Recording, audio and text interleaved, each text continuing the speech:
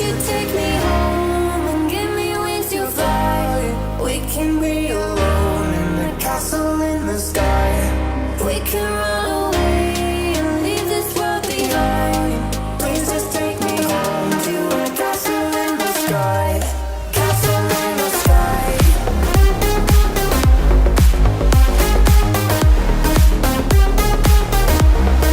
Castle in the sky.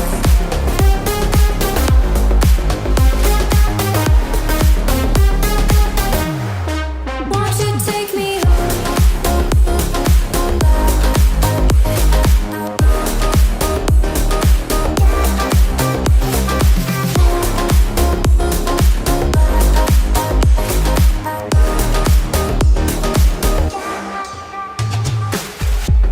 I can wait another minute.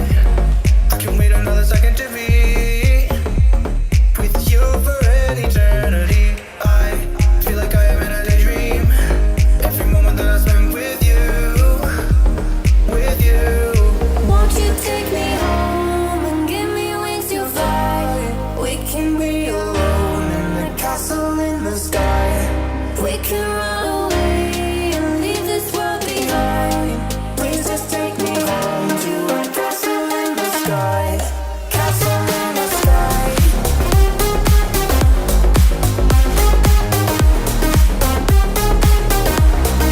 Castle in the sky.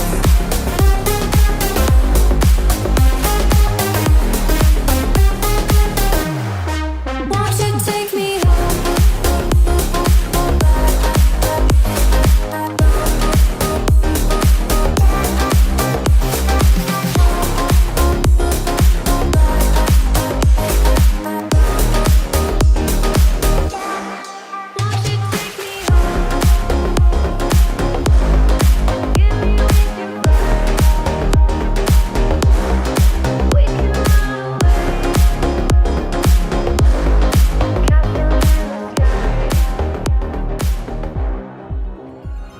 Blonde hair, blue eyes that'll make you faint on sight. But she looks like trouble.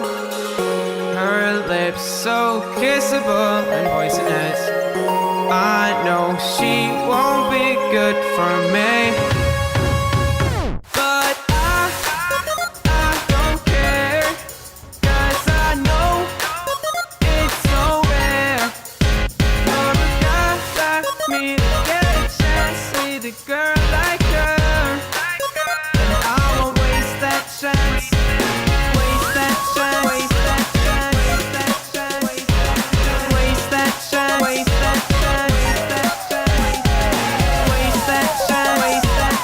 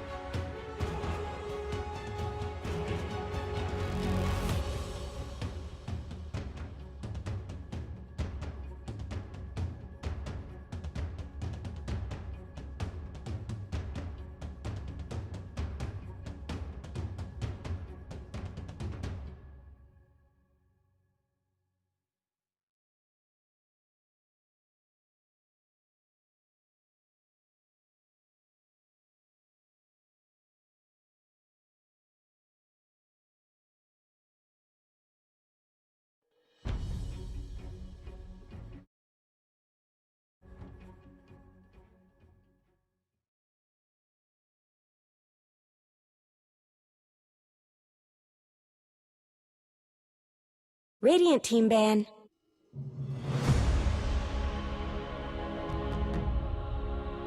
Dire team ban.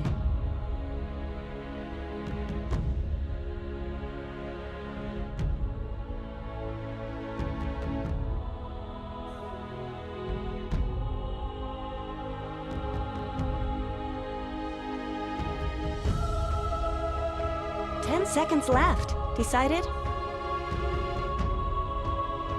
5 seconds remaining.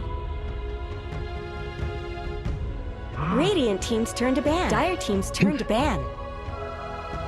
Test.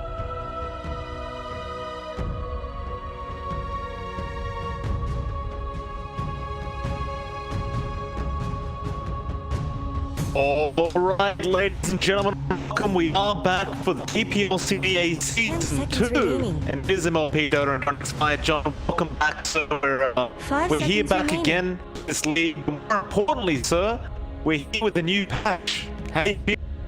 I'm feeling really excited to see how that impacts these teams. I think the biggest one we'll see first is this draft change. You see that? 2 bans each on first phase pick. It makes it a lot more interesting and leaves a lot more heroes for the pick up here on that first phase. So it's gonna be quite intriguing. Like, we Radiant team's used to have 4 bans in the first phase. And it felt like that was nowhere near enough bans. Most teams still struggling to try and get more bans in.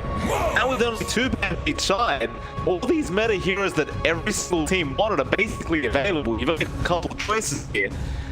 As you can see, CDEC, they get that very popular Phoenix Mars that they do enjoy running quite a lot. Oh no, There's not much to be said about this. They really do just enjoy having this combination. And IG Vitality, big APB position Revenge, which has also been extremely popular as of late. Yeah, it's a much more solid opening for CDK. I have to say, just having this comfort combination for them does wonders. You know what it does in the team fights. IGV, they do follow up that Venge with a Mirana, so you've got solid control coming out. You've got great ways of finding early aggression. Venge is a solid setup for Mirana if you play your cards right, so there is that chain stemming to consider as well. And the Vengeur is always nice for whatever core that may come out here for IGV. I do want to point out the current standings in the group so far for the DPL CDA Season 2. IGV, they're not doing so great right now. They're all the way down 0-3 in terms of standings, and it's not a great show. So Dead Last so far with their performance right now. CDEC, it's a bit more up there. They've played 2 teams so far. They're 2-1, so they're having a better time overall. Historically, this matchup, looking back to the start of 2020, CDEX won everything. Not even a single game drop to IGV, so they've got a lot to prove here in playing up against EDC. They need to start climbing up, otherwise they're going to be stuck down there. Yeah, I agree. They haven't had that start. We'll see if they can beat a team like CDEC. And you see that, obviously looking to be the favorites in this matchup. I don't think anyone denies that. CDEC has been looking good, especially ever since the army into the team. They've been looking I mean, it's almost been a resurgence of this team of CDEC, and I look forward to this match. I mean, IG Vitality, sure, they're a bit newer as a team, and they're moving their way up. It's about really putting a dent here if you can. I mean, we're into a new patch now. This is the first day of the new patch with the CDA as well. So, if you're gonna win this like up in CDEC, this is the time to do it. Because they may not be aware of certain little broken effects or certain strategies that you could run. There's a lot that was changed, right? In terms of economy, hell of a lot that did change. So it's going to be interesting to see what these 2 teams run going to this first match, and we'll see the further bans coming out. Standard stuff. You'll see the Medusa, the DA, the Luna being banned out by CDA. Vitality get rid of the AM and the Shadow Demon. Just getting rid of those picks that 10 seconds remaining. I don't quite blame them as well for the Shadow Demon ban a bit of Sage on, especially with the new stacking changes that have come in through this new patch. Like, those stacks, the support's need so much more now. And that Shadow Demon is literally the god of stacking in terms of the jungle camp. So you gotta love seeing it get banned down, and well, IG Vitality pick up now. It's rather interesting to see just how much more emphasis is there as well in controlling those camps. I think it's going to be really important for both sides to maintain solid control of their jungle. You do see IGV, they pick up the Sand King. This is not here you see too often nowadays. It does look like that is going to the off-lane role. So you're looking at a decent offlaner with pretty solid presence, great team fight give in here as well. Doesn't quite deal with the Phoenix well, but I suppose in that case you're depending on the Mirana and the Venge. Great response from CDEC though. The Bane does come out really solid control for all the heroes that IGB have so far, and you're to always be aware where that Bane is. Now, one thing IGB does have a bit better is Sand King can clear those stacks out very well. You don't quite have the same with Mars, so if the Sand King is maybe bullied out of his lane, or if he needs to play catch-up farm, he's going to be much more efficient in that jungle area than CDEC would be with Mars. DP as well, IGP. Can I just say, I hope in the next patch that should be coming, maybe a week's time, maybe even less than now, I hope they buff Sand King a bit. In this patch, I've been forgotten for so long, it feels like. Particularly Epicenter, right? It's just, it doesn't feel like an ultimate. That ulti of the Sand King, that Epicenter, it just feels so... I don't know, what's the word for it? It feels very meh. You know, underwhelming? Underwhelming, right? Because it doesn't do anything. The Pippi is to block out that magic damage. Obviously, Burrow Strike's an amazing ability, which is probably why they don't make Epicenter too strong. But it's kind of like, you know, if it's gonna be his ultimate, you may as well make it a tiny bit stronger now. It's getting to that point now where it's like, we'd love to see some more Sand King in these games. But nevertheless, we'll ignore that for now. We'll find out what happens in the next. They do change up the heroes a little bit. We do see the DP coming out now behind the Vitality. You see that they do go into the Razor. So if you're gonna have this hero that revolves around very long cooldowns, well, you're gonna be up against the Razor who doesn't care for that. He's just gonna run at you constantly. Yeah, not only that, but DP is not here that enjoys the match performance mainly because she has no mobility skill. So the Razor is going to maintain that static link, steal a lot of damage, and just be really big in these fights. You mentioned the tempo CDEC has. This lineup really just wants to fight early, very fast and very quickly. I'm liking the draft so far from CDEC. I think this plays nicely into those economy changes you mentioned. Like, killing is much more rewarding now. It's not as much of a loss if you do get rotation start early. So you have stronger snowballing from simply fighting earlier, and CDEC blood can fight very early on. That can. G Vitality. We'll wait out this 6th ban for them. Of course, there's one extra ban now through Captain. Suppose at the tail end of drafts, you can get a few more bans out. Can be quite effective. Sometimes you get trapped in the draft. You know, there's a couple picks that maybe the enemy wants, but you can't really pick which one's more important.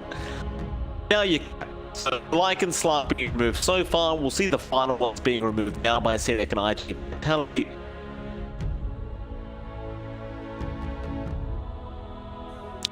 You see what seems to be a position 1. You could run the pos 1 Razor if you really want to, but I think the line up against the DP is going to do fine. Yeah. It's just about being another position 1 that you feel can really snowball out of control. And you know, Slug was one of them that was in my mind, I've got to say. With those silver edge changes we saw, and now it's just such a broken item. It feels like the Slug could make a real resurgence back into the meta. Dire team. He's one of those heroes that does enjoy running something like the silver edge. We'll see though, as it was anyway, so we won't get to see it this game, but PL is going to be removed now from CDEC. Yeah, it's a solid ban out. You don't have to worry about the illusion spam. You don't really have the best ways of identifying that safely as CDC. You could argue Mars, but once the diffusals get hard to stay in that mana, so it's a solid, decent ban. I think, surprisingly enough, the Ursa does slide through. That's the meta here we've seen China in particular kind of be wishy-washy about. A lot more regions tend to prioritize that, but China seems to ignore the Ursa a ton, so that's a pretty solid pick for CDC. If they wanted it, would deal with all these heroes pretty nicely. Radiant Vitality. teams turn to pick. You're thinking about that final ban, we see the Spectre move, which is quite intriguing advance. Dire The teams turn to necro book pick. that Spectres were relying is nowhere near. See there, bring up Drow Ranger.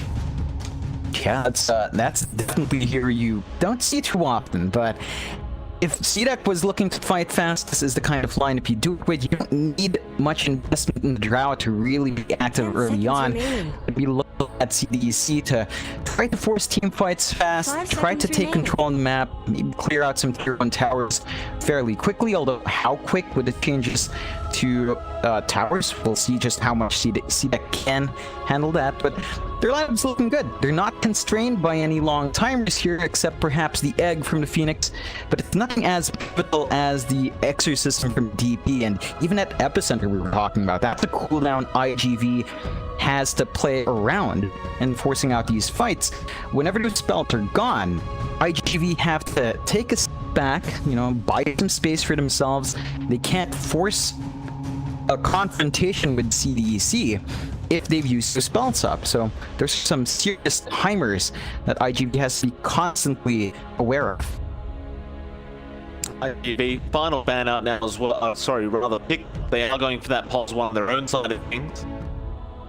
No, not really much cat here for the Drow Ranger until that Sankey maybe has the blink up.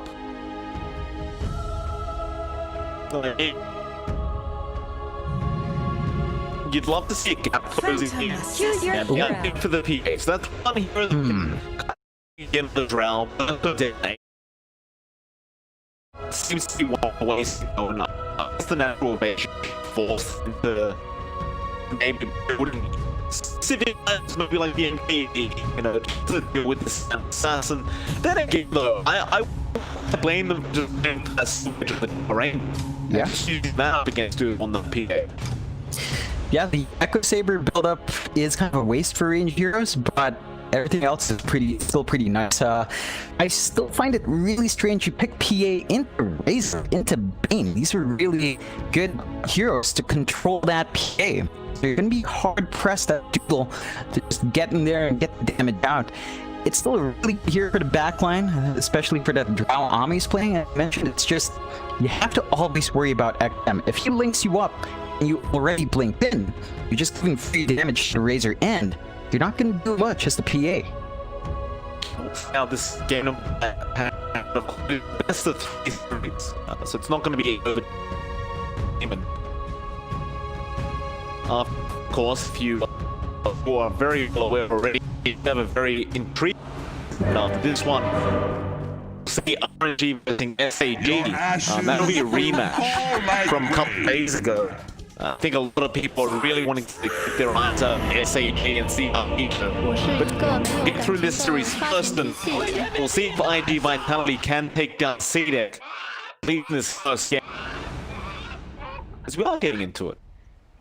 Yeah, again, it's going to be interesting to see just how much these economy changes play in here.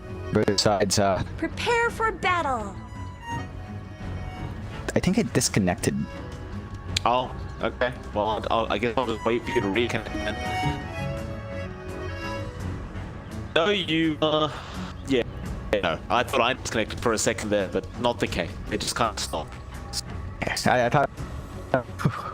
IG Vitality, they are gonna smoke it now. But they might go for a very early first blood, which I love seeing. Because these kills do matter more. So it might be worthwhile for IGB to start the game. They are gonna find Victoria, but they're not gonna be in range for that Barra strike yet. They'll throw an arrow on Victoria. He couldn't quite get down. So now, with that arrow there, it should be a very easy first blood, and it will be. I don't mind if it will take them on the death, but the others are coming out immediately for Victoria on the Bane. Yeah, it's a really solid pickup for IGV, and that's something you don't see too often nowadays. You tend to see more emphasis on, say, trades on the outpost, but with the changes to that outpost, you're already seeing some of that come into play. You're free now to clump up his file, just take control of one side of the map. Let's get moving. I couldn't be a bit wary of arrow there. No, he just wanted to go back on straight after, but Even a nice little bonus there from IGV just for those bounties. They get a 3-for-1 trade. That's going to put them slightly ahead going into this matchup. Dust, he's going to stick around up at this top lane. He might try to go for another kill attempt here. A nice deep observer off on the cliff, and we'll see if he can land an arrow for the team. QX can go for this one. Arrow follow there as well. It may not lead to. He still has the skill. But you have James. He goes for the flying fruit instead of the Icarus tag, which means he may actually find here. He'll get very far up.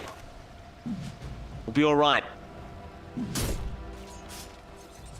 Yeah, I'm loving this emphasis on aggression from IGV. They understand that they're not losing out on as much if you find these kills, although it does look like they break up the tri-lane. Dust does end up going down bot to help out his off-lane.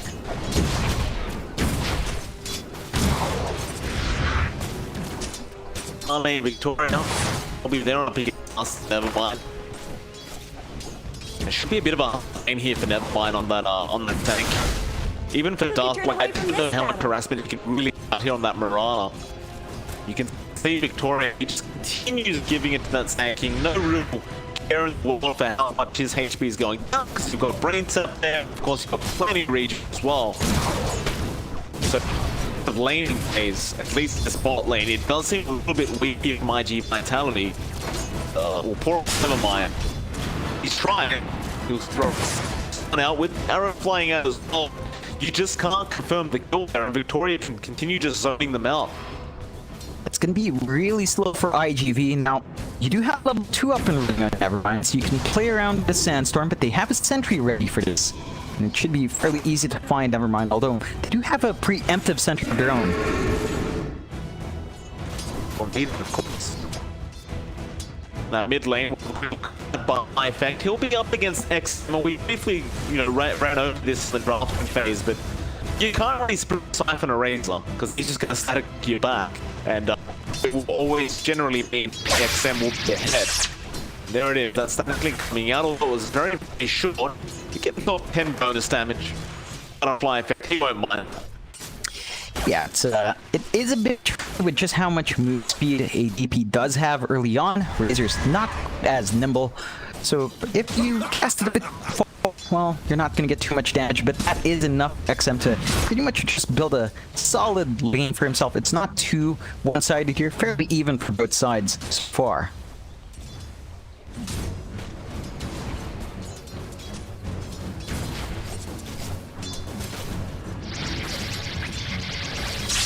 Static again, butterfly effect is very not too big of a deal. KYX or KYQX is what I was meant to say, or QYQX. I always get confused with these lettered kind of names. He was under some siege there from James. Doodle being harassed out by SRF from the Mars. We'll be alright, he'll just farm up that T1 once creep wave gets there, but the problem is SRF has complete control of this lane right now. It's farming up. It's a much slower time for Doodle than you want. The game, it doesn't flat farm too fast, so we might be seeing that battle rebuild here for Doodle, but it's not good of a lane as you'd want. Doodle's 13-1, you're seeing Ame at 20-4, and SRF is just managing to apply that pressure you expect from the Mars, which means Doodle's going to have to get some space later on to build up his own farm. Oh man. I'm just going to be ensuring Victoria can take the power away from Dust. Dust just going to go back down lane now, not wanting to leave that tanking alone quite yet. It never has that level 4 mark, however, so should feel a lot confident being here by himself. Victoria actually go for a bit of harassment out on Dust. Never mind, can't over there with the Rana because he's not that large, can't pull, so just the all he can. They try and get the reserve ward, but Victoria, he had another sentry ward. Now the Sandstorm and Burrow like as well as the comes out. Victoria maybe dead here. They'll get out from Dust. He should be able to score the kill, but they lost their core tanking, and now they might lose the Barana as well. Dust is trying to get past through the tree line, but no good. Ame will be able to get himself double kill on this round reach. That's not a great trade for IGV. It's giving so much more to Ame. He's already got a runaway start in this lane. He's finding kills as well. He's getting a good amount of EXP for himself. And see this Drow online and ready to go a lot earlier than it should be in this game. I'll take your tribute.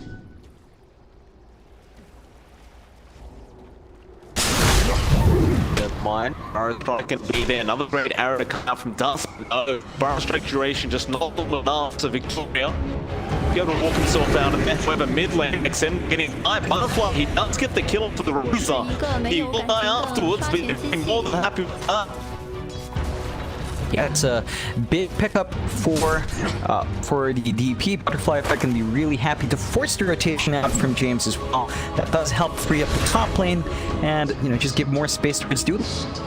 Bot lane though, Ame. Another kill on that Drow range, and this could be real concerning here on IGV. You've already got the 3 bats and the boots up now. On that Drow, she's hitting like a truck. Pre-level 6, and well, now she is level 6, so that damage really amplified quite a lot. Yeah, it's gonna be really hard to slow Cedek's pace down now. I mean, we're still at 6 minutes in, but they're finding a bit too much from these lanes now. It's a very small net worth gap. 1k. The momentum is mostly on Cedek's side. You can see them grouping up mid, trying to force an aggressive play already. Yeah. They're going to be there for Victoria, straight onto Dust. He was trying to throw an arrow, but just no point to have a Butterfly.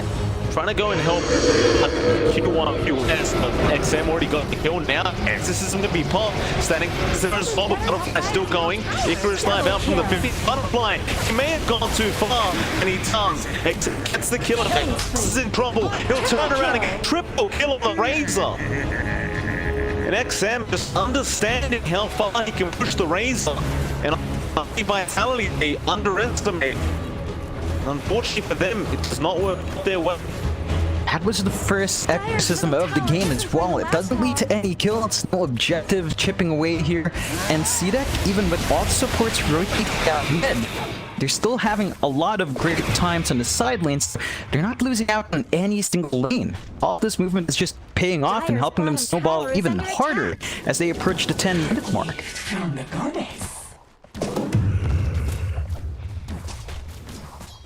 Oh, never mind.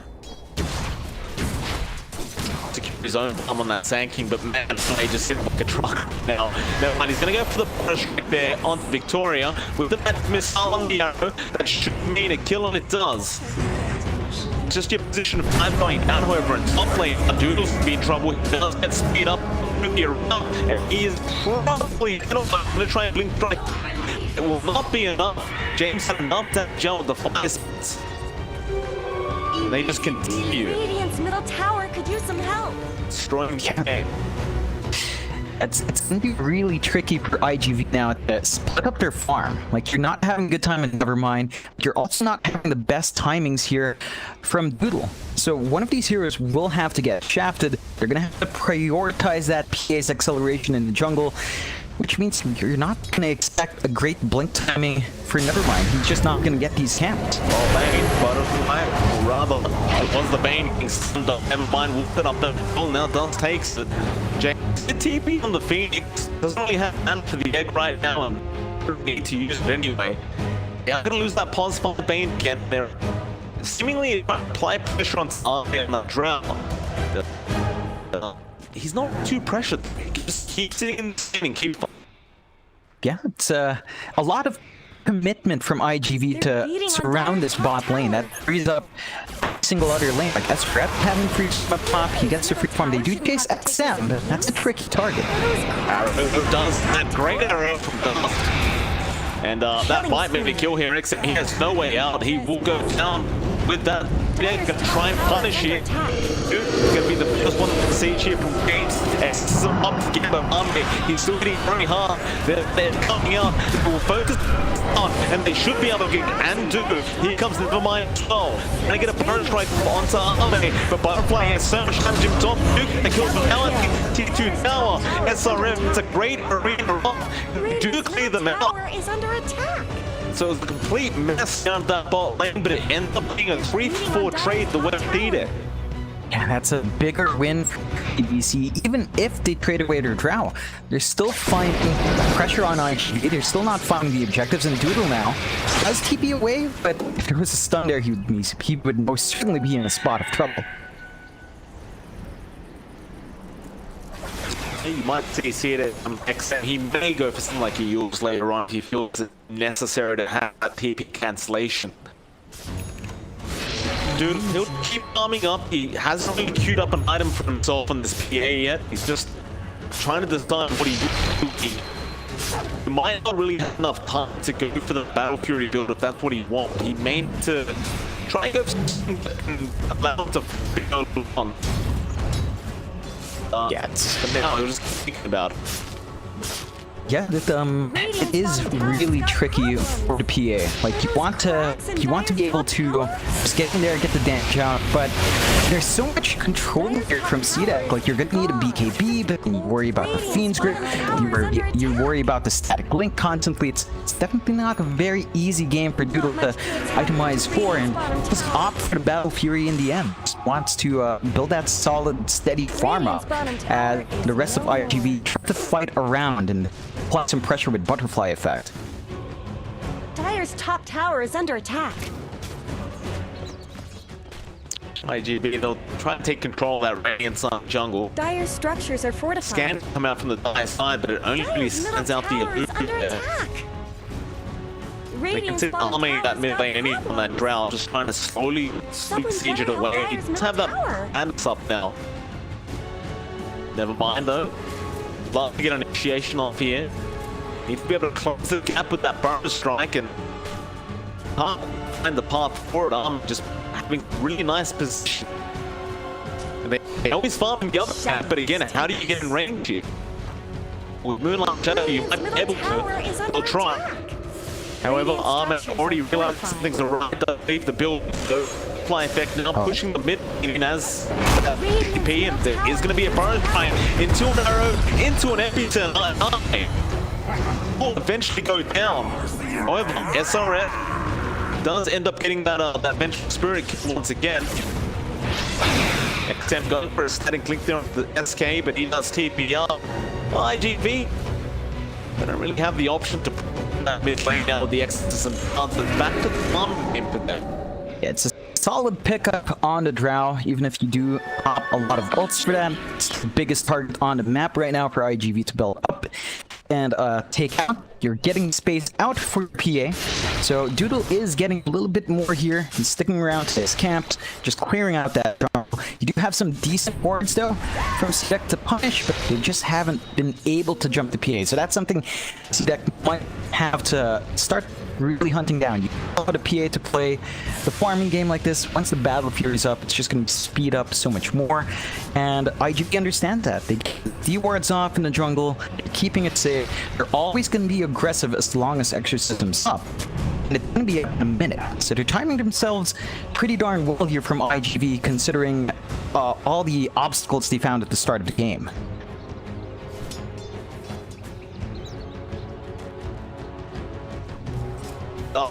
In position to go after Armig, and he just need some help there. They are slowly making their way down. Never mind again on SK. Trying to get there, but looks like they have already left the building. Armig just gonna back off. Never mind, it's getting very close to the dagger up now. So once you get that going for yourself, you're gonna be feeling a lot more confident as this thing. So yeah, to keep it up. He's close. There's no reason to try and cheat up who he's right now. Yeah, it's not a risk that IGV should take. On the other hand, CDEC, they've already got the blink on SRF, so they're the ones ready to go, and there is a slight clump up down mid. They need to reveal that item soon. Perhaps. Allies disappear. Yes, sir. Moonlight Shadow, but he spotted that out. So he's just gonna wait or place a sentry down there, which is why Moonlight Shadow effectively needs nothing. Why QX is at least to find that sentry wall and realize they were spotted. So see, they're gonna be very happy out of winning any game there. just now trying to apply some more pressure by going down to that bot lane. They have Fiends creep up on Victorious. Never mind, does it up. He does go for Forest Strike. Is the enemy coming to mess on it? But nice arrow there from the Mirana, but it not matter. Never mind, we'll die again on that Sand and real shame. He was pretty darn close to that Blink Dagger, but now he's 200 gold off again. Yeah, it's not the worst loss for IGV. Like, yeah, the blink pretty close, but 200 gold's not so much to farm up. The biggest thing is that CDEC are not making moves on Doodle. This PA is up there in terms of net worth. Should be finishing up the Battle Fury in just a bit, and once that's up and running, if you continue to ignore the PA, it will grow big, and CDEC, I mean, they've been playing really aggressive. Their item progression to counteract that PA isn't really there. You're not seeing any break tools come out. You're not seeing anything major to suppress the damage from IGV in terms of magic. Yeah, no early BKBs just yet.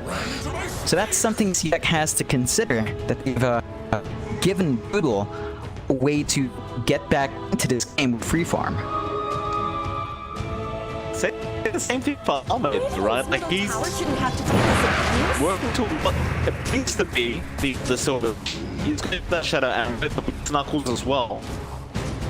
It's really a matter of who does really favor this farm game here. And sometimes the problem with the Razor until he has the BKB up, and even then, it's going to be problematic regardless of the link. Seems though IGV ready to smoke up now, do smoke up 4. They'll leave Doodle all by himself to just keep farming up. Torre might be the first one getting caught out on the paint. They're pinging out mid lane with Siege aimed on that Phoenix. Getting scanned out on the diet of Roshan. Won't actually do anything, and now the Forest Strike mid lane of that Phoenix with the arrow farming and more than enough to blow him up. And they do have that mid tier 1 push now. Yeah, but this is gonna be big. There's a BKB up and running on XM. He's ready to go. Strike in, they do catch up the main again. Here comes XM. Who's that thing on the battlefield? They may be popped as well. Butterfly's falling very low. They do QY, but then he backed off after draining a lot of damage out. It seems like they're just happy with not having that tier 1 mid tower go down yet. Thing is, it is within deny range now, so XM is probably just go ahead and deny that offer his team. Or maybe he'll just leave it. But they do protect him now. Yeah, it's still a pretty solid exchange for both sides. I think CDEC's not going to be too satisfied with that first BKB charge. Finding a support kill, not the biggest trade-off for that. But IGV, they haven't found the opportunity to just get Nevermind's epicenter off as well with a blink. So, not the best use cases for both sides with these item pickups, but you're still finding slight objective wins for IGV. Like that mid-tier 1 does mean that IGV gets to be a bit comfier in jungle, where they do still have their own mid-tier 1. It's a bit more protected there. Here they're down to QY. He will go down. But also just trying to secure his Deathslayer up on that PA now. This farm is certainly starting to escalate quite a lot. Radiant have fortified their structures. Ahmed just on the exact same thing, just trying to focus on his farm. Sorry. More though, they seem to mind on that escape, put his blink away. Well, now it's just up on the top of the cliff. But you're right, it'll just take me down. It seems like they want to try and force the one tower themselves now. Yeah, I mean, they need the control on the map. It is fairly low, and they could push really fast. It's just they are playing slightly cautious. There they go. Starting to commit. Tower is under attack. It's clipped up. They are back off to like pursuing it without creep around.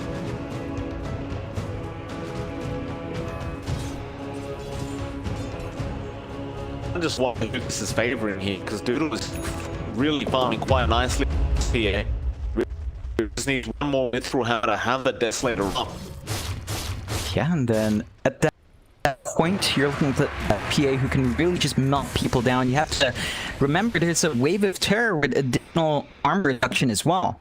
So it's a lot of reductions here from IGV. It's going to make them a lot squishier on CDEC's side, and you see that smoke out from IGV.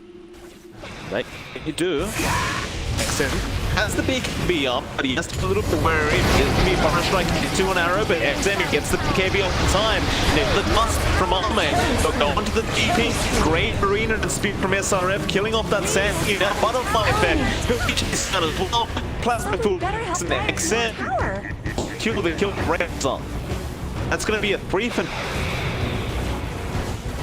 Yeah, it's a really big one for CDC this time. They managed to force the epicenter usage out. You are having issues with controlling XM's BKB. Really good use of that second charge. You are still giving space for IGV. I mean, again, Doodle's having free farm, but you're giving away a bigger objective here in Roche. And with all those spells expended, IGV, they don't really have an opening to play around here. That's a shot to go down. Of course, it will take the Aegis. Does have the Shadow Blade up. He's feeling pretty bad himself right now on that draw, sure. It still hasn't been really dealing with the problem of Doodle, though. It hasn't been joining his team up. He hasn't been quite interested. Now to this later up. You kind of wonder, once that BKB's up, it's probably that time he wants to start getting aggressive with his team. Trying to make him play onto the Phoenix, but James will spot it out and Chris away. Now SRF jump with the arena once again and a great spear amount. And means XM can easily go clean up. And QY, he was round the area. He didn't quite go for a stop. With that, he will also die. And that's the pickoff we've been looking for the past few minutes. So that progression on Doodle kind of counteracted. This is a big opening for CDEC to apply some pressure if they want to. You do see IGV trying to pressure that tier 2 bot, so they do want to make it a bit of a trade, but CDEC does push a bit too fast for that to really happen.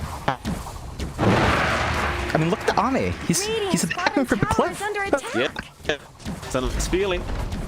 They're beating Well, on if that's down as well, you pop the outpost to the side of CDEC, so they can take it fairly soon.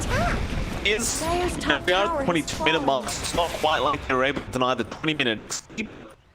Having that outpost at die jungle is going to feel quite nice. So that's seen it. Well, now you'll find your vitality, then stuck in a triangle for a bit. Tower is under attack. Both jungles are occupied by this right inside. Yeah, this is when the issues start to pull up for IGV.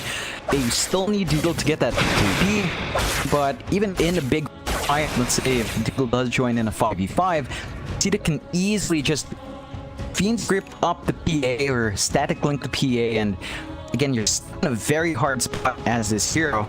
They need to really start opening up more of Nevermind. It's down to Nevermind to catch multiple heroes out first. He's their only real initiation on IGV side, and he needs to make those plays for the team if they are looking for these pickoffs. Like, it's gonna be there in really enough time. That PA getting called out, she can probably get out of there, but no, Swap is in the time. And Doodle will barely survive with his life. Still, Nightmare, catch up that pinch now. They just get one support pick off. Meanwhile, Dust being dragged out by James. No, he'll get away. They weren't able to quite catch anyone else out apart from Side Venge. They can you kind of force them into their base. Spot the entire map if you see it. Another huge kind of source 4K head now. Yeah, it's a bit of a shame that they don't have a mid creep wave. That would have been a very easy, brute, forceful take on that tier 2 tower. But they do, again, take control in the jungle. They're forcing IGV to not farm up. IGV still has tools to play with though. Extra systems. They've got the BKB on butterfly effect. So they could look to try again here if they wanted to. Well, they could, but hasn't really been working at all. IGV. See, if they go for a smoke, QY, he does hold on the vent. I'm going for a burrow, rather onto Arme, or Victoria, excuse me. It's going to be you started as well. Arme going to be in trouble now. He's been knocked on. There's that extra Scott. Doodle now joining his team. It's around. Still Arme in trouble, but no, they're going to just off the arena, off to Dust. He'll leap down to there, and Arme, he does die. Except, however, she's up the fly. Doodle trying to get trained. quite get there. He does go down on that PA. And Butterfly's on the run now. And so Red is the fear on the mark. Now Butterfly should be able to walk up. Unless Victoria does catch him out with the Nightmare. And he won't just do so. The Butterfly trying to shoot around. Does continue to sound. Takes the belly as well. Here comes down the line. The Great Bird Strike and Epicenter being committed. They can get both supports now. Double kill. Victoria dragged this down, but he will die. Oh, that's a really big win for IGV. They managed to find the kills they wanted. They trade little away for that, but they managed to really start punishing Ahmed, who does not have any defensive items. So the PA is becoming a bit of an issue for the Drow. Once you jump in, you just simply don't have a way of widening the gap once more, andAmi's gonna have to rectify that at some point. Although he is going for the S and Y first, so a lot more stats, but ability to get yourself out of that spot of trouble. And at good IGV, they're still gonna feel confident. They're still gonna be jumping around as long as their spells are up. So they did use Exorcism. They did use Epicenter. This is a little bit more downtime for them once more, and that's something Cita could try to play around if they want to. What happened? Well, I'm getting very close to having that Sergeant Yasha up. Just continue that. See the Shiver's Guard coming up from Butterfly effect. Oh, never mind.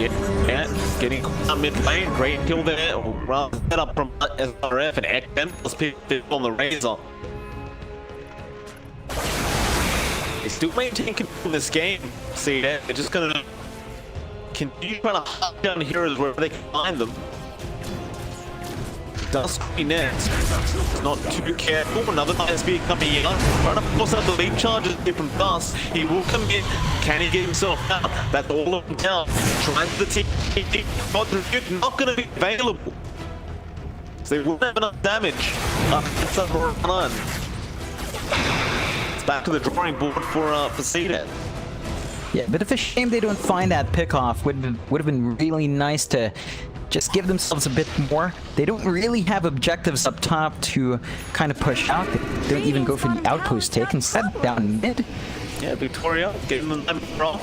That's the Fiend Strip and probably will commit them. He does. Flies out. That actually gets Fiend Strip off, but it was already done by the time that arrow reached. Army, he'll be the one to take the kill on the Drow Ranger. And the chains QY gonna be in trouble. Another disgrace speed up from SRF. And apart from one spear this whole game, SRF has been really on point with these. It's why they love kicking the Mars and Cita. Yeah, this is why it's usually a ban out when you play against CDEC. Don't want SRF to have a good time, and he just had so much impact. He hasn't progressed past the blink in the BKB in a while, but that's all he needs. He doesn't need much to get them out there. And with those sets of kills and with a creep wave here, we do get some chip damage onto that 2 mid. No matter how fast they can take this, it'll be a bit of time because the people trying to skip. Didn't quite get to the wave in time. If they really wanted to, they could keep going through that mid-tier too, but instead did slow up the PA, and that's the real target they want. He does TP out, but he loses a repair kit. Now my enemies pay. He saw the rotation happen. He must take the TP before he realized it dropped. Yeah, and SRF gets a freebie. That's a additional tier 3 item going out to CDC, and we've seen that a couple times for it to happen. Still, that's the BKB for Doodle, and that is a smoke for IGV. They want to maximize this item.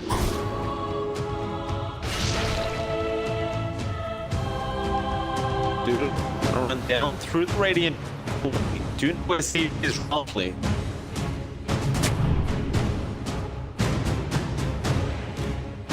Gonna be a counter smoke, however.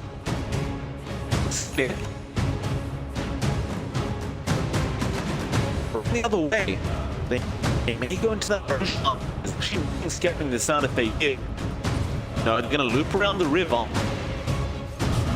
Scan out on the Roshan pit. Not gonna be any good.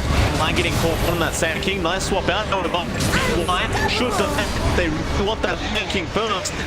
He does progress up to the high ground. And Exorcism has been popped. They want to do this. The big come out of the bench. I think they've waited long. BK Butterflies trying to compete his around BKB, and that might be it. No, they're chasing now on the mate. They grab Ranger. They trying to make a run for it though. Arrow perfect from Sus. They get the kill, and now it's them. He's there. Block's not gonna even run through. He's still making a run for it. They've been cleaned up in the mid lane. It goes Butterfly. The second key bar is striking out of there, but is still in purple. He beat this count that one on. Never mind. He put on 70 bar strike TP and good beat alright. And he is. They almost lost their PA as well, dude. So close to going down there in that pit. Just a great swap and they still lose in the end. Yeah, it is getting a bit tricky here for CDC. Again, it's down to Ame's build-up. No defensive items at all, no, not even full staff to try to bail himself out. And with this kind of itemization, it is really easy for IGV to just find that big hero kill, and it is costing CDEC in some sense. I mean, they're still finding favorable trades, but you are trading your core one away multiple times and can't really find Doodle at this moment. He's just a bit too evasive on PA right now, how you went around with CDEC's counter irrigation. Gonna go for the Roche. So they have plenty of damage from this. But with arm in there, it's IG vitality. They may feel like they can actually contest this Roche arm. They back on the bench. They just lost the team fight, and they might have to try it. They have soaked up with it. Man, time is an entirely different story. It's way too low. Roche is gone. I trust there was a good reason. They had to know exactly what side of IGV are. They're happily just back out of their meter. Another decent win this rated side. Yeah, it's gonna give them a lot of leeway here to just farm up, to continue to try to build up. I think one thing to watch out for is the refresh from XM. That just allows you to maintain so much more static links and really just apply that much more presence in these fights. You also see that AC coming out on SRF, so you're mitigating a lot of that damage the PA is pumping out, and that just allows a lot more sustainability and durability to this entire lineup. Feel like Shadow out. Board is quite intriguing, but he obviously realizes his team has fallen somewhat behind. Look at Butterfly effect on that DP. He's sort of a non-factor now. Like Exorcism is still great and all, but he gets caught out once in the team fight and he's just dead. Now pressure all up on XM. Alright. Yeah. See how it worked out? He does finish it. Mid lane, sorry, but the game to set up, jumping straight onto the mine. With the swap out from Q1. Get another team down there. He tries to bar strike, but he is certainly just dead.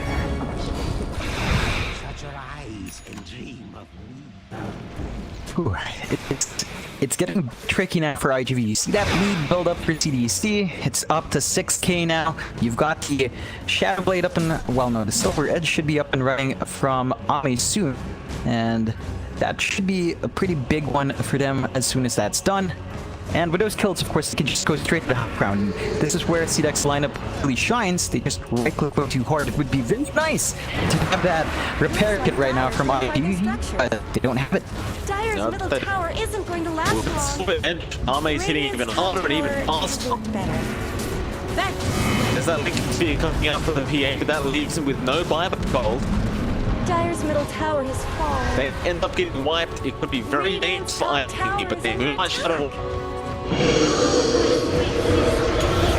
Butterfly goes, he goes out onto Ame. Ame's still just gonna try and run away. Another re-engage, and the hit on that bench, trying to burst it down. It drops bomb, then speed grip. It catches out the PA. Fiddle's gonna die with no buyback. That's worse, never mind. Also caught him now as tanking. He'll buy back immediately, but they can continue this chase. Dust barely leaping out in time. If CDEC realize that there is a buyback, middle well, they barracks go for have the fallen. full army knows to go right now. Tower is under attack. And they defend this, so again jumping in with the next arena. On that team, but misses the sphere. Now every's coming in with a huge burn strike. Never mind. Might be able to set up the comeback. They are trying to dominate them. Never mind. They just turn around here on SR. And they do get the Mars. But I mean, he has the agents. He don't. No. It's probably enough. He'll back out. It's a decent defense coming out from IGG. I mean, their fours are held out at least, but you are seeing CDEC really pull ahead. That item buyout from RP, from Doodle, kind of costing them. If they had the buyback, they could have punished a bit more, and you see CDC still hanging around here.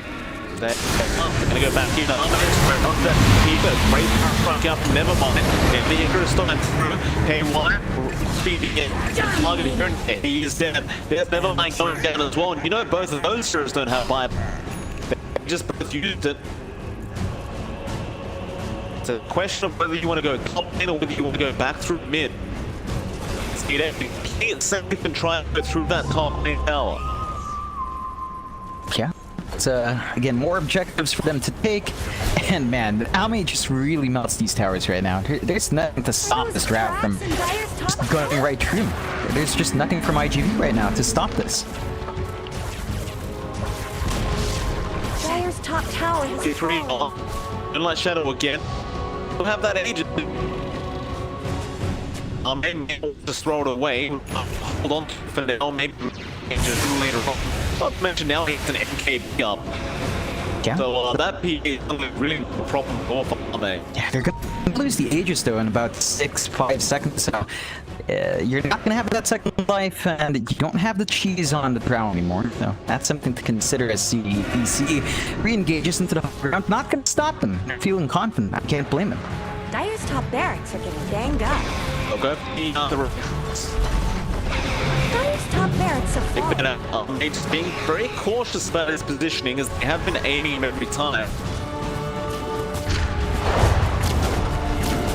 So with never mind not being thinking yet, you've got a lot less to be afraid about as a drown army.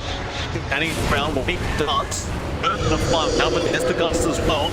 Wide thing very low and fly. We'll jump in with Dougal. They'll go straight after XM. There's gonna be a render there with the rest. Oh, the rest.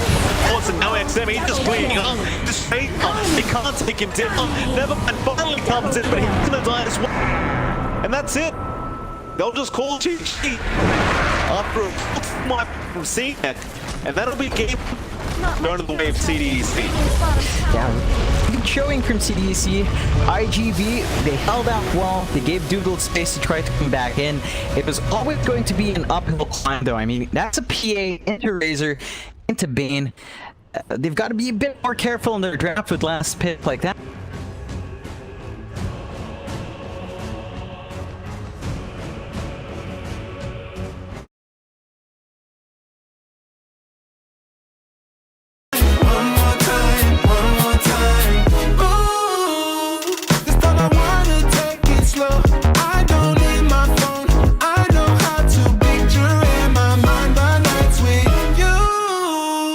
I'm ready to enjoy the ride. I don't wanna die, but I could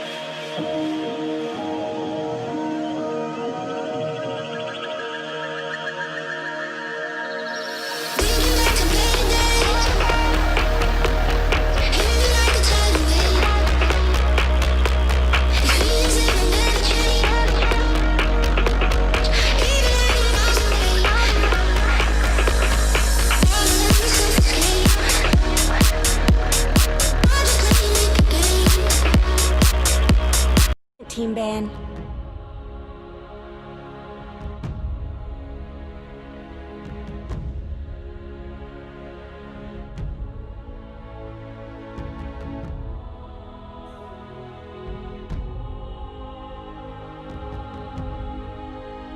Ten seconds remaining.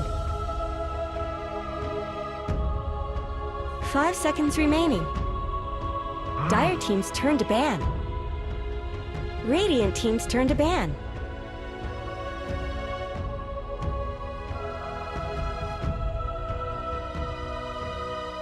All right, ladies and gentlemen, welcome back. We are here for game number 2 of this best of 3 between IG Vitality and CDEC. It is MLP Donor and John X5. John, welcome back.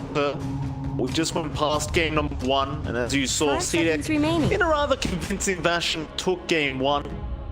Game 2, I wonder what IG Vitality does differently. Try and force to a game number 3.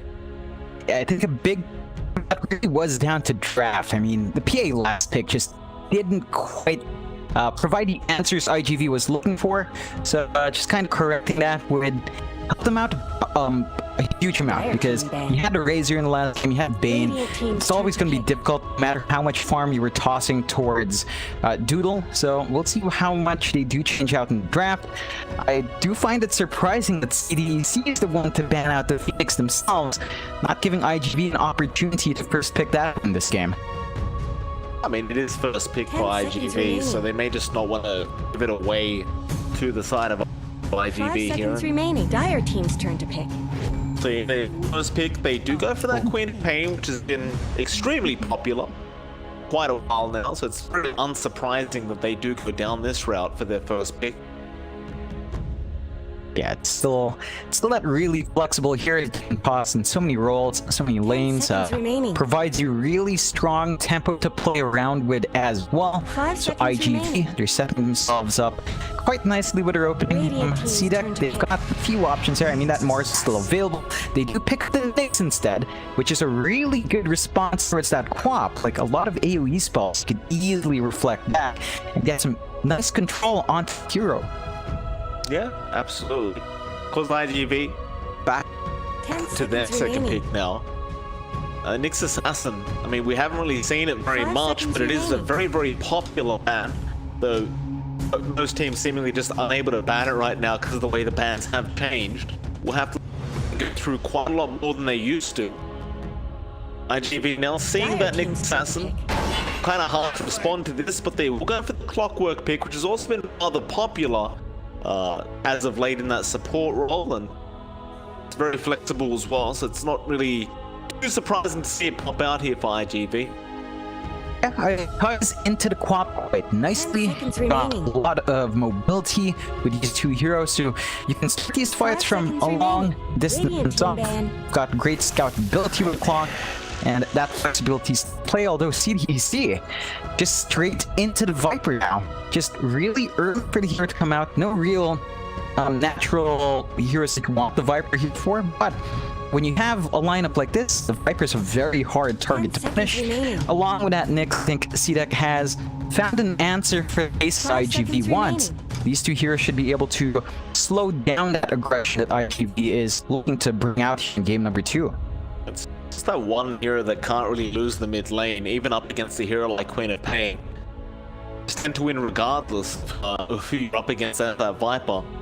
And it has been a bit more popular in the Chinese region, especially as of late. We saw it quite a lot in the previous tournament we were casting. It just guarantees the lane win. There's not really much else to say about that. So IGV, well, they'll go into their third ban phase now, or rather their third ban, and they are using a lot of reserve time already. Try and get this third ban out. Fairness, draft hasn't really revealed too much yet with these two picks, so it is hard to know what to what to ban out here against C-Deck. Yeah, it's still fairly open for CDC as well. I think one thing with Viper that I would like to see is just how much Voodoo Mask does for the hero. That is a lot of free spell lifesteal for the Viper really early on that you could kind of itemize into. So there's a lot of sustain C-Deck can expect coming out from this Viper, and IGV, well, they ban out that more. It's not giving that comfort here for SRF, and it did cost him a lot of troubles in game 1, so can't really blame him for that one. Wait, so do you believe that Voodoo Mask will be picked up on this Viper? Maybe. It's not a rush, but if you feel like you need sustain, Viper's got which is kind of going into it now, which is a huge boon for the hero. They're like so much magic damage at. The Voodoo Mask will make it a lot harder to deal with him in a man fight, as long as the BKBs are. I see. Oh, IGV, they'll keep thinking about their own bans now. 4th ban for them. They do get rid of the Bat Rider. I mean, do you want to just keep getting rid of Zoo-style heroes here? It's hard to know if the Lycan's even good anymore. They'll get rid of the Beastmaster as well, and it's just the question of whether these heroes are still as relevant as you would hope with all these item changes that happened, especially the Helm of the Dominator and the Necro book changes. Seem to really, not yet, but they will affect these kind of heroes. See, they're just getting rid of them just in case. They may have an answer towards those heroes going into this draft. Get rid of the Necrophos as well for IGV. Yeah, that's an interesting ban out from IGV. Does kind of is the question whether or not they're looking at something like, say, a Spectre, a really tanky Palms 1 come out here for IGV, which is why we tend to see that Necrophos ban out. A bit tricky to draft that hero up against a Viper though. The Viper just naturally breaks your spec, so you're not getting as much value from a pickup like that. We'll find out what IGV really wants for that ban out soon. The NP that's come out for C-Deck, so it's still a bit of that Zoo coming out here. Necronomicon's probably not going to be the pickup for the NP anymore. It depends on what you want to see, but this hero still fights really quick. It fits in with a Viper's timings quite nicely. It gives you a way to push down these towers. So even disregarding those Necronomicon changes, the Nature's Prophet is still a fairly potent hero to have in your draft. Yeah, I mean, I don't think it was ever about the Necro book on the Nature's Prophet. He just hits like a truck. It's got global presence, which really does help quite a lot. In fact, I can't really remember seeing him get too many Necro books on these Prophets. See though, IGV. Dire team's turn to pick. Shadow Shaman. This is a POS 4 that will maybe even a POS 5 that we don't get to see very often anymore as well. I think we saw LGD running it once a few days ago, but it wasn't very successful. C-Deck, however, they'll respond now with the Disruptor, not really wasting too much time with their own draft, and there is a lot of value for that Disruptor this game. Yeah, just tossing back the Clockwork, tossing back Queen of Pain after the initiation. It's going to be a bit tricky for IGV to find the openings they want in these fights with that Disruptor in play. Of course, we have seen games where if your Disruptor is always down, then all he really does is toss that Torment and kind of die. So it is a bit of a toss-up for C-Deck. IGV do pick up the Terrorblade, so they've got a bit of a faster pace here. You will have to time yourself around the Metamorphoses, which is something we talk about a lot with TBs out. You are constrained to that timer on the hero, and whenever it's down, you just can't expect as much coming out here for the TBs. So it's an interesting pick for IGV if they can get a really fast start with Terrorblade, get level 6 under Shadow Shaman quick.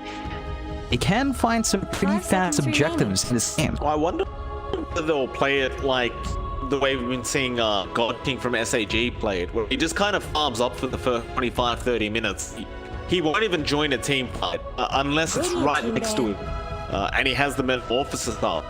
But he'll just literally farm the whole time, and when he's ready, he'll come out and he'll just, start joining those team fights, start demolishing heroes. I'm intrigued to see how IGP want to run this game around. It could be very hard though for them. Like, this draft for C-Deck is pretty global draft with that Nexus Assassin offered already, so you can be rather susceptible to dying with this Terrorblade. if you are caught out farming that jungle just by yourself.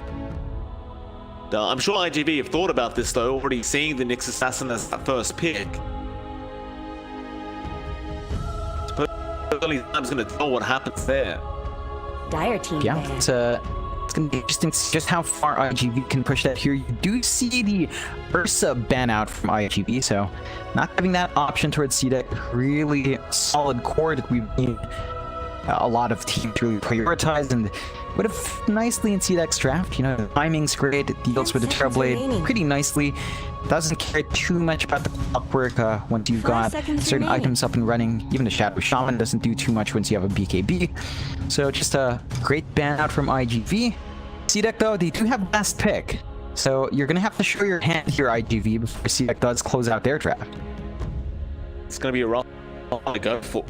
I mean, right now they're just lacking what seems to be an offlane hero for IGV.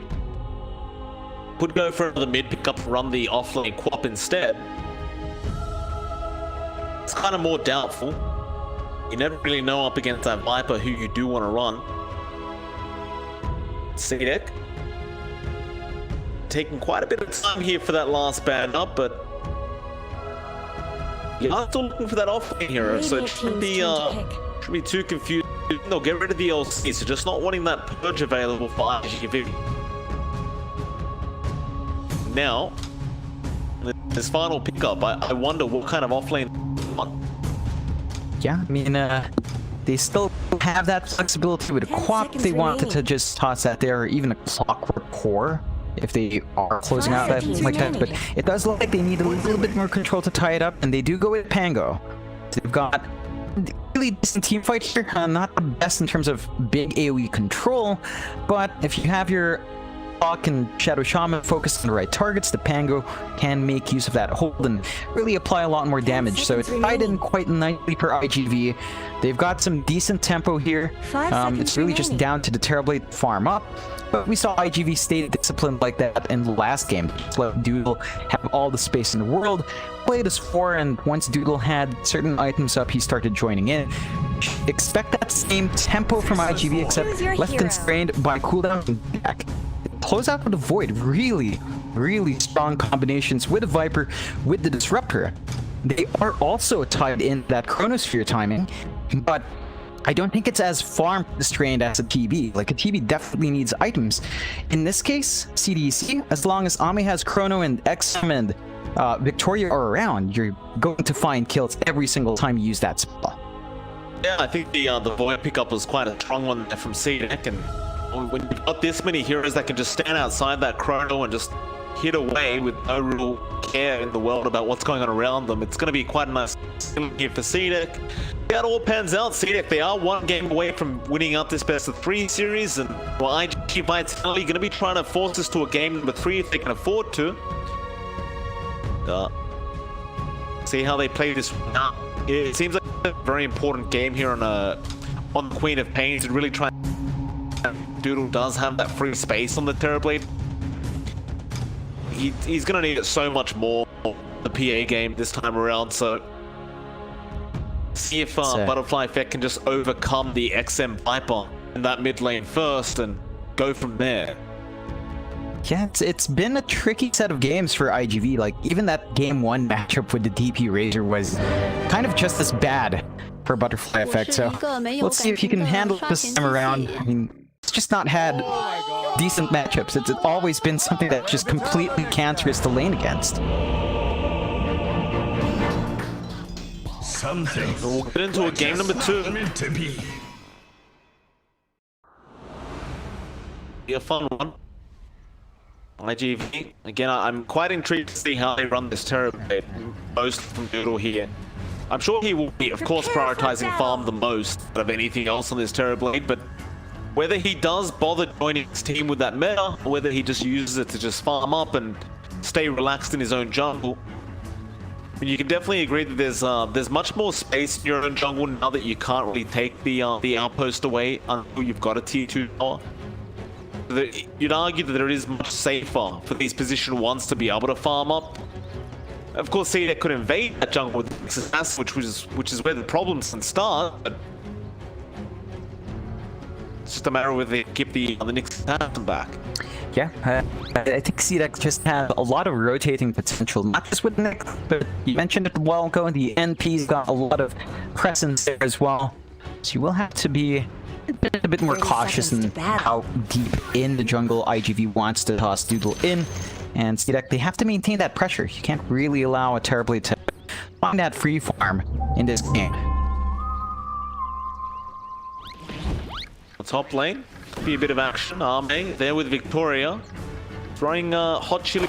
Nothing too serious going on here quite yet. Alpha a bit lower than on IGV. Does still have to be a little cautious as Arme. He does go for that level 1 bash. Meanwhile, Victoria has been paced down now by QY, QX, and Nevermind. And with that battle assault, it will be enough to set up Nevermind. We'll be able to get first blood again this game. It's going to be another nice start here for IGV. Yeah, they get themselves a good little pickup for that, so they can start breaking up that tri lane. You see QY, QX, TP down bond. They do lose out on one of the bounty runes though, so that's a trade-off CDC should be fairly happy with. I mean, they get a lot more gold for their entire team in that case, and gives a nice little boon down mid where XM can really just start to apply that early pressure on the butterfly effect. That he will. He does go for the corrosive skin first though. Just wanting to make it much harder for Butterfly to trade harass with this Viper.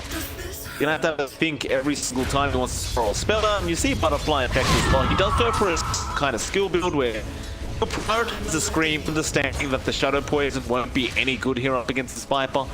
That is definitely the way to play it. But you can rotate to the jungle later on and just secure farm that way with that maxed out Scream. So XM on the poison attack, of course, going to start applying a lot more pressure to Butterfly, and have to definitely think about how much of these he's taking, because it does stack up. Probably a lot of regen being burnt through here for this swap. Yeah, it's can be tricky to maintain, but you do have a slight advantage in those first few waves for Butterfly, so should try to maybe look into the jungle. The side camp is a bit easier to take, of course, with this shake up in the layout, so kind of just dip in there with your blink. It's one of the boons of Queen of Pain. You have a lot more mobility than Viper does. Top lane, Dust gonna be there with Evermind. They'll be up against Arme and of course Victoria, and well, so far Arme is gonna have a decent time in that, and he's just farming underneath this tier 1 tower. Nevermind and Dust shouldn't really be able to do too much to slow him down as mid lane, except he does secure a kill there onto the Quap. I didn't quite think it was going to come out that early, but with the level 2 poison attack now, XM has so much more damage, and look, Butterfly Fleck went through a lot of regen trying to survive through that, and it did not work out. Yeah, it's gonna be tricky now, just being behind like this. You had that early spike earlier on, but now I think Butterfly Effect, you have to start considering the jungle between wave, because you are not trading favorably here. XM is just giving it to him. Does have a salve, he'll commit it, but he just TP back to the lane. Top lane, however, Arme, time walks out just in the nick of time. Nevermind, unable to get the hit off, but it marked to Victoria instead, and he doesn't have Swashbuckle yet, so very fine will be there from Victoria. Now the time lock's coming up from Arme, but eventually they do get one kill. Dust, however, taking too much tower aggro, and he will die. That's a really good glimpse back coming out from Victoria just to find that counter kill, and in the end, I mean, Ame's pretty safe. He just manages to force out a lot of harassment. He still finds the last hits under tower. The Void is 18-3. It's a really solid start here for Ame. James mid lane. It's rotated in the Nick Assassin now. He's not really going to be able to do much here, but he is zoning out Butterfly Effect quite nicely. Now, Impale gonna be there. Dust in trouble. Poison attack's coming out from XM, but he can't follow up as Butterfly Effect. He's zoning the Viper out now. But I mean, this is a free lane, this Viper. Butterfly's still doing a decent job of remaining in the lane, but now bot lane, Doodle does get SRF on the Nature's Prophet. That was lane freed up by James' rotation, so nice pickup from IGV to punish that isolation, and does give a bit of an injection. You know, he's not doing too bad in terms of last hits. 16, 17 to 7. Not as free as Ame's farm, but it's still being pretty darn good. And Owen James isn't hanging around lane too much. Should give Doodle a bit more leeway to play aggressive and find more farm in this lane. He's taking a lot of harassment up at the top lane. He has to be a bit wary of that. Victoria chasing him down. Nice glimpse back at it well. Through the swashbuckle. He just waited for that perfect timing. Doesn't get it off, and Ame going to be able to secure his first kill of the game on the Void. Meanwhile, mid lane, James, again, still rotating around up against Butterfly Effect. Won't quite find an angle, but does help get an Observer Ward, and Butterfly just realizes he is getting nothing out of this lane. Yeah, it's after the jungle tried to stack up to pick it up later down the line, but this is a really slow start for Queen Pain. Still level 4 compared to our Viper at 5 into 6 very soon. That's a major spike that the Quap just can't keep up with from this Viper. Well, she could blink away, but that's what it is. So she's literally going to sit here taking stacks for now. Top lane, never mind, again going to be here. Victoria won't really have blinks yet. Done. He's just going to throw out and get the shot. Be fine. The mid and top lane both being won so far by Sidek. The only lane really going the way of IGV is the bot lane, where Doodle is still farming nicely on the parapet. Then again, SRF isn't really being shut down too hard on that Nature's Prophet. He had that one death and his CS isn't that high, but again, is a Nature's Prophet. He can be effective no matter what. Just with the ability to rotate the top lane, does. An awkward position there. James did make a rotation up as the Ninja Assassin. It does help set up the kill. Yeah, Sidek is finding really everything from these rotations. The only thing that they're kind of missing out on is EXP for James. He's only found out 1 kill, so he has been starved with all of these movements, and you really need that Nyx to hit that level 6 at a good time. So we'll see just how much James does get to maybe find his own levels and grow here as level 3 Nyx at this point. I mean, it's still effective, but you'd want at least a point in the spike carapace to really start setting on more kills. But poor old Butterfly. Real awkward position as that Quap right now. And I guess once you have the level 6, you can actually make a rotation or two, but still very hard as top lane. Chrono can be committed there from Ame. Never mind. He's dead. Too easy there from Korea and Ame, just with that first Chrono of the game as well. And mid lane, are they setting up again? Looks like they're trying to. Butterfly will be alright, but QY may not be. Just spot him out now, and there is no way out of this. Or maybe there is if you miss the impale there. No, with the Pleasant stacking, XM does get the kill. It's going to be the second kill for the Viper. Just back into the mid lane, rinse and repeat. This Viper will just keep doing the same thing. Yeah, and this is shutting down Butterfly Effect really hard. We talked about it in the draft, but Queen of Pain needed to be that tempo setter in this game to buy space for Doodle, but maybe not in a position to. Shackle, XM, it's going to be cancelled off, and yeah, no, Shaman's dead. They're going to try and contest this. QY going to get the cons off, but doesn't really matter of XM. Another Sonic Wave going to be decent. QY, though, he can't really finish this off. Kinetic Field going to drop south. Taken by XM, and that's going to make sure he survives and he gets a double. And it seemed pretty darn decent after the Sonic Wave, but he just didn't have any follow-up damage afterwards. Oh yeah, it's getting a bit messy here for IGV. They're just not finding the successful rotations they'd want. And that mid lane's just under constant pressure. They just cannot target XM at this point. He's too tanky, he has too much damage. You're better off maybe applying pressure towards Ame or even hunting the NP down, but perhaps not worth too much gold. So your best bet would be to Void, except Ame's a few levels ahead of Nevermind, and you do have the Rolling Thunder available, but you don't really have the space to rotate anyone else up here to help out. I don't think you can even kill him right now without the levels on the quad. The Butterfly is going to need that Sonic Wave anyway to have the damage up, because he's just going to be able to get out of there. Mid lane, Q1 get faced down here from XM. He's dead. With an attack and another toxin, both there. It's another easy kill for XM, and he can just slowly start chipping away this T1 tower.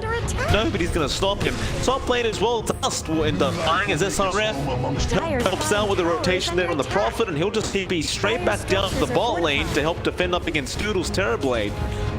But they're just dancing circles around the side of IGV right now. Yeah, they definitely are. It's a 2k advantage for CEC, 3 to 10 in the kill board. I mean, IGV, they're just not finding too much room here. They're just constantly throwing bodies down mid. They're trying to butterfly effect to farm that jungle, but James is always there to try to control them. XM could be in trouble, but they're going to go after that assassin first, and that should be an easy kill for James. He missed the inbound as well. He'll turn around with the Spike Carapace, but that'll be it. That was 4 heroes rotating for that position for Nix. I believe they really wanted to put him on that Viper. He just managed to walk out of there safely. Yeah, they just don't have enough to answer XM. I mean, a kill's a kill. IGV's gonna take what they can get, but that freed up space up top for Ame to just keep farming up. He's level 9 compared to Nevermind at 6. It's just a big disparity between these two heroes in this lane. You just cannot match up anymore. It's not even just that lane. Butterfly effect's level 7, so he's out leveling the solo mid from IGV. He has the chrono back up now with the Mask of Madness as well, so it's a very dangerous predicament that you're in if you're IGV, because if he catches out that quad from chrono, the likelihood is he will be able to get the job done. They are going to rotate up though. Butterfly effect. He has a double damage rune. Still Ame looking for an angle. Doesn't swashbuckle up. Never mind Chrono. Ame's tired of the games. Rolling Thunder. He'll get Dust, and now the Static Storm being dropped as well though. Ame low but not low enough. They couldn't quite finish him off, and now Butterfly forced to just blink out of there. They just don't have the damage output for this Void. No, and that was really perfect timing from Victoria as well. Just having a Static Storm to pop in there and just getting the additional control. It's that combination we talked about in draft. And as long as the assaults are up, you cannot fight into this combo from CDEC.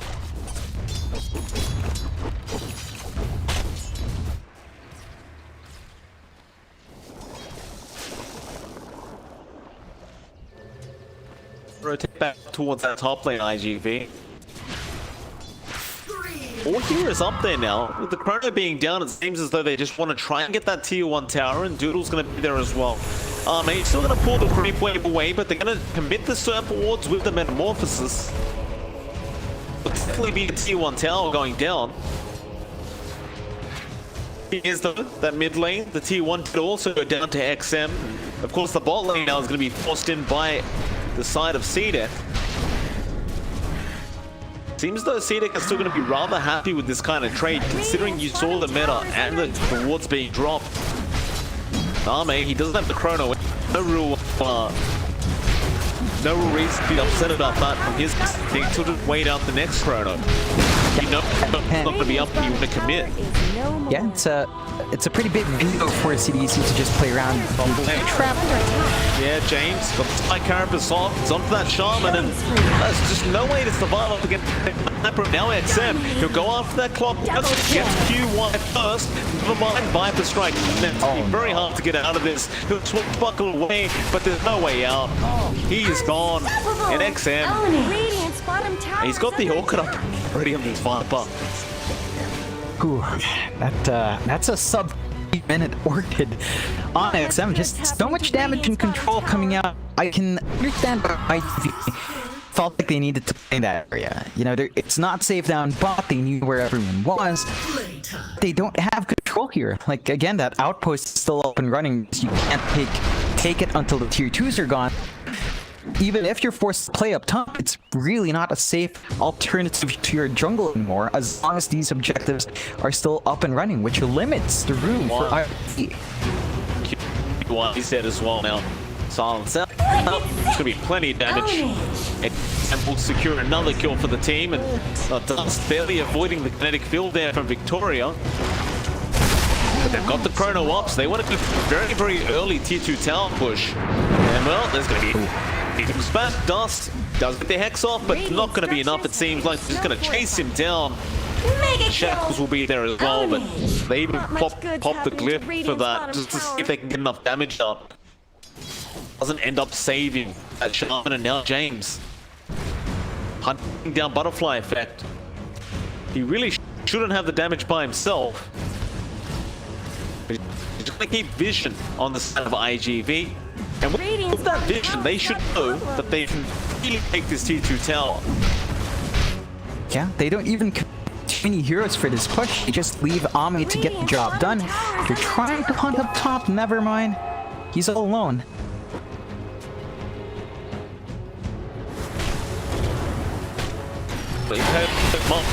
Hookshot info from QY does help out and trying to secure the lock of the Pangolier, but QY will die.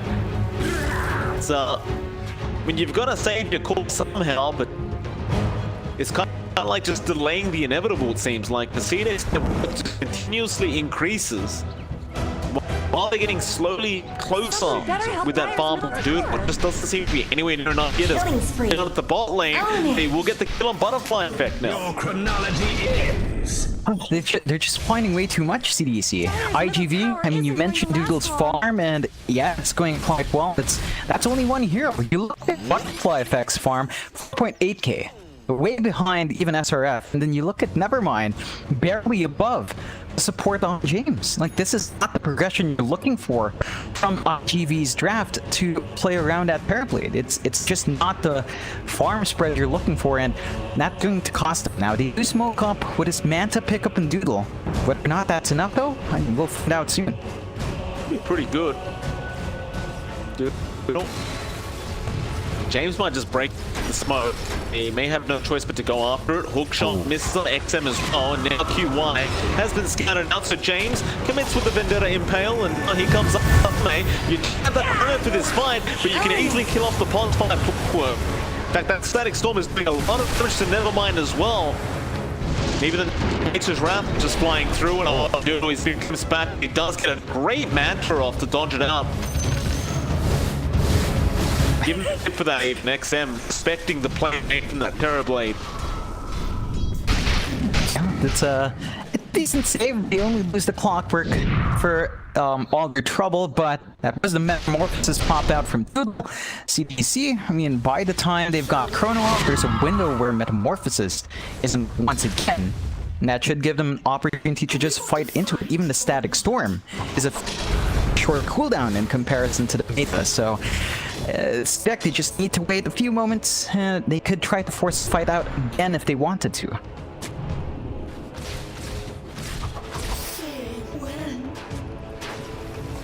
XM just starts. There is going to put around the corner. Hookshot in. QY trying to set up. Glimmers back straight away from Victoria. Drop to pick has been a real problem for IV Vitality. Just can't get enough heroes around XM to actually do anything to this Viper. Not much Getting good's very happening to close to that Radiant's Hurricane bottom Pike as tower. well, so usually Vipers drop, but if he's getting this much farm, I don't know about that. Radiant's bottom tower has They fallen. maintain a lot of presence with a hero. They get a tier 2 down, not knowing the majority of RGBs up top. So there's not even a trade that can come out here for IOP. They're just slowly losing control on the map, and of course that does open the outpost. QY dies as well. Caught out, and now Doodle, Static Storm, perfect from Victoria. He tries the Manta, but it does nothing. Now they will go straight after that Shaman, and he tries to TP it just, but it will also do nothing. Just have so much damage output right now on this Viper, and even SRF on that Nature's Prophet. It's man at worst mid lane. You might lose Butterfly Effect. He does blink away. Arme has the Sergeant Yasha up on that Void, so he has plenty more TPS. You get the pop out, but it's almost like her timing's just gonna Void now. As Chrono's up, he might go for this. Uses out for Butterfly, he'll just blink out. Radiant's top tower deserves just as much He'll help walk as out bottom. there as well. Everyone just avoiding Arme to the best of their ability.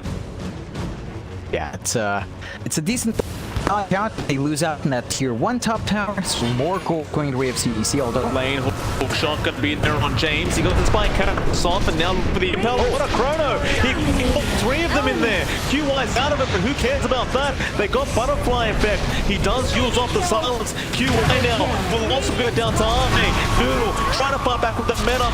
Walks it up. Sonic Wave wasn't there in time, and now the Viper Strike is there on the Terrorblade. XM, however, taking a lot of damage. SRF turns around with Sunder out onto QY. You get never mind on that Pangolier. Now Arme get another QY dying back. An Ultra Killer for Arme to get around. Arme does get it. Oh, Arme is just out of control now. Aiden with 5 assists on that Void. And how many diebacks was that? It was 1. It's a real problem for CNET. I mean, rather IG Vitality. They've got no gold going for them. They're 14k net worth behind. no, they've channeled it all into Doodle. And Doodle just cannot stand there and fight. He's saving up for the BKB. That's going to help massively. But that will help him right now as Roche is being taken for free by CDEC. Has fallen to the Dire. Dire's middle tower is under attack. Time is money.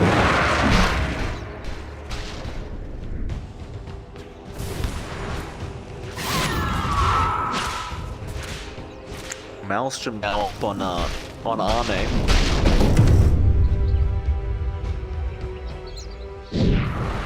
Got even more damage coming out. The Viol need to be finished up next on this Faceless Void.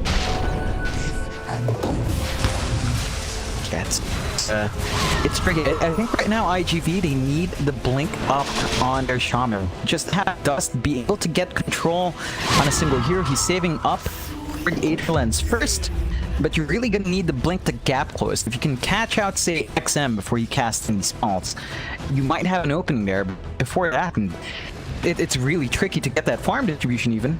It's just gonna be tricky. Bot lane, James looking to stand up there onto Doodle. Doodle trying to make a run for it, but James is right behind him. They're just waiting for more teammates to be nearby. Now the Impel may come flying through. They don't even need the chrono. Arme will get another kill onto that Terrorblade, and Dust, well, he thought he may escape, but that is not going to be the case. He will also die. So, well, now you kind of think how far CDEC want to push this lane in. They could try for high ground with that Chrono Aegis. They could also decide to just play it safe. I wonder what they do decide on. Yeah, I think they should just go straight in. That's 4-30 at 21 minutes in. It's an 18k advantage. It's a lot for IGV to try to work against, and yeah, they just jump in. It's just Arme though. Got the AC coming out to SRF, so the Prompt is going to be adding a lot more attack speed here for the side of CDEC, and now Chrono catch 2 of them. Arme just going to clean him up. Gets a double kill there on the Void. Hookshot in from QY. It is going to come to SRF, but what a great sprout from SRF. He pushed top out of the box. Oh, I haven't seen that one before. CDEC just continue to put a clinic on the side of IGV. They're just slowly at IGV, and with these kinds of movements, they're just forced to focus away from farming.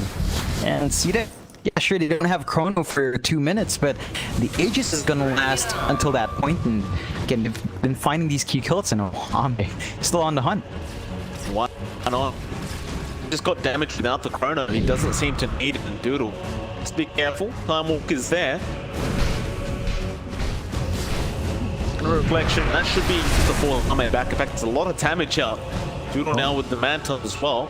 However, bot lane, James trying to put on the charge by himself. Misses the Impel, however. Now the Sonic Wave will be there. SRF does get the trade.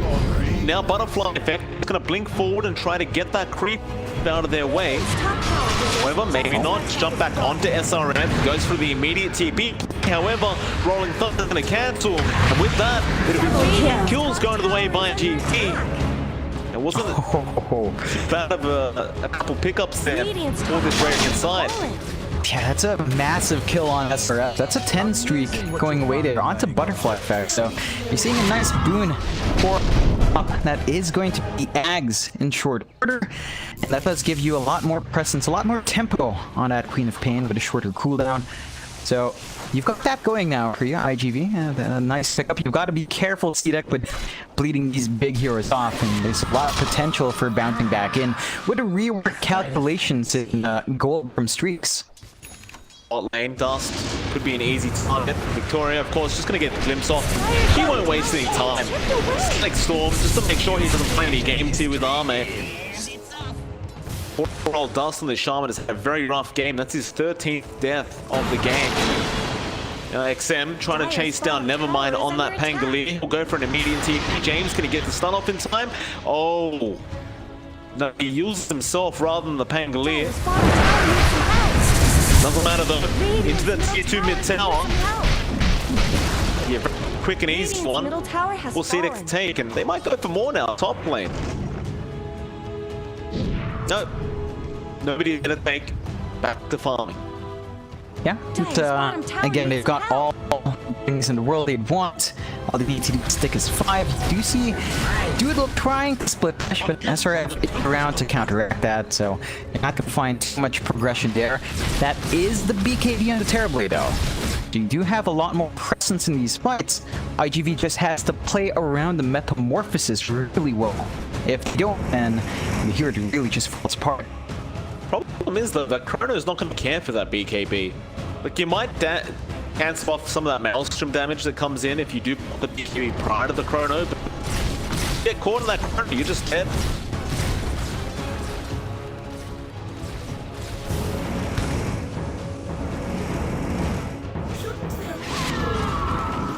So IGV, Precious bounty. they'll just have to think about it. They will back off.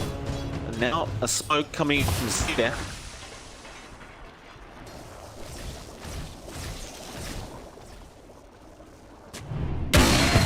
Coming in. Why? Smoke broke. They're just gonna talk up the high ground and do what? Got nowhere out of that. Just way too much damage out. He does die and see take back control of this Radiant jungle. Roll Doodle is just gonna find another safe place to try and farm. There aren't many left. Tower is under attack. Yeah, he's just been kind of cutting waves, trying to clear out that dire triangle instead to give himself some space, but it's not enough in dust again. He can't really escape this. He tries to speed, but Impel is out from Dire's games. bottom tower is under attack. It's gonna make it a 6-36 now, but that 21k net worth lead really tells you the story of this game number 2. They are still playing the split push game the best they possibly can. Definitely has gotten a lot easier with that Quack agging himself. But you look at up main his progression. Once he has that Satanic up, you kind of question how much further IGV can take this draft.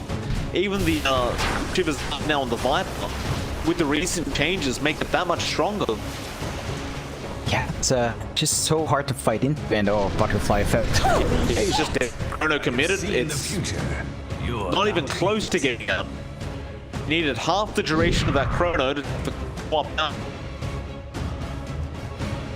It's tricky for IGV. I mean, they're trying their best at 6-37, 22k lead, and they're still out hunting for more. The Roach will find out in 20 seconds when it will be up, and that's probably where Seed will set their sights to next, just to find that easy objective and start off to the high ground once more.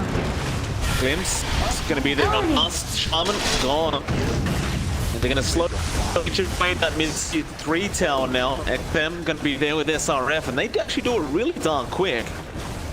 SRF again hitting like a truck on that top. Where did Radiant's middle That's tier tower 3 go? gone.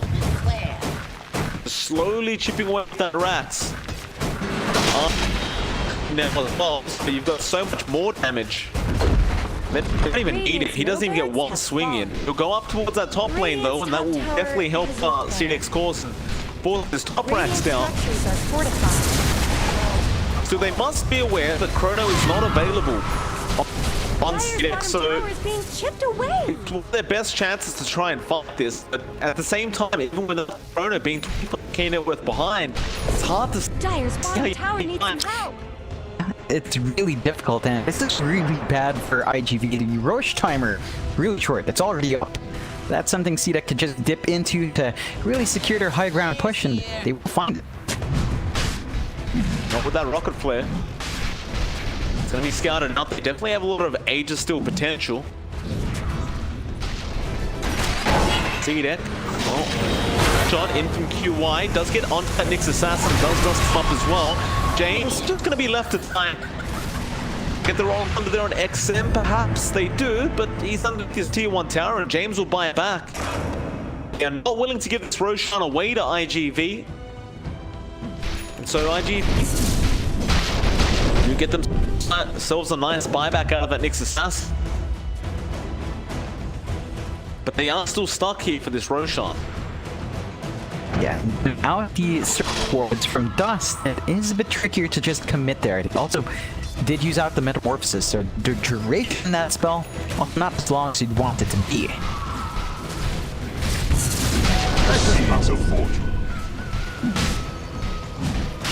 That Roshan again, mate. Is the Chrono up? Getting very confident himself. Yules gonna be up from James. No, he misses the impale there on Nevermind. Back to that Roshan pick. Roshan's down. Gonna throw his body at it, but oh, 8's already there. Onto Armin, they spotted out that shot. It's that Victoria. He does get hexed up. Dust, he knows he's dead. Tries to buy as much time as possible. But Nevermind. Up onto the cliff. Does use the Rolling Thunder to try and escape, and he'll be right. He does get out of there. Yeah, it's still a really big win for CDEC. I mean, Aegis and Cheese now onto their heroes. You've got the Satanic as well on Ame, so there's really nothing to be scared of as he does rush into the top tier 3 once more. Radiant's top tower deserves just as much help as bottom. Something better on Dire's middle tower. Nevermind. Radiant's top barracks. Gone to the racks. They're gonna be there, although Chrono straight up. Oh man, he caught 2 again. There goes the plum. She'll buy it back. In fact, it was 3 she caught out. That'll be 3 going down. And now it might be 4 QY getting caught out there by Arme.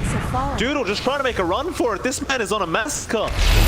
He will be able to escape just barely. Now with the Sunder out, they can take down the Aegis, and they do. But that comms trapping up QY. Triple kill. And he is gonna die back. Oh boy, it's a tough spot now. Like, you don't have enough in the Terrorblade to really hold out.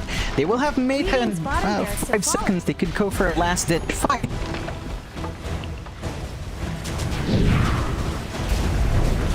They'll go for the tier 4 towers. Radiant's top barracks are going to blow over. Arme will finish off the red dress up at that top lane first. Dire now has Lim's gonna be there on the TB with a great impale out. Sonic Wave though is gonna save from Butterfly. No, he's pressed up. Doodle does die. Now they loot Dust as well. And the GG War played has been called. And CDEC very convincingly take this series 2-0 to start off their week. Just couldn't quite do it. Yeah, it's a strong showing from CDEC. IGV, they stay with no win still. Really gonna have to start picking up that pace as they are.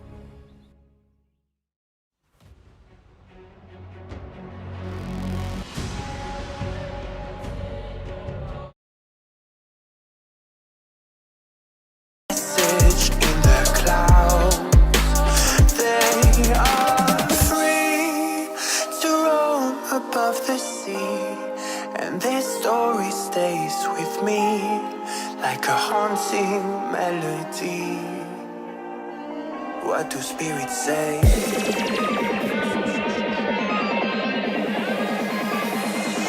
What do spirits say in a darker day? What do spirits say?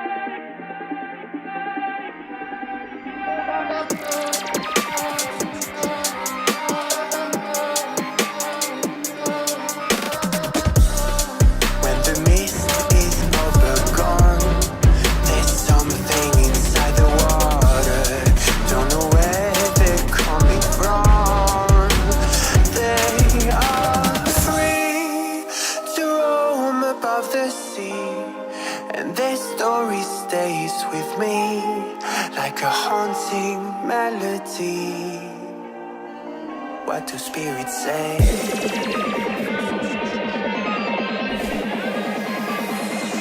What do spirits say in the darker days?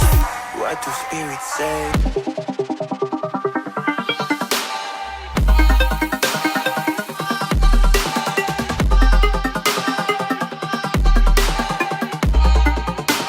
Dire team's turn to hit.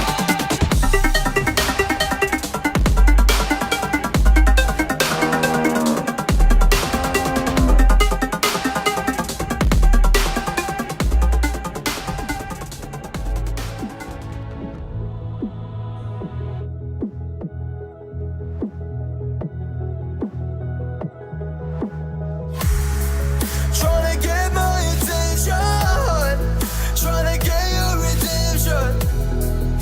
But now that I'm gone, you want me back. Yeah, I gave you everything, gave you a diamond ring to watch it fall from your head. I don't wanna love again, 'cause I'll be living with regret. Prepare for battle. I don't wanna love again, 'cause I'll be living with regret. And I don't wanna love again, 'cause I'll be living with regret. He knows me, so I'm cool.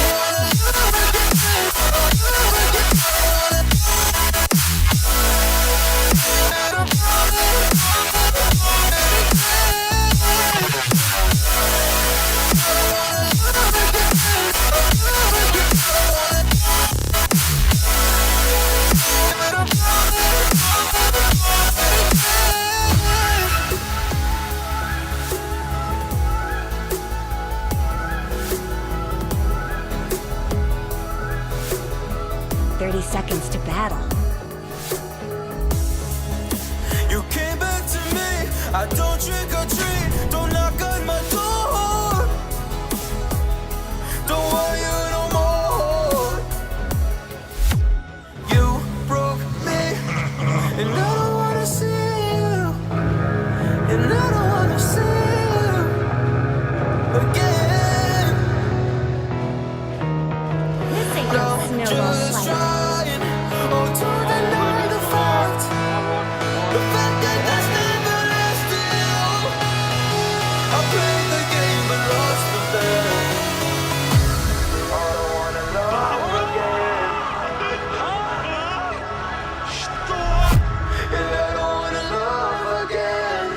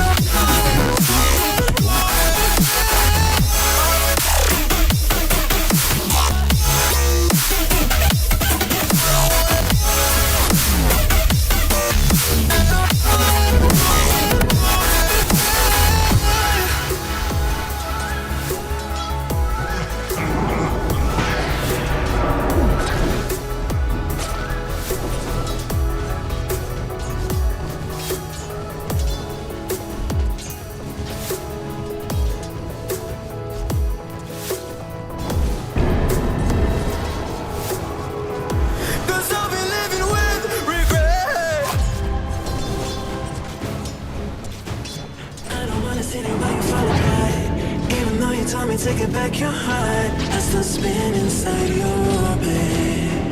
Yeah. You say that I should probably start to walk away. I'm hoping that you stop and make me have to stay. 'Cause I'm floating in your orbit. Yeah, I'm stuck in your space. Just my luck. Put me on where you understand. There's nothing left to say. Pull me back, take my hand. Come on now, you understand. I wanna stay.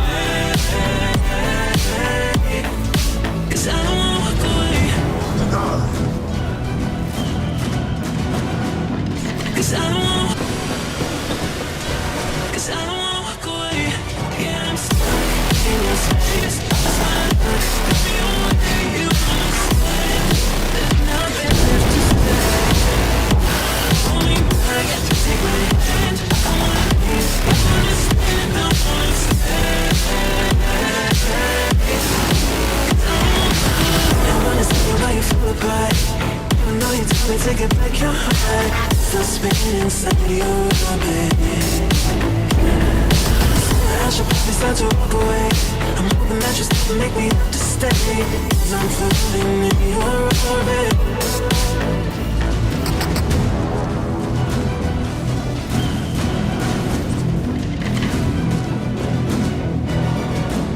Pull me back, take my hand. Come on, babe, you understand, I wanna stay. Cause I don't wanna walk away. Yeah, I'm stuck in your space. That's why I look, baby, I want you understand. There's nothing left to say.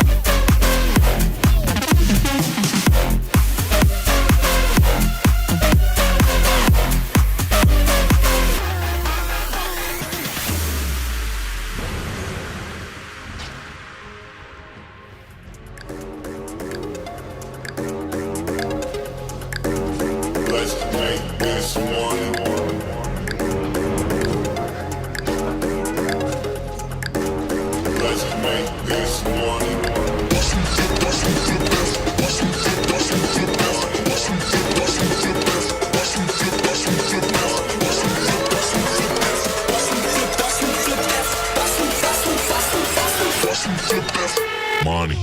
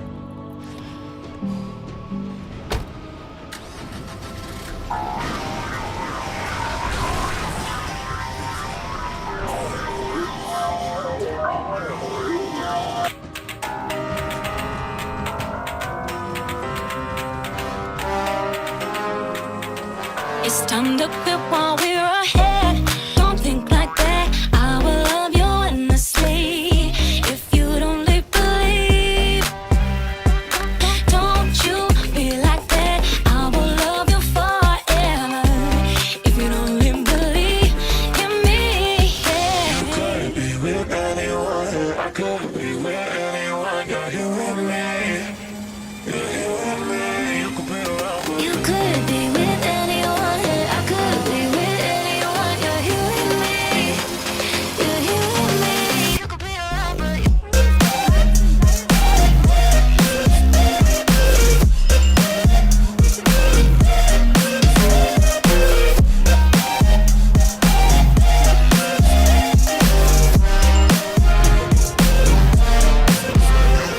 you could be with anyone, and I could be with anyone. You're here with me.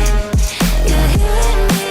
you could be around, but You could be with anyone, and I could be with anyone. You're here with me. You're here with me.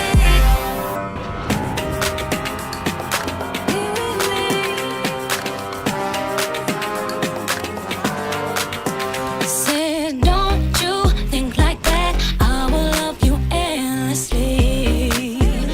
If you only believe me, don't you think like that? I will love you endlessly. If you only believe in me,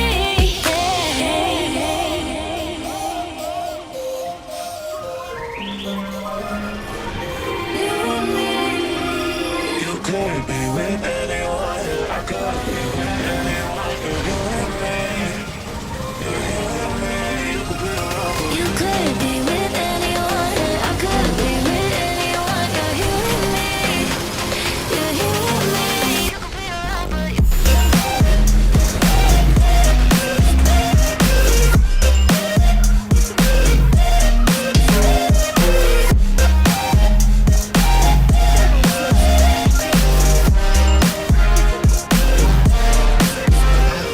you could be with anyone, and I could be with anyone. You're here with me.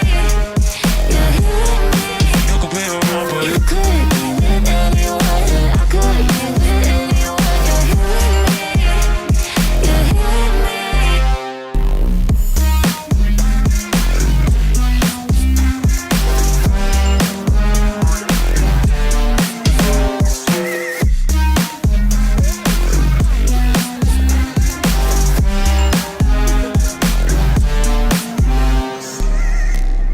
Radiant's top tower is under attack.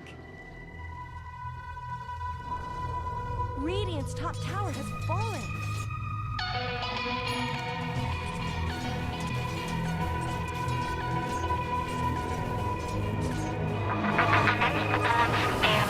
Like a broken soul in a wonderland without angels. That is how I feel when the mirror shows me a stranger. Yeah. And I know they're just fragments of a world where your absence all I get to see. Take me back to the planet where you and I are still meant to be. 'Cause I'm incomplete when you ain't by my side, when you don't wake up next to me. Yeah, I'm incomplete. I need you here tonight to cover up these empty sheets. 'Cause I'm incomplete.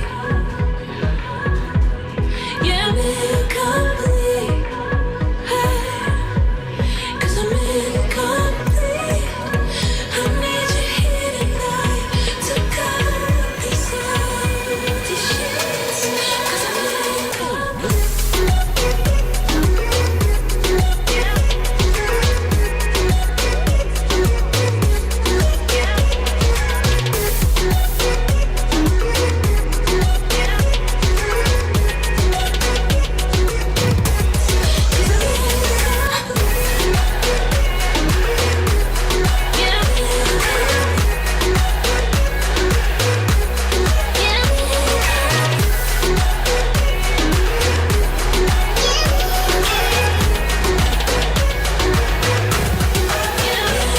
At the crack of dawn, I imagine you waiting by my doorstep.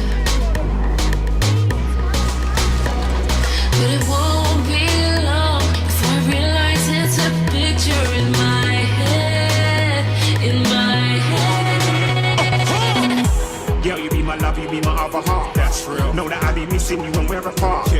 for you the second I lay eyes on you. I believe it was fate, meeting you was written in the stars. Yeah, real girl, you be my one, you be my own. Trust. Promise that I'll never leave you alone. Never. Said you be my lover and my home, man.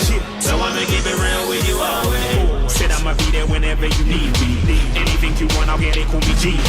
You were the one when you said you would ride for our brother, no matter the weather, and you never leave me. Baby, let us fly away without no delay. So when the sun be shining, we can take it easy. Just me and you and some incredible scenery. Yeah. In the night, making love, I know you feel me. In the night, when making love, I know you feel me. The thought of being without you, baby, it kills me. Yo, I've been looking for, I'm giving you the room, babe. Just say the word and baby, by your side I won't be. I was feeling empty without you tell me.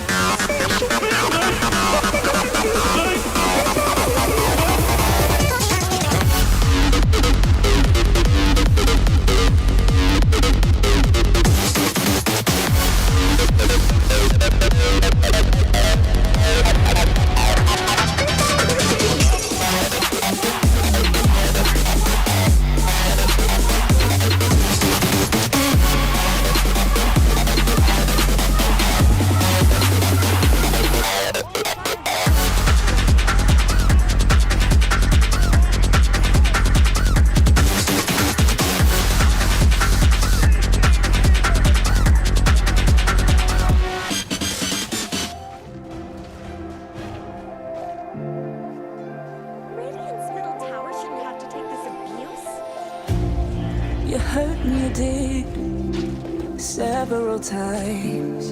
It hurts to admit that we're no different.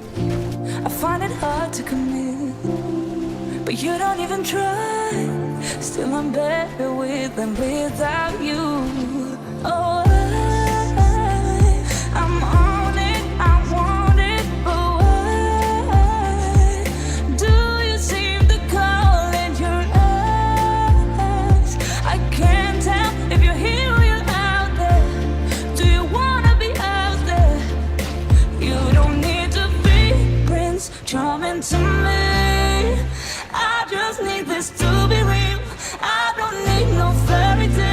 You don't need a killer dragon for me.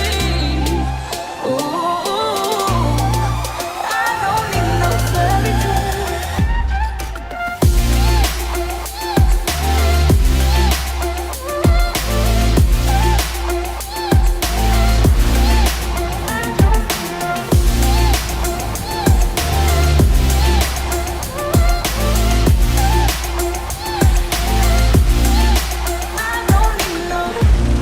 We run on the steel every time. Whatever it is, I keep on trying. 'Cause it ain't hard to forgive when you know what it's like. That's why I'm better with and without you. Oh,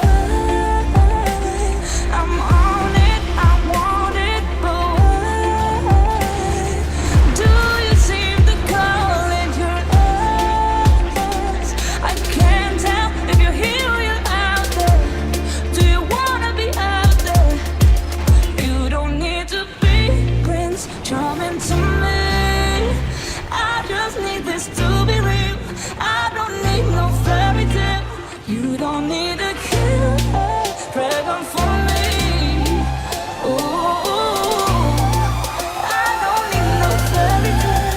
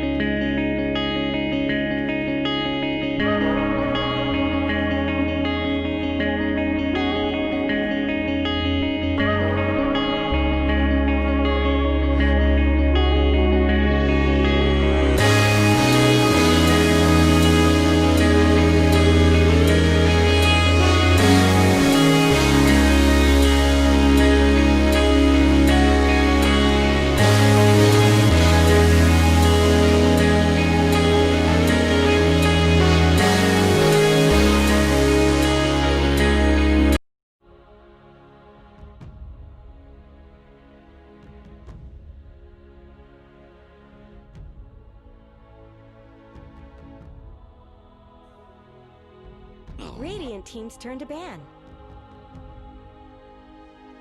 Dire team's turn to ban.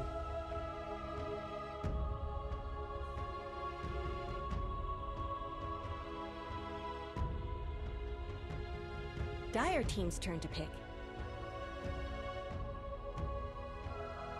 Radiant team's turn to pick. Void incarnate.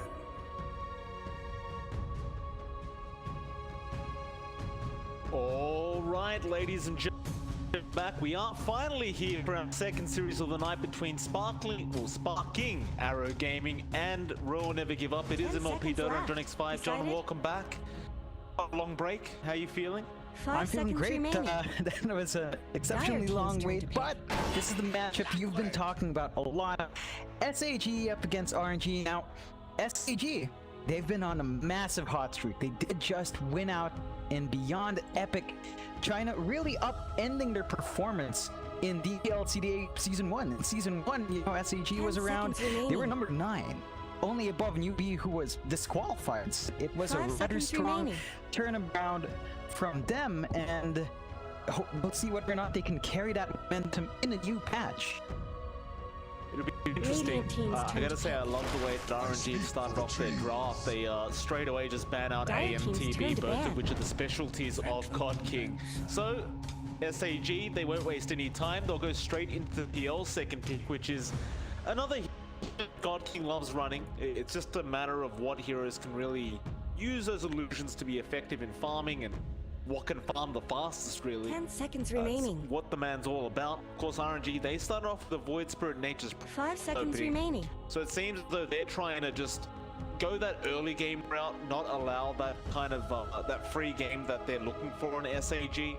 That's basically what's happened every time we've seen SAGs. They just tend to play this very full protect one style lineup where they'll make all the space in the world for God King. And he'll come out of the jungle 25 minutes later with basically 6 slot. You know, just unbeatable at that point. So, seems as though they're not going to let on. They are going to play as much from this man as humanly possible. Yeah, and I do love the ban out SAG's throwing out there as well. They actually do ban out the Shaker. We've seen teams let the Shaker slug through a PL or pick the PL into the Shaker. SAG, they don't want to complicate things. They do just want a free game for God King, and they have set themselves up quite well. I mean, RNG, they banned out AM first. Really not something you see from any other team. But if you're up against SAG, you can't give God King that option. It's just, they are so particular, you know, SAG. They draft very differently, and they play very differently compared to the rest of the region. So it's no surprise that RNG are forced to ban out a very different set in their first phase. No, that it is not. SAG, they'll think about their fifth ban out now. Turn to pick. Getting rid of that Ursa. Dire team's turn to pick. SG, they don't get to spend much time on the draft either with their picks. They go straight into the Tusk now. for that pos 4, which will mean that Red Panda is probably going to be playing that pos 5 clock again, which we have seen him do a lot, and they'll give Felix the task instead. So RNG now, 10 seconds remaining. seeing that they have very viable heroes to be able to fight early on, I do wonder what they keep drafting. Yep, but you're still looking for something to help you out with a PL. Void Spirit kinda clears out those illusions, while NP not so much. You do need maybe a bit more presence in wave push here just to help you take care of that PL. Have to be a bit cautious about that Tusk. We've seen a lot of snowball saves really turn how engagements go up. And with how Felix performs, wouldn't be too surprised if he manages to get himself in that perfect position every single time. So RNG's got to be a bit cautious with what they pick up in terms of just getting that control on wide area. Radiant team's turn to pick. So good. Dire team's turn to pick. Interestingly enough, in SAG, they don't care. They go straight for a Witch Doctor now, and you might be wondering what role that Witch Doctor's playing, because now there's 3 supports on the board. The last time we saw SAG play the Witch Doctor, it was a position 3 being played by OP God. 10 seconds remaining. Kind of hard to tell where this hero is going to be playing. 5 seconds remaining. It surprised us last time as well when OP God picked up the Witch Doctor. It does allow you to apply a lot of pressure early on. Again, this team is just all about fighting early on. It's all about just buying space. So RNG, they'll return the favor back to the park now.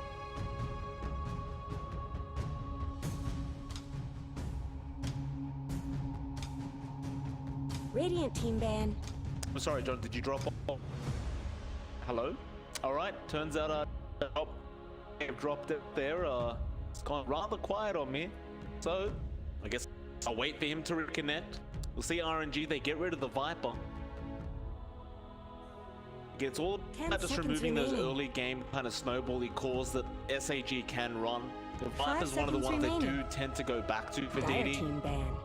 We did see that, I believe, in the grand finals of the Beyond Epic League, they were running quite a lot of Viper in that mid lane. It's just impossible to go against. Now they'll get rid of the TA as well. Another one of the DD's heroes that just opens that space up for God King. Hello? Doesn't really... Hello, John. Okay. 10 seconds remaining. Something happened to my sound card. Just got nudged a bit, but it disconnected. 5 seconds we're all remaining. fine now. And I was gonna say, hopefully I didn't interrupt too much, but I was gonna say that Puck does give RNG a wave, having that reach into the back line. You know, they've got AoE wave clear, they've got team fight coming out. It's it has that flexibility as well in terms of laning. If you want it to still be somewhat flex with his pick, they will have to show their hand here. SAG, they still look pretty darn good in terms of the overall pacing of the game. Like, you've got the Tusk, you've got the core Witch Doctor for OP God. 5 they can seconds just remaining. play super aggressive, and that's what we've seen SAG do tons. And Radiant team's turn to RNG, pick. even with this kind of draft with their 4 heroes, they still need space to farm up. That Weaver last pick is pretty nice. It's pretty, hard to catch out with SAG's draft unless you get the cogs or even the shards out in the right spot. But again, that's not a very fast hero. You can play it fast, but the aggression it pumps out isn't quite the same as an early Witch Doctor Tusk clock going around the map. We'll go for the DK last pick as well, so that'll be the mid DK coming out now for SAG. I wonder how they plan to lane these heroes from Raw Never Give Up, because they've got essentially 5 cores here. September's going to be playing the 4 Weaver, fair enough. And so they're going to run the Prophet 5, it seems like, RNG. So pretty interesting, pretty interesting. I guess it does allow you to be quite with that the global ability of the Prophet. And Weaver is essentially a global hero if you consider Sakuchi. Yeah, it's a lot of early physical damage from RNG's lineup, right? Like, you've got the NP, you've got the minus armor from the Weaver that you can expect. The key thing for RNG is they've got to get space for that Spectre. They cannot afford to have that Spectre lag behind. It needs to farm up, and we're stuck at a very weird point where Necronomicon has been nerfed, so farming tool for the Spectre, well, we'll find out what Monet will have to opt for this time with just the Necronomicon one, just not giving you as much as it did before. One that is what is he now? Or the old Midas? I'm not sure. It's going to be a hard one here for Monet. Back to the Necro Bull anymore for these position ones, especially a hero like the Spectre. You don't have that added value in all the stats that it used to give you as that Spectre now, so... I mean, Midas is still kind of a thing now with the with bonus XP given, but the Spectre doesn't really care for the bonus XP. It just wants the gold. Yeah, it's all about the gold for the spec. I mean, EXP is nice if you rush your level 20, but that's always going to be a slow process. Even with the Midas, you know, it's just a very tied down to certain XP timing. So the Midas for the spec, not the best. And the one thing for RNG on top of the itemization for Monet is their lanes. You mentioned it, but these are very greedy heroes. A lot of them very accustomed to just getting farm prioritization as cores. So the NP Weaver duo will have to somehow get the rest of these really big cores while still finding progress themselves. It's a very small map for this lineup on RNG side. Prepare for battle. Yeah, it all pans out. SAG, of course, the run of God King down bot lane. We'll see DD in the mid lane on the DK. As in usual fashion with SAG, they're going to bring Felix up towards that top lane to try and get a first blood attempt going with this task. RNG, they're not going to do anything similar. They're just going to run towards their respective lanes. These level 1 tasks can allow some very easy first bloods to come off, especially when you have the clockwork there as well.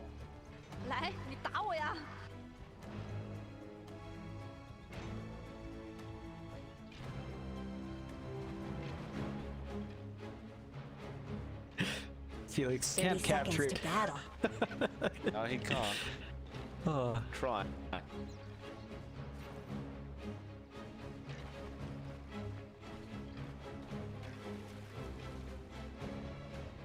我是一个没有感情的刷钱机器。我是一个 really 没 much 有 more 感情 cautious in 的 this 刷钱 opening. 机 And 器 they。don't force that line up top anymore. They did split off Red Panda and SAG's end. They're just looking to secure those runes safely. The battle's starting. Red Panda will contest there with September. Does manage to get it. Nice little steal there from Red Panda. That means a 3-for-1 in terms of SAG. September is going to cop a fair bit of harassment here out of Red Panda as well. We'll back off now, but we've seen this many times from the clockwork. He just tends to love to run at his opponents, not really caring for his own safety. He'll constantly trade his life away if it means that God King can secure a wave or two. It's really no problem for him. That's gonna be slightly tricky to fly around once you get some EXP on that Void Spirit. Of course, he can pump out a lot more damage. So this is something RNG can try to manipulate, and Red Panda, he's gonna try, but a bit of caution might be advised in this lane. A mid lane DD versus Setsu, it's one of those boring ones where DD on the DK probably just won't die. Just sit there and continuously farm up, but it's just going to be a matter of who can actually get the last hits up more, I suppose, on these two heroes. Yeah, it's a straightforward lane, right? Both sides are just going to farm up. The key timing is the Soul Ring. Beyond that, it's just really straightforward. Having enough damage or lockdown to find each other off, unless you get a support rotation.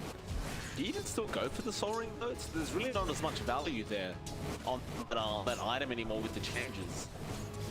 Yeah, it's mainly just to fix the DK's mana issues in the end. Like, if you want to spam that green fire a lot, even with changes to the stats, you're still using the active a lot more as a DK. So I can still see the value in it if you would offer it, just to farm faster and consistently.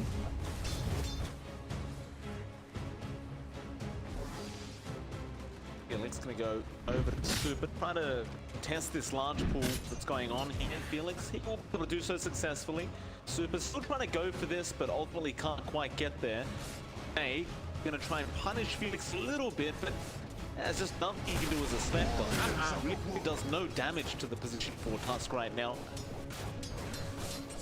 It's Hopefully God will be more comfortable to just keep farming on this Witch Doctor. And Monet's farm isn't quite the speediest. I mean, it's not too far behind from OP God, but it's most certainly not as free as the farm you're seeing on God King. So you would want to give the Spectre just a little bit more of an easier lane. It's just not much you can expect from the NP when his pull is always contested like this. Oh.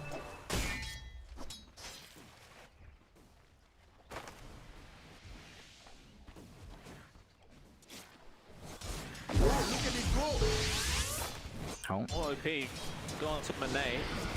Not gonna be there with that Melody. It's gonna be a fair bit of damage coming out with the tag team now. Monet will survive it. Make him get through a lot of regen though. But of course will be there to defend him on Nature's Prophet. They aren't gonna chase for the kill. Just happy with the amount of the regen they're going through.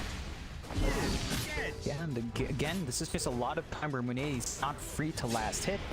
The Spectre really just wants to build up that good start, but you're already seeing a wider gap between God King and Monet. So all this aggression from SEG definitely paying off in terms of turning that Spectre's tempo right off.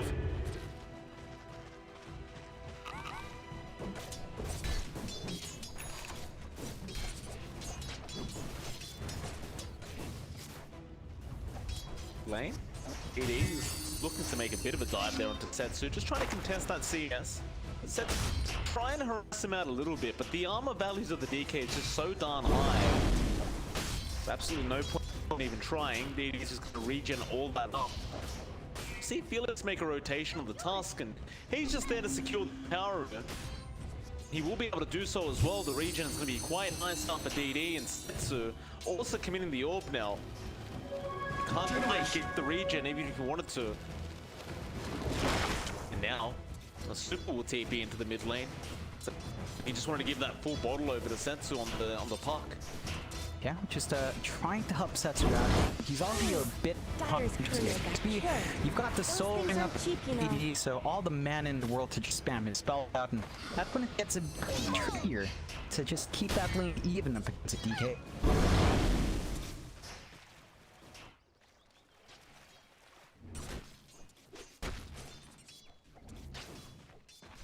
Wyland's farming very well for the Void Spirit right now. He might be a real problem in that off lane later on.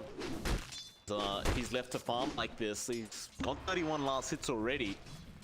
So a lot of CS here, and he should be able to set a very, very nice pace for his team.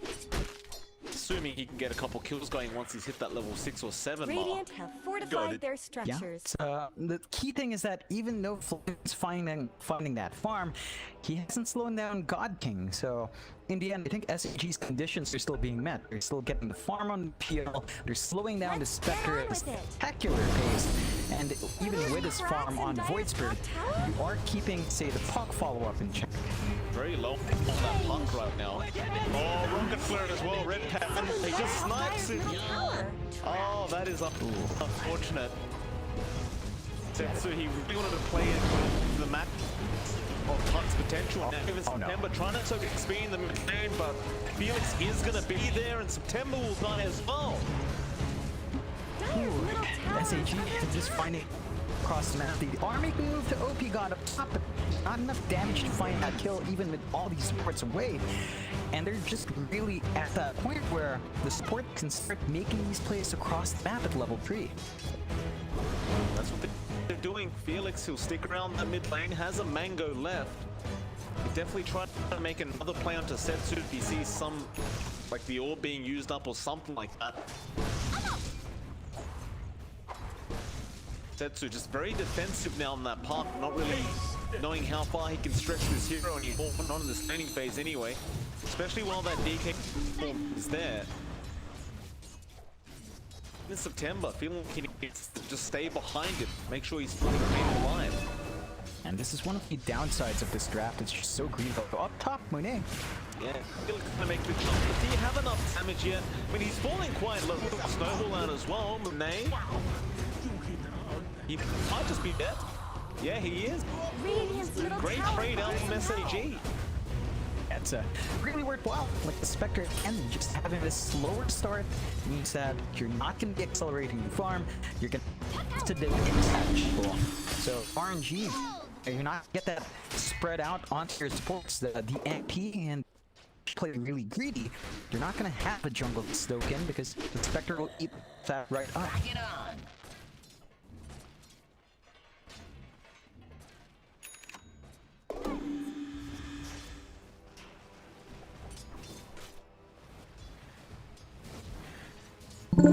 Everything's going very well right now for SAG.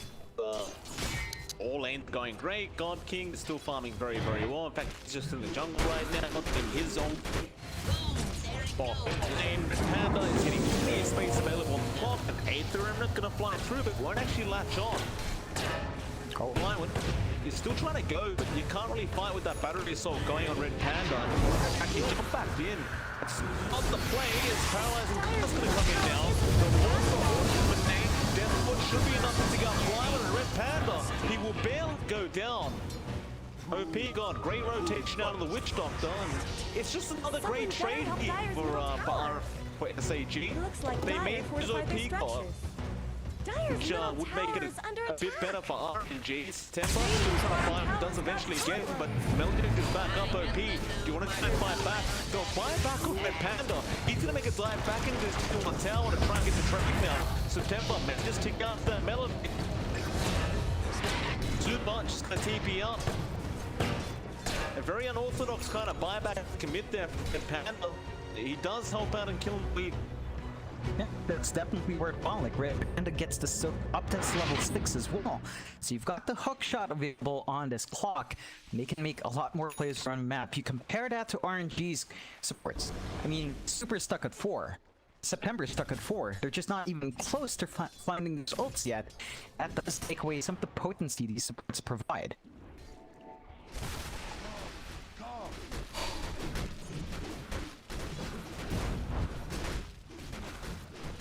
Super and being chased down by God King. Looks like Monet is gonna help him out here up at that top lane, but even on the Spectre, there's not much you can do.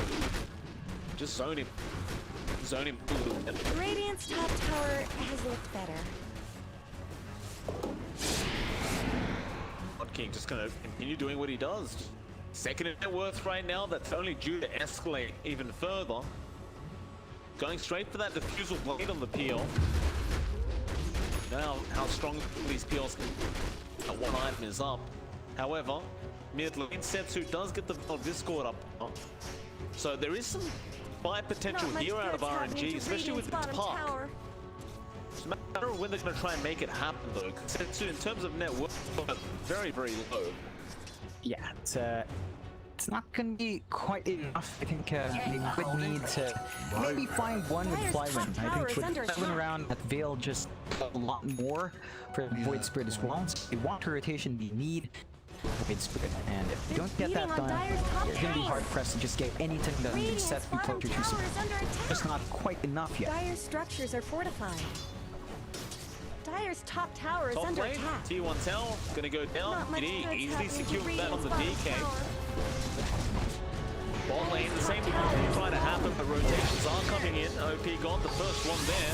Flywind getting stunned up now with the middle and the secondary bound, and the death ward being committed as well. It may be enough. Felix as well jumping in with the snowball and the shard. Does get a kill, and Super does also go down. Come back. I'll kill you again. They're just finding all the tricks. That does force a massive rotation in for SAG. They find some really good pickups. They find Flywind, who really needs to set the tempo here for RNG. Now RNG on one hand, they do give Monet space. The Spectre does have a little bit more breathing room up top. You do see the Radiance Rush coming out from the Spectre, so in between to help win out and farm. And I guess there is a lack of midway items now for the Spectre.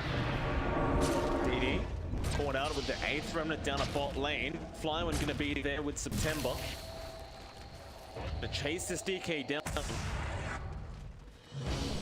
You can't really kill him. Like, he's got the bot T1 tower there as well. And DD can turn around with the brief fire, and it's just how are you gonna chase him down? While that was happening, mid lane they end up getting Setsu on the bot. And they're still trying. The rotations come back in. Red Panda's around out now, and well, they could try fighting. They're gonna jump in. Coming out from the Spectre, that'll be enough. Red Panda trying to help out with the cogs.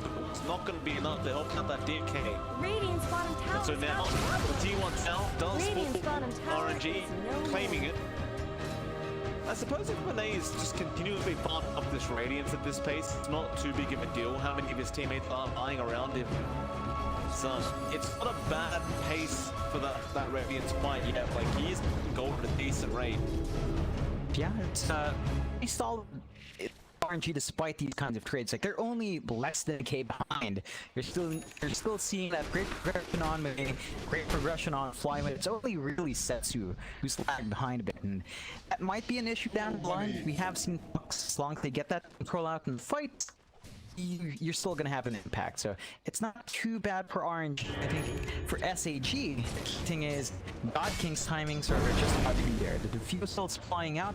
You're going to see that Hood of Defiance to counter-attacking that Veil that you saw on Setsu. So you're going to have a lot more leeway on this on the PL to just fight early if you want to, once that Hood of Defiance is up. He does every time as well. It's the standard God King build of his heals. Just that much tankier not to deal with, and Flyman being a bit of damage. Shot going to be with the melody out from OP God. Flyman's trying to run with the snowball. They're connected on top of all that, and Flyman way to survive through the melody damage. Yeah, and that was really unfortunate too. The cast, which was bouncing on the small cap, bounced up towards Flyman as well. Just pretty much for that Void Spirit, and they are keeping a lid on progression on RNG. That does give them a bit more of a solid 1K lead. Again, not the biggest gaps just yet, but you can certainly feel SAG. They've got control on how these engagements go so far. They're the ones playing aggressive, and whenever RNG tries to do that, well, it just kind of falls flat.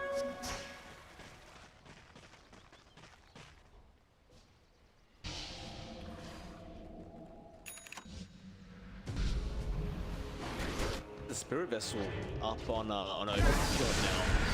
Really nice timing. He's going to throw another mask out. Flyman forced to just use both his astral stems, but the hook shot out from Red Panda. Mega kill. Just on target every single time. Even if he dies here, you just look at a position 3 Void Spirit. Who cares? He's going to make the TP play. Dream Coil will have to be committed. And that's a 4-hero committal, as well as the Dream Coil, and make sure they find that position 5 clockwork. It's a lot to commit just for that hero, and I mean, they find a kill, but they're still not quite farming efficiently. That buys space for DD. I mean, they might just leave Felix to just on his own OP God. He doesn't have the death ball, nor does he have the paralyzing cask. There might be no way to really fight back. It's a tricky one. You've got Muniz coming up as well, so it's a really good time for RNG to just force the fight out. And they have been really disciplined about that haunt usage.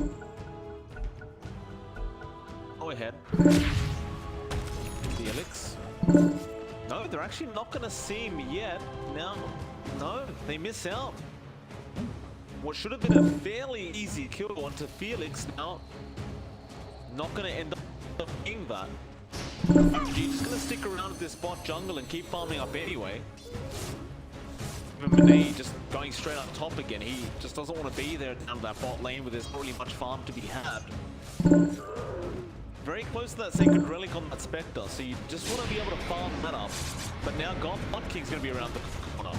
He'll show himself with all those illusions. He does have the Hood of Defiance up, by the way, going straight for that Aghanim Scepter next. Bot lane, he might have broken out. Setsu in massive trouble again, does go down. September really can't fight back. He's got the time left for the food. You have to try and Sakuchi his way out of this. Don't get dusted up now. Snowball will follow him down. DD's going to be there with the follow-up damage. It's such a one-sided game. And now God King going into the mid lane onto Fly. Never bother chasing him down. Just lets him run away. Yeah, I mean, they're valuable creeps to get, and God King just slowly building up his lead right now. Felix just spamming all of his vitals, just making use of all of the points. But you're seeing that Ag's progression go really well for God King. We've seen him do this in PL, and he just plays. He's able to play a lot more on the edge with the Ags that we're running, and of course he just does a lot more damage as well when you get that rush off. Although Setsu. Probably dead again. Oh man. I mean, it's just the Witch Doctor clockwork consistently getting this kill onto the park. This is your mid park who's stuck at 6k net worth because SAG will not leave him alone. Well, with that, DD's just going to continue forcing down this bottom tier 1 tower, gets the Dragon Tower stun on, and Felix, yeah, he's going to have an maybe underestimating how many heroes were around. Didn't realize how fast SAG could rotate. And with that, they're just going to continue dominating this map. Felix back into the mid lane now. But Hell the Dominator as well. He can snowball the creep with it. Chance not going to connect. Dire's bottom tower is under attack. It's a close one, but man, the aggression SAG is just constantly pumping out. RNG can't even try to buy space with her out of course. Like Setsu and Flawin are supposed to be setting a pace for Monet, and it's just not quite it. About the Helm of the Dawn and the Tusk? Say, look at that beefy little creep. It's, look at that regen on it. There you go. September gonna get double stun. No, he did get stunned up. Now the Warrior's Punch comes out. September, it's gonna be fine anyway. The Dream Call, Felix gonna go for the TB, and they actually don't have another stun. It's just very reliant on the Dream Coil or the Aether Remnant of Flywood. And if neither of those are available, they can't cancel TPs. Yeah, it's something they've drafted themselves into, really. It's getting a bit difficult. Like, they're lacking control to even find the pickoffs. You take a look at SAG, they smoke once more on Red Panda and OP God, and even DD's along for the ride. Nay.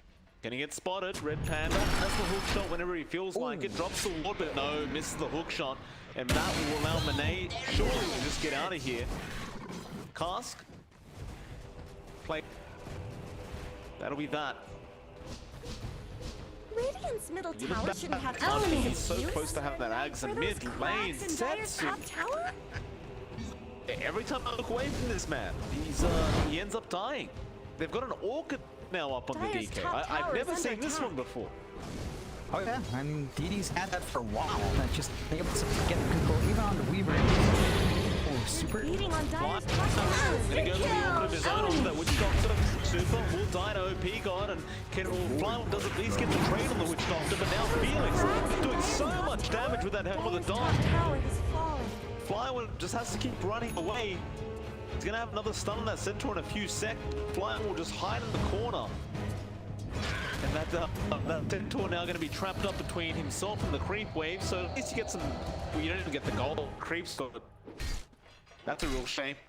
Yeah, it really... And SAG, I mean, they do drop core there for support, so in the end that's a bit of a win for RNG, but you're still going to be happy to force out these moves. You're still getting a lot of space out for God King, one part away from the Ags. And you do have a Radiance up on Monet, but that's literally just one item. You know, on the spec, that's not enough to give Monet the big presence he needs. There's still a lot more to build up on this hero before you can really expect Monet to start laying it back to SCG. Up, they're gonna try. The only person they're really seeing on the map is Red Panda and God King. They'll come the Dream Call on that mid lane peel. Thorn coming in. Do they have enough? Silence him up. He's still very healthy, however. The Angel coming in, and that does secure the kill. With that, Billy, they're not backing off here. The side of S10 going. They'll get Nate and Super and Sensu. He's going to be forced to just orb himself out. But now the trash shell start out on the Weaver. He's also dead. September does get the time lapse off. Do they have enough in time? They do. And it's like you got the position one on the PL. It's a great build, don't get me wrong, but you lost 3 in return, one of your own being the POS 1 Spectre. it's not a favorable trade for RNG even if they find that PL. Just too much sacrifice. They're gonna take a lot of damage in that mid-tier 1 as well. You've got a bit more time left in this Dragon form, and the DK really just melts towers at this point, so it's a lot to throw away there for a Hail Mary, though. Misses. DD just gonna get some decent damage out of the tier 2 tower and does back off.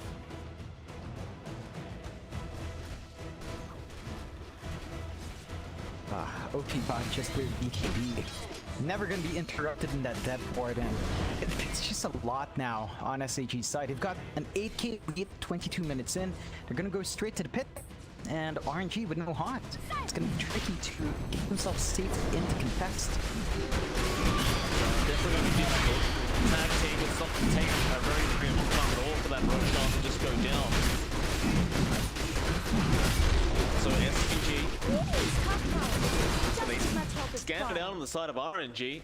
They've got the Weaver who can Sakuchi through this Roshan. Will first start out by scouting out with the Swarm. Now Adrian being taken by Felix. They are starting to surround the pit.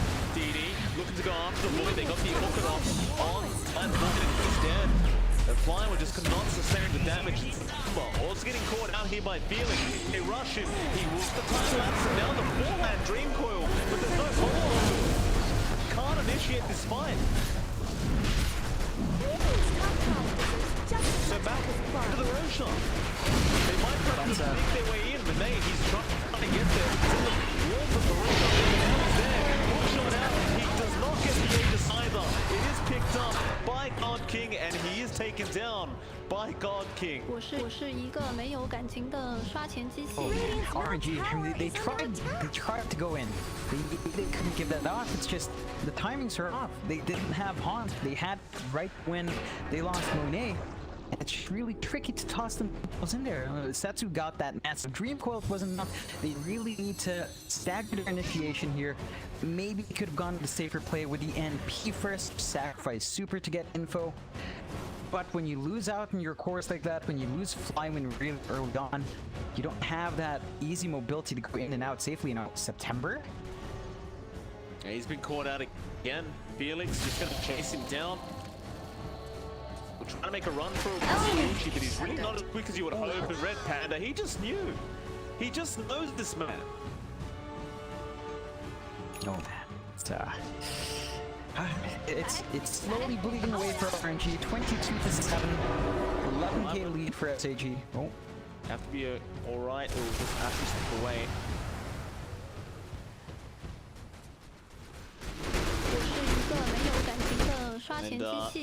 And SAG, I mean, this 11k net worth lead, just gonna hold on to it. It's only gonna get worse. That Radiance on Monet not really doing much on its own. God King gonna find Monet, does get the defusal off, and he's not necessarily gonna be able to kill him. September is going to come in, but now with the snowball coming out, the Walrus Punch, it may be enough, and it is. Monet dies. Dream Coil up from Setsu. They're going to try and fight back, but OP can't. He'll drop the Death Ward straight onto that Nature's Prophet, and well, the silence will protect for a bit, but God King is there to finish off the kill. And they may just rush him. Setsu doesn't really have it all yet. He does now with the GD pick. 25 minutes into this game, they have enough. Dyer's middle tower has fallen.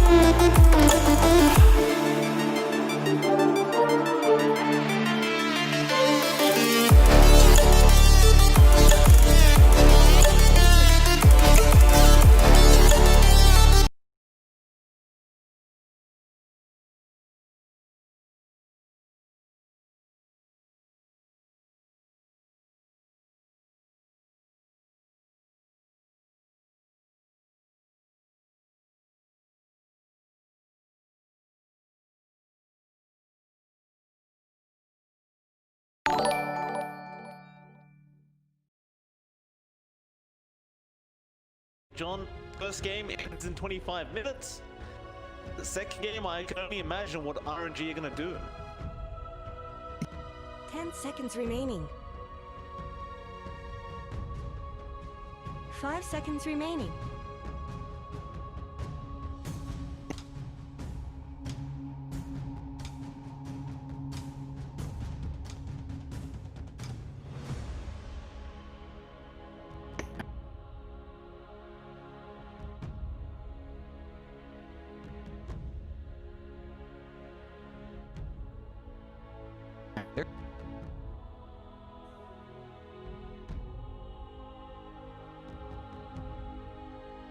Dire team's turn to ban. Radiant team's turn to pick. Dire team's turn to pick.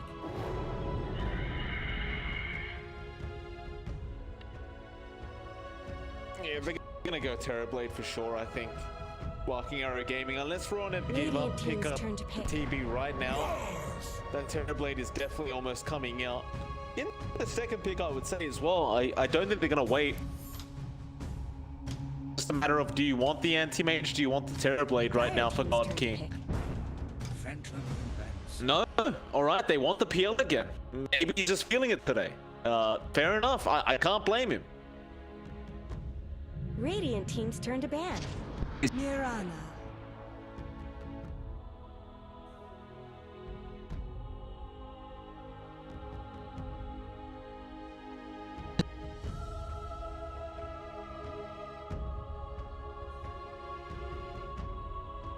Seconds remaining. Dire team ban.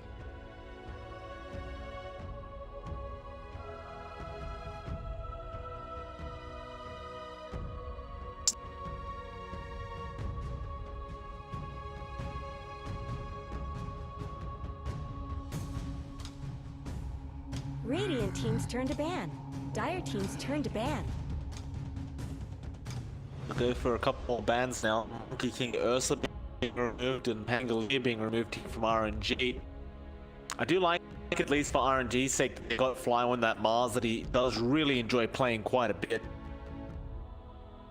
I wonder what they're going to combo up with this like whether they'll give whether they'll get the Bane for super and just set up the Bane Mirana combination that they did run quite a lot in the previous tournament. Whatever it is, it should be effective here up against SAG. But it looks like they are going to have a bit more of a think about this ban stage now. I've seen a lot of teams do this where they stop focusing on God King and start focusing on the support duo of SAG. As usually it is them that really open up the map for God King. They'll get rid of the Shadow Demon now as well. Dire team ban.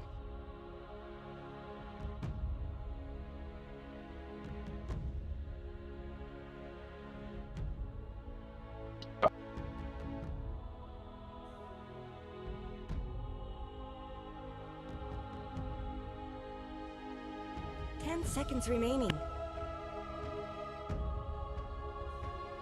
5 seconds remaining.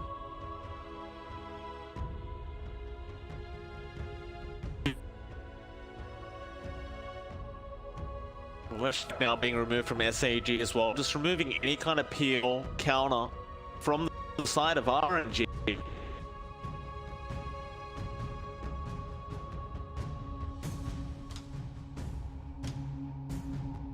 It's fun, banner. Back into that reserve time for this one.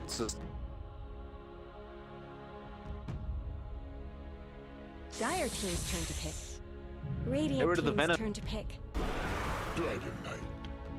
And straight into the DK, so just ensuring that Setsu can win out that mid lane or at least even out on SAG, they'll go for the Abaddon pick straight away.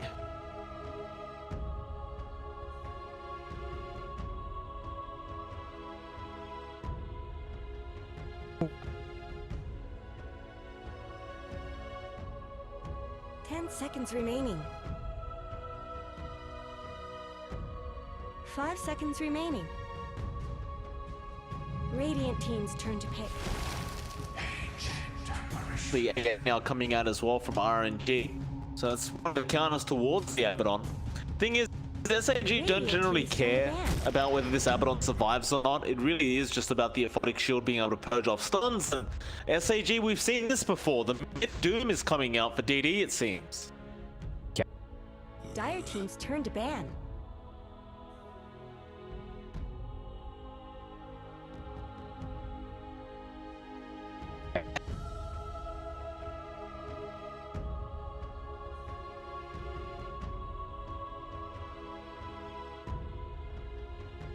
Seconds remaining. Radiant team ban.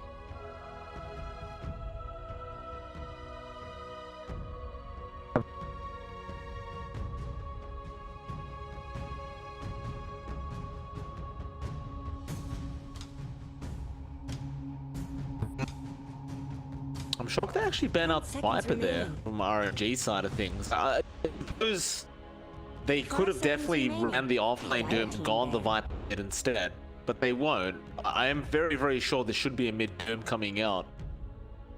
The Ember AM also being removed from SAG side of things now. Just getting rid of any kind of position ones they don't want to have to play against. Radiant team's turn to pick. Now the Storm being removed here from RNG. So they have said this is a mid hero coming out from SAG. I suppose it still can be. So nothing wrong with another mid pick here. Okay, maybe it's a mid Venge.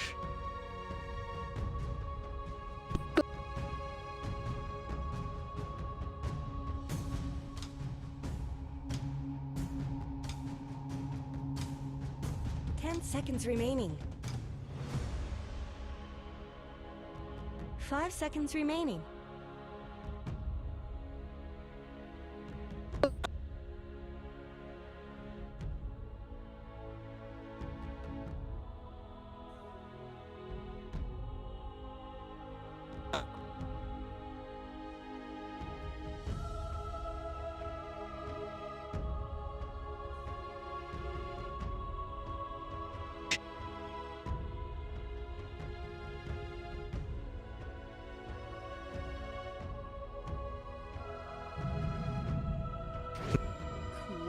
Choose your hero. The Queen of Pain now coming out to finish the draft off, so RNG gonna run the safe lane Menade Dragon Knight and run the mid set to Queen of Pain.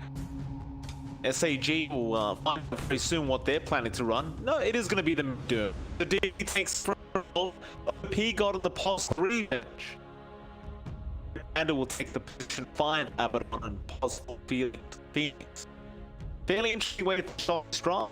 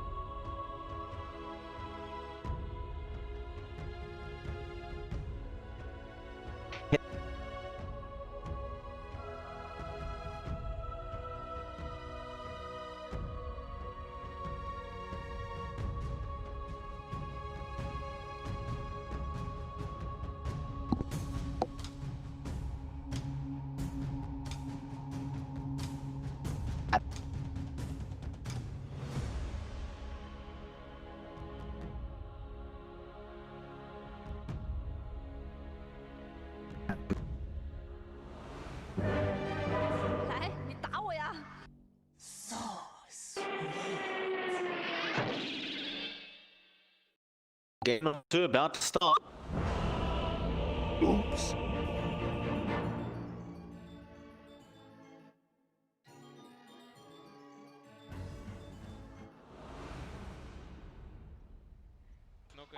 And we'll get into it. Game number 2. So the side of RNG need to win this one out if they wish to continue this series to a game number 3. And SAG obviously wanting to just get a 2-0 victory if they can afford to, and definitely on the right track. See if RNG can really slow down God King this time around. I mean, I wouldn't even say that last game was necessarily on him to win. It did seem like he didn't even get to show off his farm at the end. It was just, the game was already over by that point.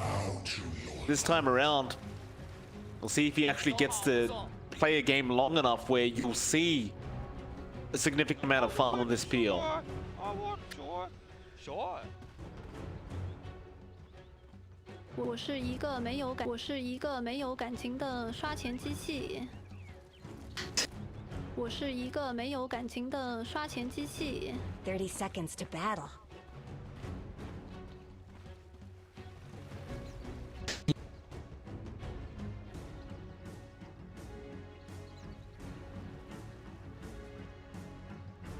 That's the thing. I don't know if they will though. That's every time I've seen DD playing, he doesn't really play a slow game.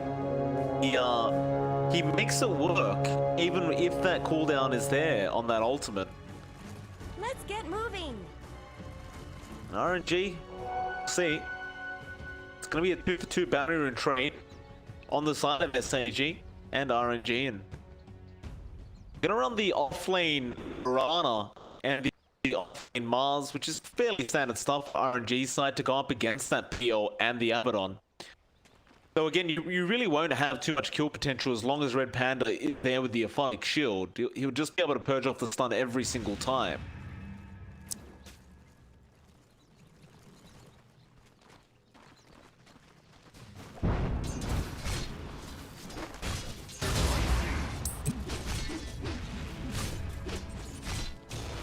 Every time.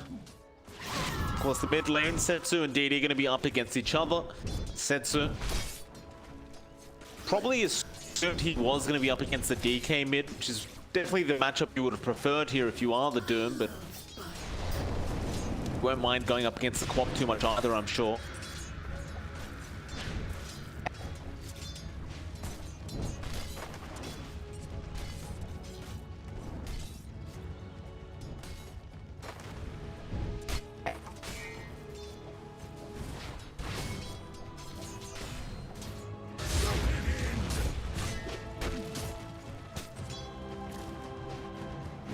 Top lane as well, Monet gonna be there with Super. OP God will be there on the Venge, and Felix on the Phoenix. The offlane Venge is something I haven't seen for a bit now, but the core can be very, very potent if you're not too careful. The damage output can be somewhat insane. OP. Yes.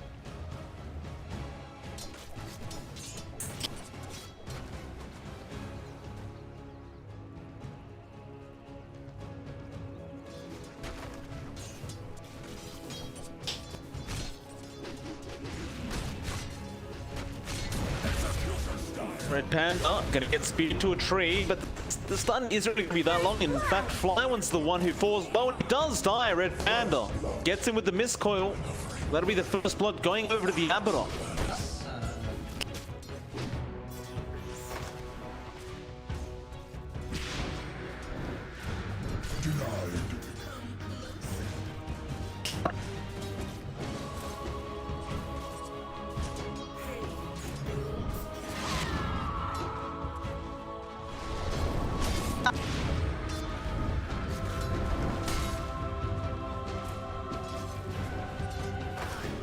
Mid lane seems to be going a lot better for Setsu than this last game, at least for now. Still just matching up with CS in comparison to DD on that Doom. DD still not able to go devour a creep. It has been blocked off. We'll return back into that mid lane. They are really focusing on making sure that DD does not have anything that he would really like in this mid lane. You do really rely on that Devour ability to be able to get something passive going for yourself.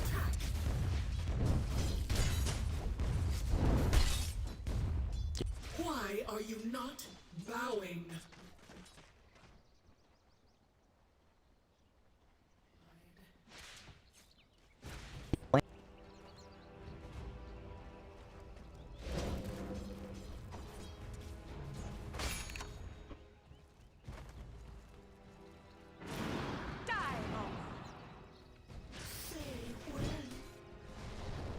Red Panda. It's September now on that Mirana.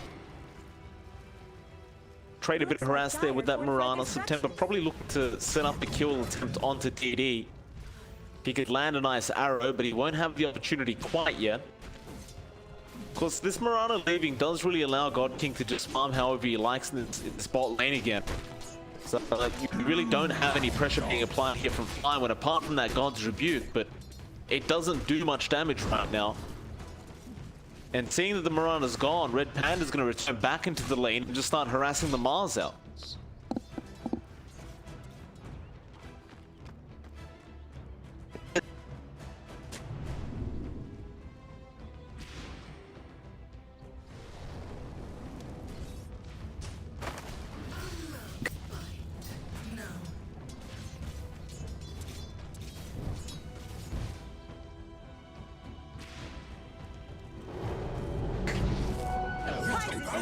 September. Nice little bounty rune still there on that Mirana. That's only going to leave one left for SAG, and Flywood's going to be able to get the last one as well.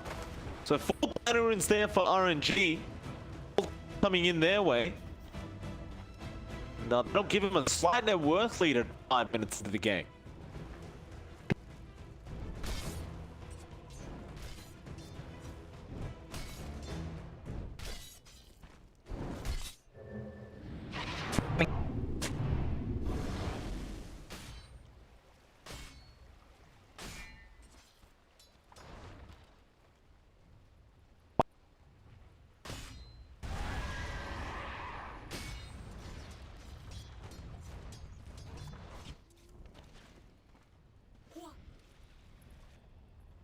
September.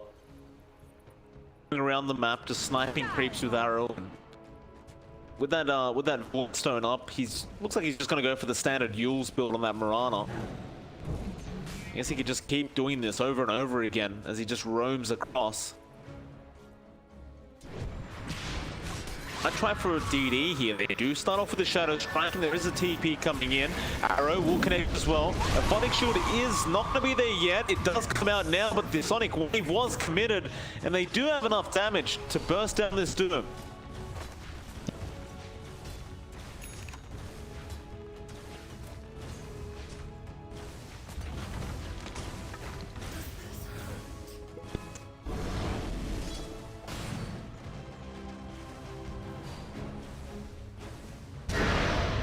OP gone, gets stunned up. September there with the follow-up damage. OP, he's still perfectly fine. In fact, he wants to turn around on that Mirana, and September might actually just be dead. Felix does get him with that final auto attack coming out of the Phoenix. I'd hate to sound like a broken record, but this is still allowing the PO to just free farm. Currently sitting at 3.4k net worth.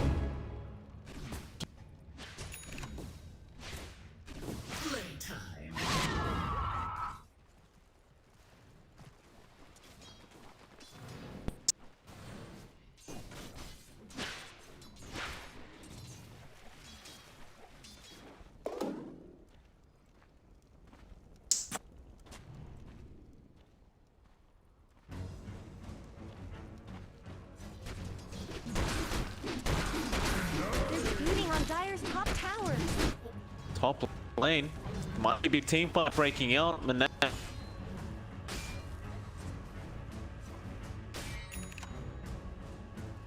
they won't try. Of course, the DK would probably still be very tanky here, so they won't bother trying to make a jump onto him, but they'd love to go after Super. So I guess SAG are more than comfortable just biding their time.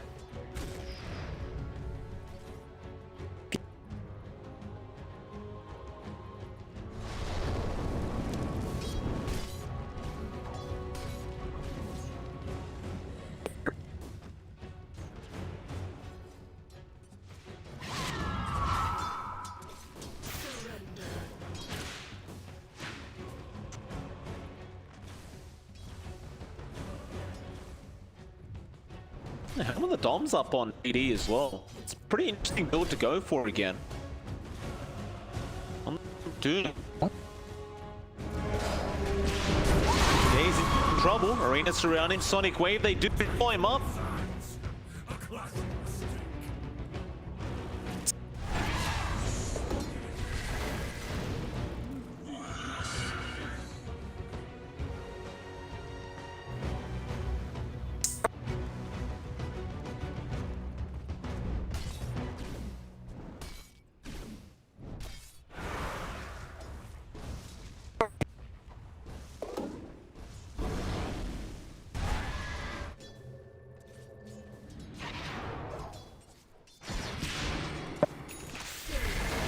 是一个没有感情的刷钱机器。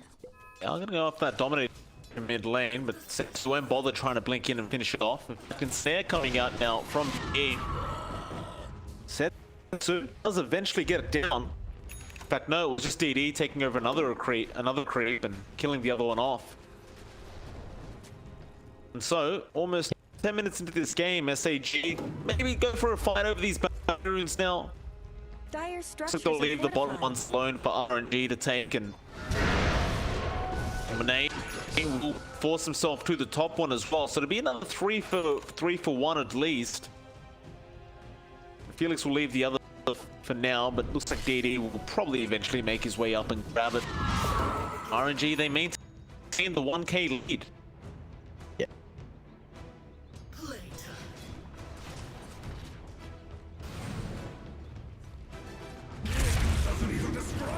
Yeah, he's in trouble. Time to be there, he'll survive. Bring Super down as well. Arena gonna be dropped. Panda, cold feed out. He does purge that off, and they actually can't chase him down. Well, now a great swap out from OP God with the stun out on the Mars. They do Icarus dive in, but Monet shows up now on the DK. They drop it is gonna get bursted down immediately by RNG, and they'll turn around onto that bench, getting the Ice Blast, securing that kill as well. Red Panda gonna be chased down now on the Abaddon. Well, the cold feet's there, and Monet not giving up, gets another stun off, and with the spear, it wasn't even needed. Monet secures the kill out with the breathe fire. Where did Radiant's middle tower go? Dire's top tower is under attack. Dire's top tower is gone. Just a cold fog left behind. Radiant's bottom tower's got problems.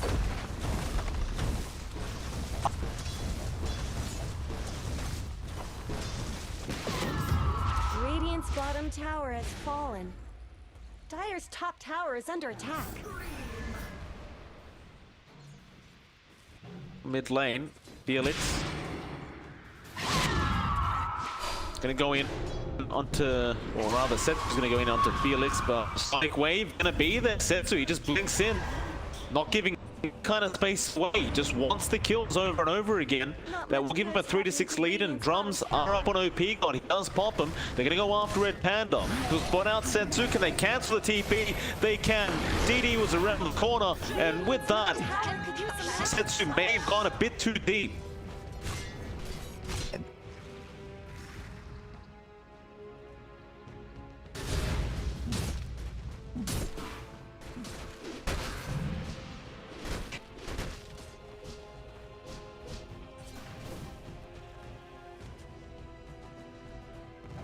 Dire's middle tower is under attack.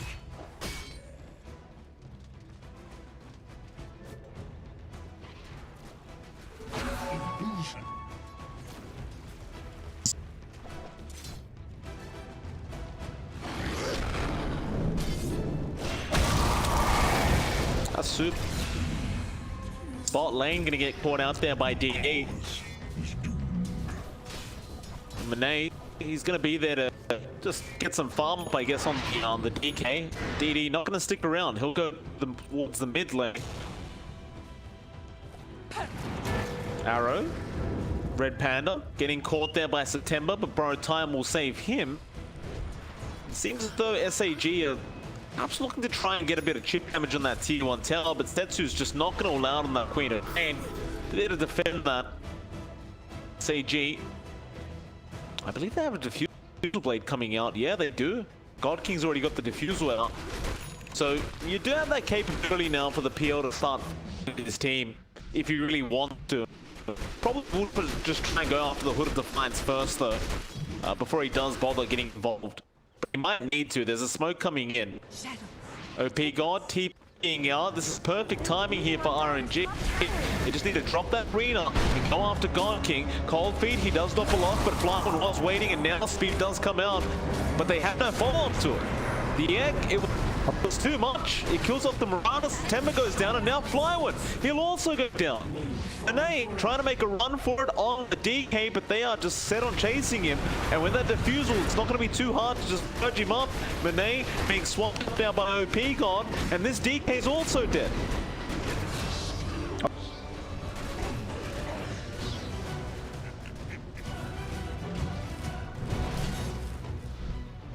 Are those cracks in Dire's top tower? Radiant's middle tower could use some help.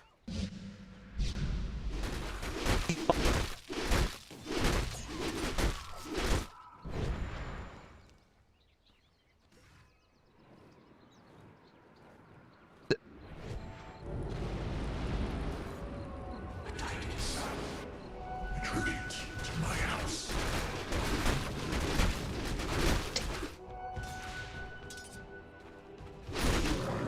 They have it up pretty soon.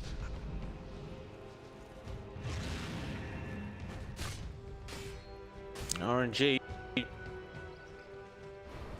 Gotta go back to the drawing board and try to figure out something. Fly when he's just trying to get towards that that Vladimir into the blink, and it does seem like he needs the blink up to really have that solid initiation on the PL. Orchid will now also come out on Setsu, so at least you have a way of locking him dead for a bit with that silence. Yeah.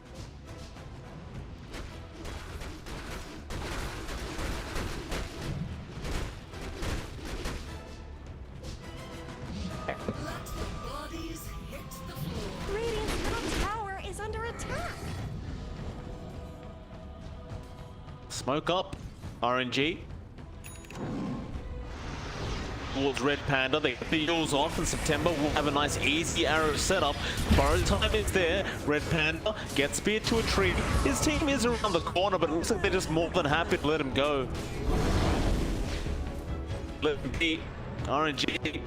Are they able to capitalize at all? It doesn't really look like it. I don't think any too damage here. Flywind does a decent arena off. Ice Blast gonna fly in. DD's gonna be in big trouble. Great swap out, but it doesn't matter. The Ice Blast still connected. And the Sonic Wave out from Setsu is more than enough, but now God King, he wants to try and fight this. They do have egg available, but I don't think they can actually afford to fight, or maybe they can. God King still in trouble, however. He will topple. Now the silence is on that Phoenix, so he can't get the egg off. Setsu barely able to blink away in time before his mana does run out. And with that Moonlight Shadow, September trying to get himself out. Everyone from RNG is out of there safely.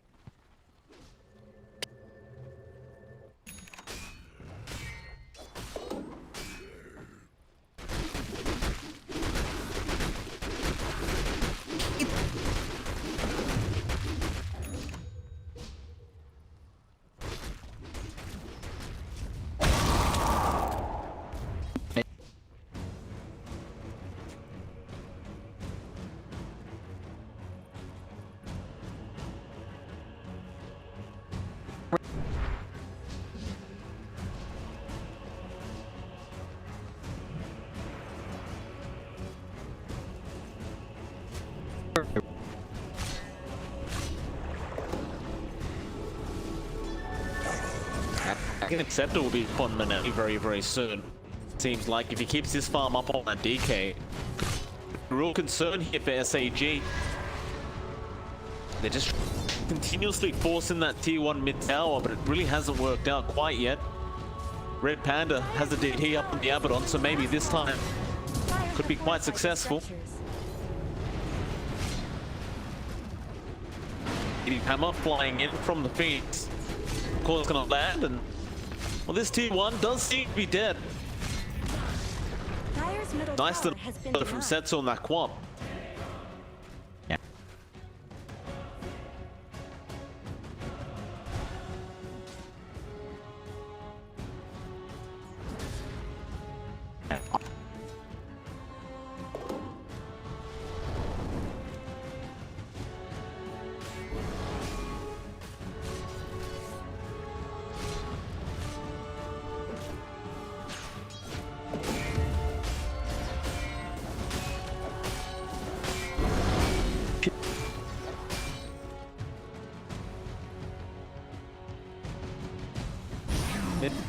in September, getting doomed up here. DD just not.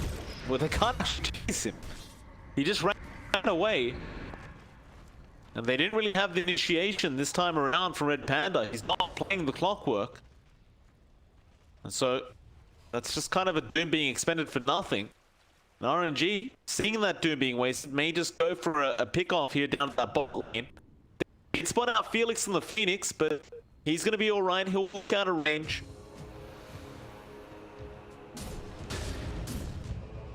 RNG, they're just going to take over the jungle. The prize is mine. Radiant's bottom tower is under attack. But they are.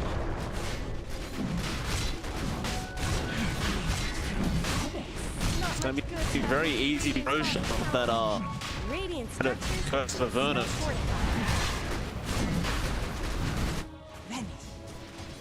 Ice Blast gonna fly through. My Shadow was popped as well, but that Ice Blast is gonna be there. They are gonna make it in time. This could be really, really bad for SAGs. That arena does drop and does connect onto 3 heroes. The Flywind is falling way too. So does get a great Sonic Wave on, but it seems to win its team fight. Monet is trying to fight back up against Red Panda. He may secure the Abaddon kill, but now God King on top of him drains all his mana, and he will go down as well.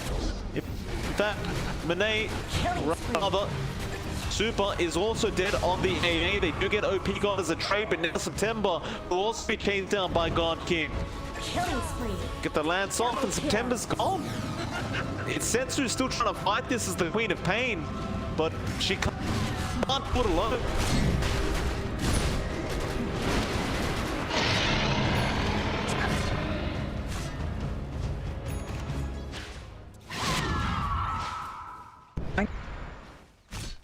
Radiant's middle tower could use some help.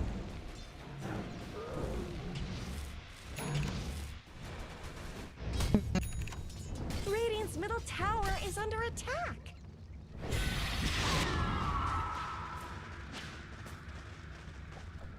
Setsu's gonna try and go down the bot lane onto DD. Nice pass, definitely gonna help his cause, but BKB is committed, and now Doom. Oh, the link comes out from Setsu. Very, very nice play from the Quap. Wasting the Doom as well. I believe that was a 10-second charge. No, it was a 9-second charge in that Doom that was expended. OP sticking around and taking a shot himself with that Shadow Blade and letting the T2 himself. They're gonna have plenty of damage to take him out. God King gonna try and fight back now, going after Setsu, but no, he'll blink away. So instead, we'll go after Monet on the DK, and Monet is not going to be able to fight back. In fact, Red Panda is still on the chase there for Setsu and the Quap. Setsu still is able to bring out. Super has been left behind on the AA, and that should be another easy kill here. But then to clean up, commits the Ice Blast, arrow will fly through. It won't matter. So they get one trade again, SAG. Bottom tower is being chipped away. Dire structures are fortified. Shattered. Dire's bottom tower is under attack.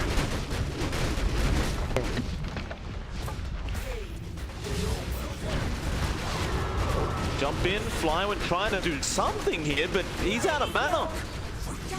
Setsu just forced to blink out. He can't afford to try and fight this PL right now. And items are flying out real quick for God King. Aghanim Scepter, Yancha already bought it on the courier. Going straight into that match style net. Nukes out the Ice Blast.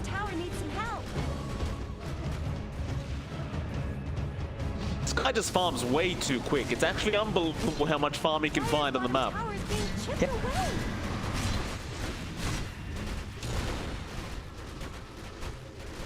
Unstoppable! Dire's bottom tower is under attack.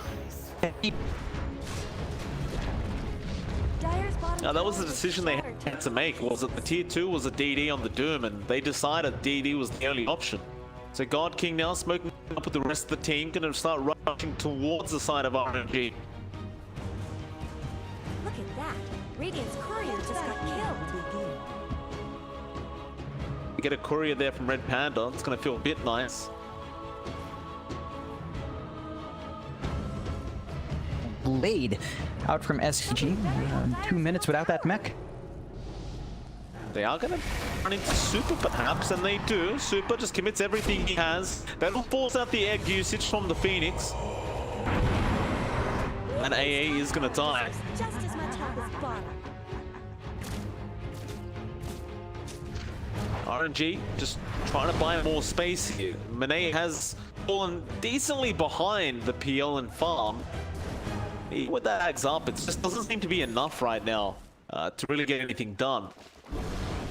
Yeah, it's lagging behind, and he needs to hit level 18 just to get the level 4 dragon form. I believe right now he just gets the blue dragon with the Ags, so he's not quite at that point for the black dragon just yet. That is costing him. He's fallen behind that EXP progression severely in September. Got to do him off on September, and they give him the tip as well. Oh no. It's RNG. I mean, that is a big spell expended by AD. So RNG should be aware that could be a bit of an open play around without worrying about the Doom. He doesn't care though. He really doesn't care if that Doom is down. He'll commit it every time he sees a hero. SAG, they're just gonna start rushing with the smoke. Triangle, and RNG, here's their opening without that Doom. They're not really gonna be able to capitalize at all. Yeah, it's a bit of a shame, but they're just going to lose their objectives. Mid tier 2 going to be taken. They don't have the numbers without Mirana, and they just don't feel confident. They're just slowly leading away their last objective on the map.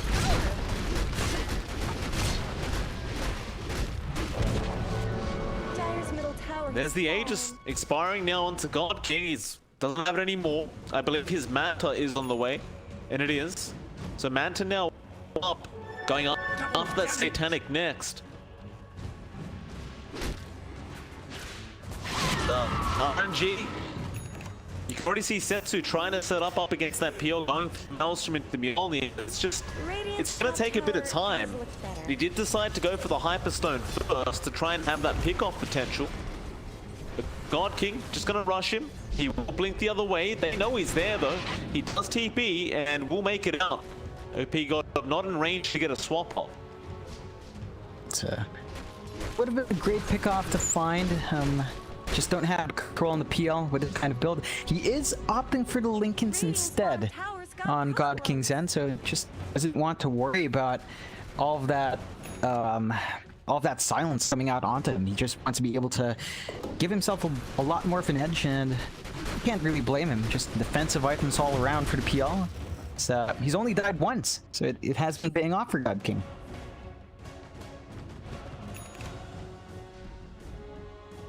OP God gonna go down towards that bot lane. Setsu might ignore Setsu. Oh, God King will force the blink out, but when they found him, they have Setsu. He does get caught out. Sonic Wave though, a great swap out from OP God, but it's not gonna be enough. He tried to save him from the Sonic Wave. Ultimately, it did allow him to blink out of there. SCG, I don't think they're really upset about this though. Like, they're still just, I mean, the net worth graph doesn't really say much. It's a very even game, but they're getting what they want. They're getting their PL farmed. They don't really mind the other heroes being low in net worth. It's still their game to really dictate around. Again, they've got all the objectives off the map. They've forced RNG to one side of the map as well. They've limited the pace RNG can farm up. You still see some items flying out, like when he finally has level 18.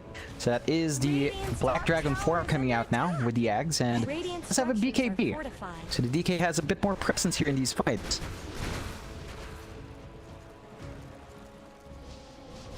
Gonna run straight into the Moonlight Shadowed RNG side. Who are they gonna jump on first? They love God King, but no, they want Red Panda. And they will stun him up. Borrowed time gonna be there. They use up through that, and now Arena being dropped straight onto OP. Gone with the Ice Blast flying through. It's a lot of damage. OP should die. God King, he cannot afford to fight this, but he has been stunned up. Sunray flying through as well. Egg, not quite yet, but there it is. With the Doom being thrown out on the DK. They'll burst down the Egg.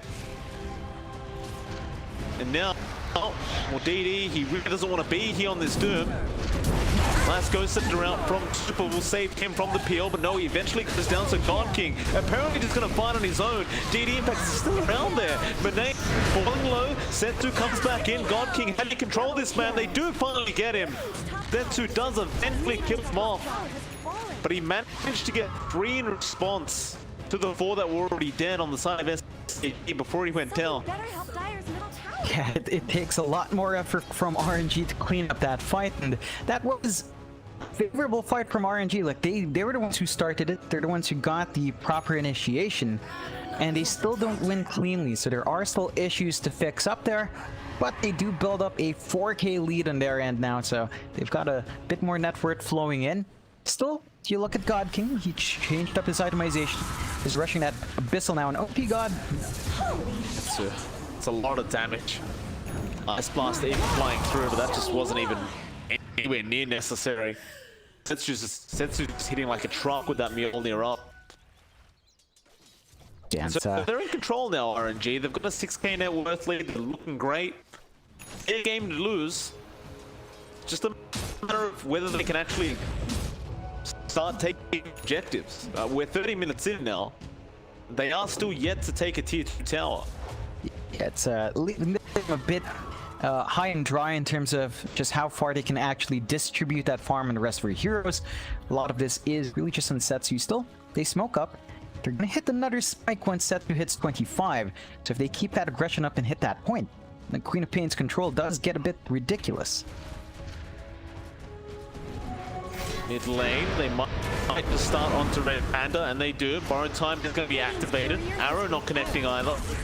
But jumping in, here comes God King. They get the spear up on the tree line. Now the with the arena, got a lot of damage out. And SAG, they grouped up for it. They burst down the egg as well.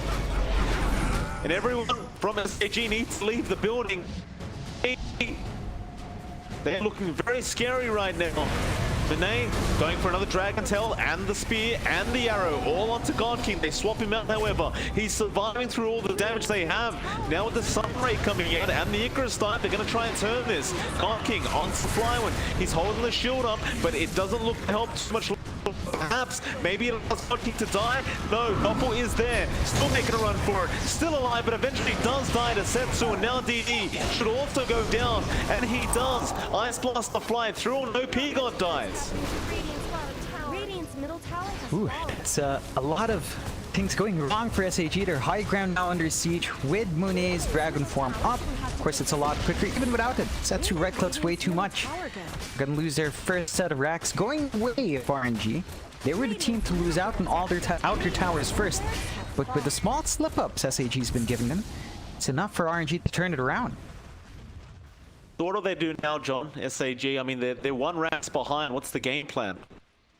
They've got to calm down a bit. They need additional control, especially on Setsu. The biggest issue is that Setsu's allowed to just blink around, be highly disruptive. The Lincoln Sphere and BKB just allows Setsu to really get too much done. So work on that Abyssal, try to get the jump on him. Still, I mean, that's an ages and cheese going away of RNG. Even if you do get it done, you're gonna have to contend with 2 lives here.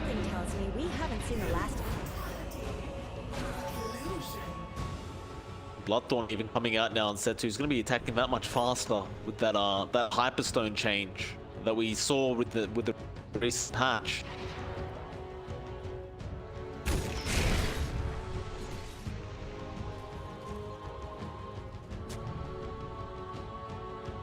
OP gone. He's had a struggle with this game on the past 3 events. He hasn't really had that as much impact as you would hope out of the position 3. There's that Bloodthorn. I think the big thing for SAG is they're not able to maximize their swap range because it's stuck at level 2. It's the Doom off. He caught Setsu on that Queen of Pain. That's the one they want. With that Doom, she has nowhere to go. Go after the egg, which was permitted, and it's bursting down quick. Still, Aegis now going down on that quad, but they're going to chase down DD and try and punish him for this. Trying to juke them out the best he can. He's walking rather quickly. Arrow, not going to land from September, but they have him surrounded. He goes in biz again. Central forward place. He will run out of range, but they do get the heals off, and now the spear back into the... We'll make sure that DD does go down. It takes a lot of effort to find that Aegis, but in the end, SAG, now they don't have to contend with 2 lives on sets. Simplifies the issues. So they just need to apply that control. If they can do it once more in their defense, then they do take away the biggest ace in the hole RNG has. It has been riding a lot on that Queen of Pain. So just get the control onto Setsu. You don't have to worry about 2 lives here. And if you do that, you can turn the tide of that fight. Just can't afford to bleed out heroes one by one here.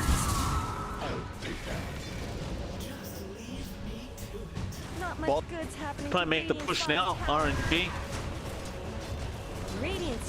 And find that tier 3 tower very, very fast. They'll get the glyph out.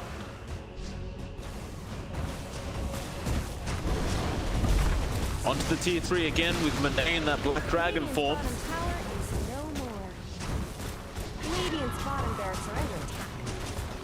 It's really just an easier axe to take. I mean, they've still got a tier 2 tower up top, but they could potentially look at trying to force a fight. They will not. Oh, clumsy net, gonna be there on the Mirana September. Nay gets a Dragontail off a Red Panda. He pops the borrowed time. Ice Blast, knock them out. They still haven't stunned up and they kill him off. It's dying a lot faster than we would expect though. He now with the swap onto that swap with the Quim as well. Arena's gonna be great though. Egg gonna get blown up immediately. They do take down Setsu, however. Continuing this fight, he's way too low. He does die, and that's GG. SAG, they've had enough, and RNG, they force it to a game number 3. If they find the answers in their trap, it's slower than they like. And even with all the fun and dodging, the moment they step up,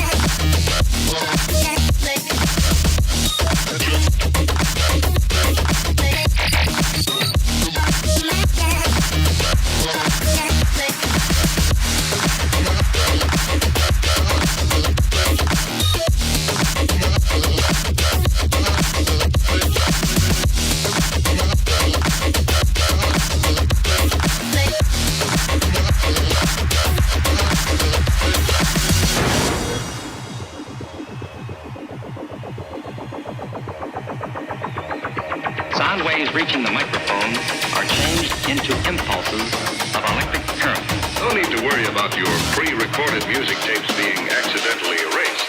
It can't happen.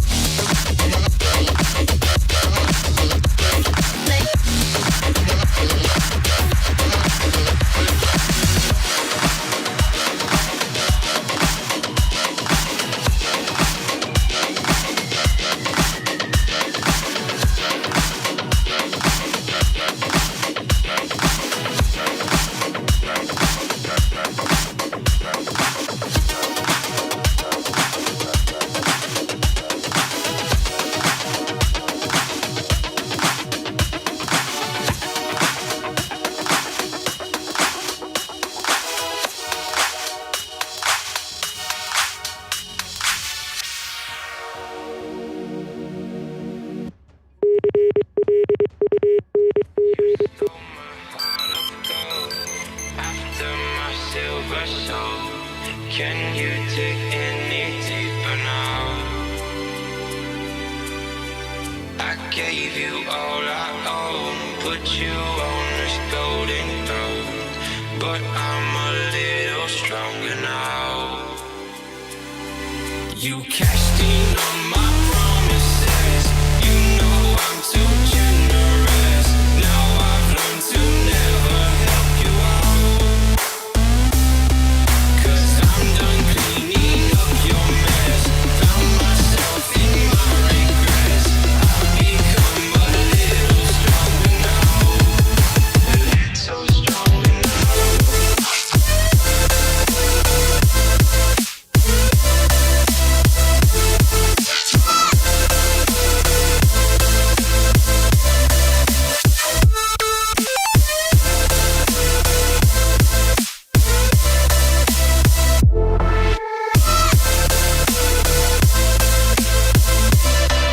You cashed in on my promises, you know I'm too generous. Now I've learned to never help you out, 'cause I'm done cleaning up your mess. Found myself in my regrets. I've become a little stronger now, a little stronger now, a little stronger now, a little stronger now, a little stronger now.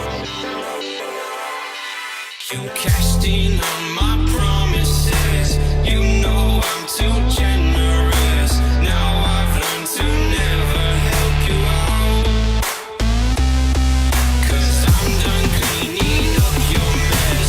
Found myself in my regrets. I've become a little stronger now, a little stronger now.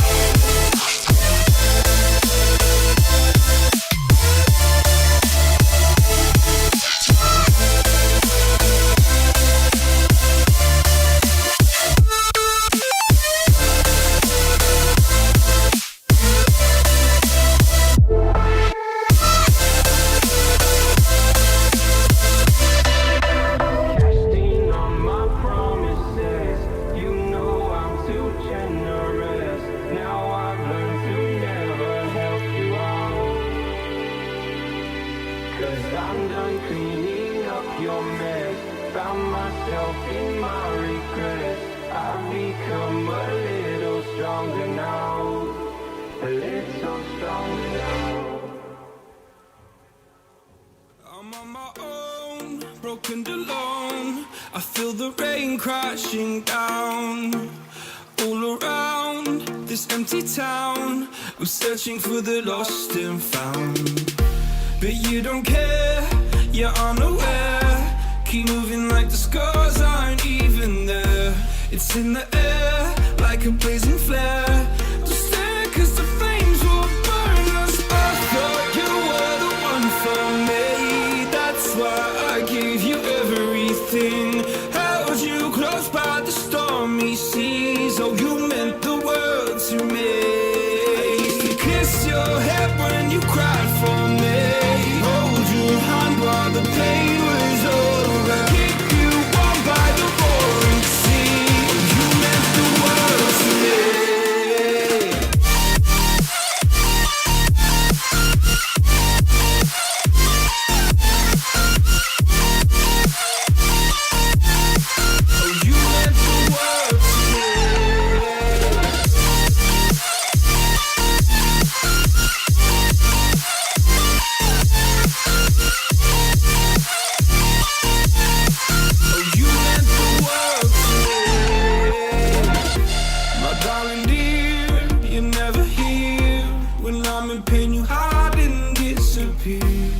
Shadows in the atmosphere, charting the stratosphere.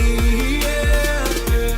I prayed for you and kept you near, in hopes you'd chase away my fears. I'm on my own, you made it so, and now I'm chasing nightmares through. I used to run with you through the great big leaves, laugh at you when you laugh at me.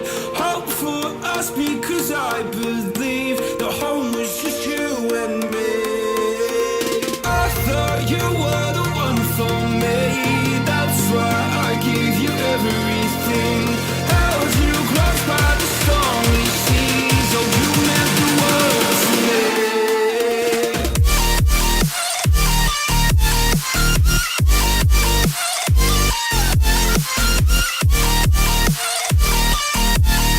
Oh you meant the world to me.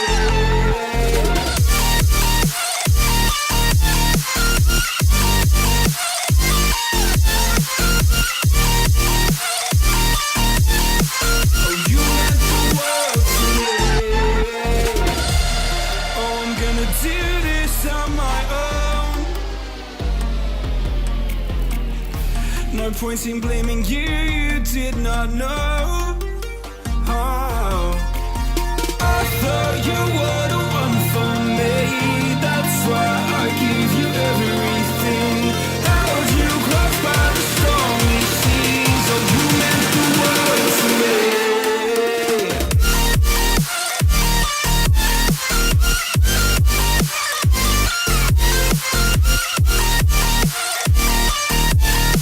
Oh you meant the world to me.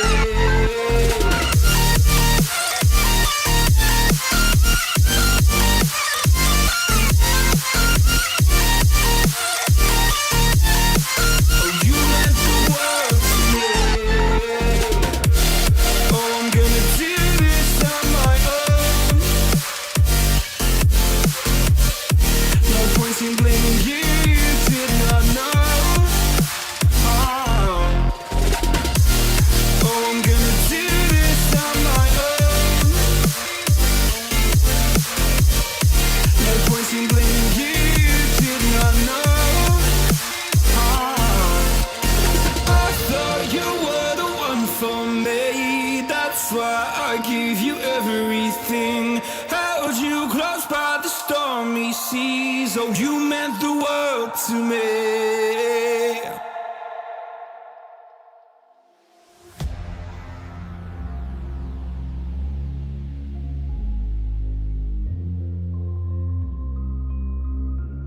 Radiant Team Band. I'm following your lead, I'm following this feeling. I'm conquering this fear, I'm busting through the Turn to ban. Radiant Team's turn to ban.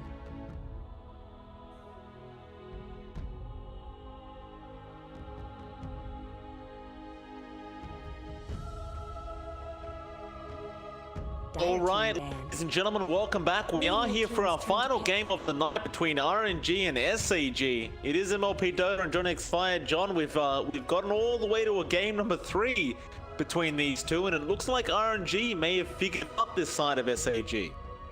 Yeah, it certainly does feel that way. Game number 2, they did have the answers. They played a lot faster. They managed to find the solution towards the God King TL, and despite their best efforts, SAG, they just slipped up. They gave a couple of big kills away, and that was enough to turn the tide. Still, you take a look at those bands.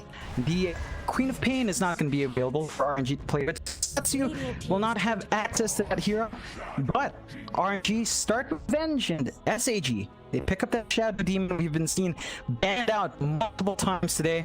Just having that option straight up to get themselves the saves, and perhaps even the potency for stacking a lot of creep camps in that jungle.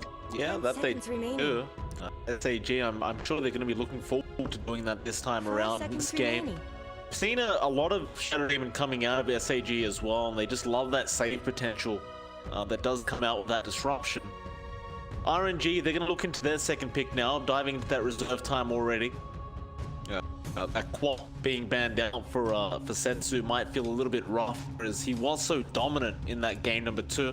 And he was really the sole reason, it felt like, why they won that game 2. had an unbelievable performance on that quad, but RNG, you have to find something else for the man.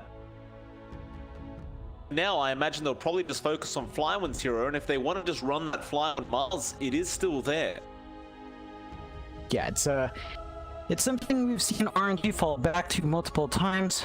It's a solid base to build their core around, to build their draft around. Wouldn't blame them, just jump back into that here. Of course, you have to worry about the Shadow Demon, because he can save people who've been spared up. So that's something to always be wary about for RNG if we do decide to go for that Mars route. Dire team's turn to pick. There are... Oh, they're gonna go for the Void Spirit, and I kind of wonder we can blame that already. SAG, they put the PL away for now. They go back to that tried and tested Terrorblade that everyone loves watching from this SAG side. And, well, RNG, they must have known this was coming. I wonder how they intend to deal with it. 10 seconds remaining. Yeah, this is a really strong pick for SAG. Of course, there are a couple of things RNG can try to manipulate. You force fight while Metamorphosis is down is one thing. Although we have seen SAG, you mentioned it multiple times, but really seem to care about those long cooldowns. They just kind of make it work despite that, so we'll see if RNG will be ready for that. They do ban out the Doom this time. Don't want to deal with that coming out from DD, and it was rather potent. It held its own against the Queen of Pain lane. The Doom was down. I can't really fault RNG for taking that tool away. Turn to ban. Definitely can't. There's the Kunkka being removed as well from RNG now. SAG get rid of the Bat Rider to boot, and well, draft's going real quick between these two this game around. SAG, do they want to use a second of reserve time here, or do they want to just keep picking heroes? They don't have that Clockwork or the Tusk to fall back to this time around. They do love putting those heroes into their draft because they do tend to excel quite a bit. However, they go into the Pangolier for now. Yeah, so it's something a lot of teams dip into. Of course, you do have a lot of teamfight control that comes out of that, a really decent pace coming out from SG that they can build off of, just lining themselves up for that same pace we've seen from them throughout the series. I love the response from RNG to Grimsk immediately coming out. You've got Soulbind to stop the Pangolier from getting too much done in that Rolling Thunder, so a great solution towards that problem. Of course, you've got, I guess, the double stun from the Venge here for the Soulbind. Just a bit more value from that spellcast, but nothing else to really combine with that. Just this looking for to that Pango. There's the block as well now, so you've got some great teamfight potential here from SAG. Makes it very hard for that Void Spirit and even the Venge. Can't really swap out of that Dream Coil very easily. You're just going to end up stunning up one of your teammates. And RNG, they won't mind it. They go into the Morphling pickup. Yeah, it's one way of dealing with the Terrorblade, right? You morph into the TV, steal that Metamorphosis yourself, so you're a bit of a bigger hero than he is with the right itemization. So I'm liking the response from RNG. It does look like they are willing to play that pace up against SAG. They just need to ensure Monet has that great start he's looking for, because we've seen Morphling start to struggle behind if they do get slow lane. So that's something RNG has to secure themselves in this game. But it's one way to get through the Terrorblade, right? Like if you go for the shotgun build here, you can just ignore all the armor of the Terrorblade and just, you know, use that Ethereal Blade and just use that Adaptive Strike and shotgun him down. Of course, that does kind of go off the Void Spirit as well. You've got so much magic damage from that Void Spirit. All that being amplified from the Ethereal Blade will really help in trying to ensure they can actually kill off God King on this Terrorblade. Yeah, so it's gonna be a lot trickier for God to find that pacing here. Just gotta be careful with how far forward he goes once those items do start popping out from RNG. You see the last ban out on the Mars, so just ensuring that Flywind won't get that opportunity to pick up that here he's fond of playing, and see what RNG does opt to give him this game if they do want to get a little bit more team fight at her, a little bit more control to counter what SEG has. RNG, final pickup now. reserve time. Plenty of it left for them. And there is plenty as well for SAG. They're looking for that offlane hero, unless they're planning to run the Void Spirit offlane. Though no, the Night Stalker does come out. Still a very flexible pick as to where you're going to run it, but more than likely it will be flying when playing it in the offlane. I love the aggression here from RNG. They're not planning to back off. They're again just going with this kind of crazy fight-orientated draft that runs at you. SAG though, they look prepared for this.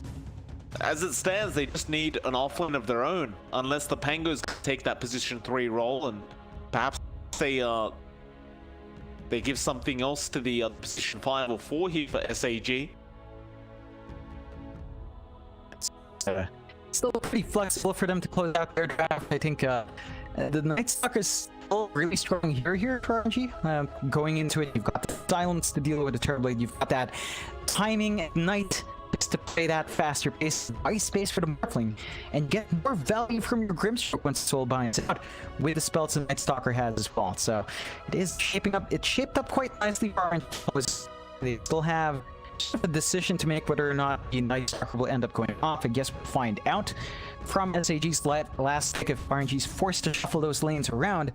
But SAG as well, you mentioned it, but they've got that flexibility with a Pango Puck. So they've got to reveal their hand down in their last pick, and again, we're looking for something to give them solid pacing, maybe something to eat through the morph. Would want to take care of that here early on before it can really be an issue with that shotgun on the Terrorblade that will eat through that low HP hero. SAG. Real long think about this last pickup. Yeah, they don't want to, I'm sure, but if they wanted to go back into the I was gonna say the Viper, because they do seem to love running that when they're kind of unsure about what else to play. Wouldn't be the greatest in the offlane though. It's just a matter of how they want to run this Pangolier. Like, do you want to really give it that core position up against the Grimstroke, who can just cancel off the Rolling Thunder anytime it wants? Yeah, it's a tricky proposition for just how far you can push that Pango. They do close out with a Bristle, so that does look to be our offlane, and yeah, no, it's DD down mid. It's a support puck from Felix. Again, just a bit of a shake-up there. It'll be interesting to see how much OP can pull out, and of course DD down mid on Bristle. Just how much you can really trade with Setsu. It's a stranger timing from SAG, right? Like, you can play aggressive if you want. You are relying on the Bristle, but find that early farm to build up into maybe a Vanguard, into a Crimson Guard, or what have you. Really just be durable in the front, force the responses out from RNG. Look to SAG to try to slow that morph down, but RNG as well. They don't want God King to have a free lane, and Flywin on the off lane is going to make that a bit trickier for him to farm in. That it will. Do a wait and see how this one pans out. RNG, they of course understand it's going to be very, very important to shut down the jungle of SAG. That will be the main focus of trying to slow down this Terrorblade. They don't really have those really great tower pushes in their draft, in all honesty, though, so they may struggle in taking objectives here, which could buy enough time for SAG to really just get that farm that they need before they get aggressive. Yeah, that's really the only concern I have for RNG. Like, you need to take towers to get jungle control, and if you don't have towers, you can invade the jungle just fine, but you can't really stick around there. Yeah, we've seen that in the past few games, just how those early objectives shape up to be a lot more important. Of course, RNG themselves have managed to kind of counteract all their outer towers first, so there is an opportunity for them, if you play your cards right, to still overcome those kinds of disadvantages, and see whether or not that will be the case here in game number 3, as you know, both teams would love to close out this day with a solid win on their end. I'm sure they would. SAG, so they might try to make an early play onto the Morphling. Monet, of course, Morph at Agi. Has to be slightly careful about his positioning right now, as they'll know he's morphing Agi. They'll know it'll be very low in HP. 30 seconds to battle. Panda.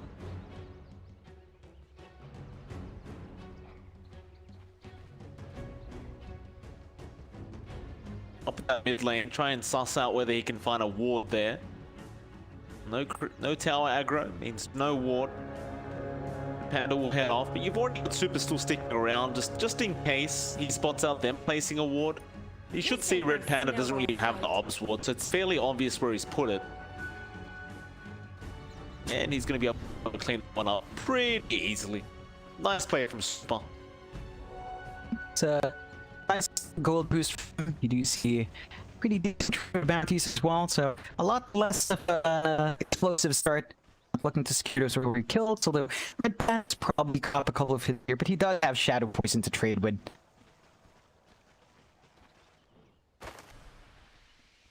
Super.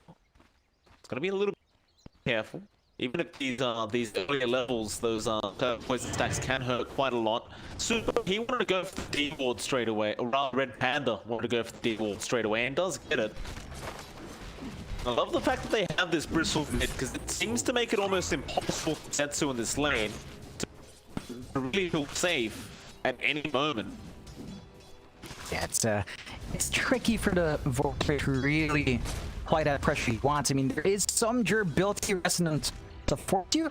You can't spam the confidence the bristleback spams that quilt spray, so Setsu already dropping very low. Might have to pop that sub soon. Oh, he's gonna go and creep skip. Already. Alright, I mean, that's fair to do it, right? Even with the aggro changes, as long as you're near a tower, you can get this pull. So DD is just gonna go around in a circle and double stack the wave. It's actually quite clever from him. He's gonna get another. Have a double stack going for himself now. So that'll... Oh, he's actually lost one though. Oh, okay. Yeah. Oh, they're back now, but no, he's self-cancelled. Setsu gets the kill.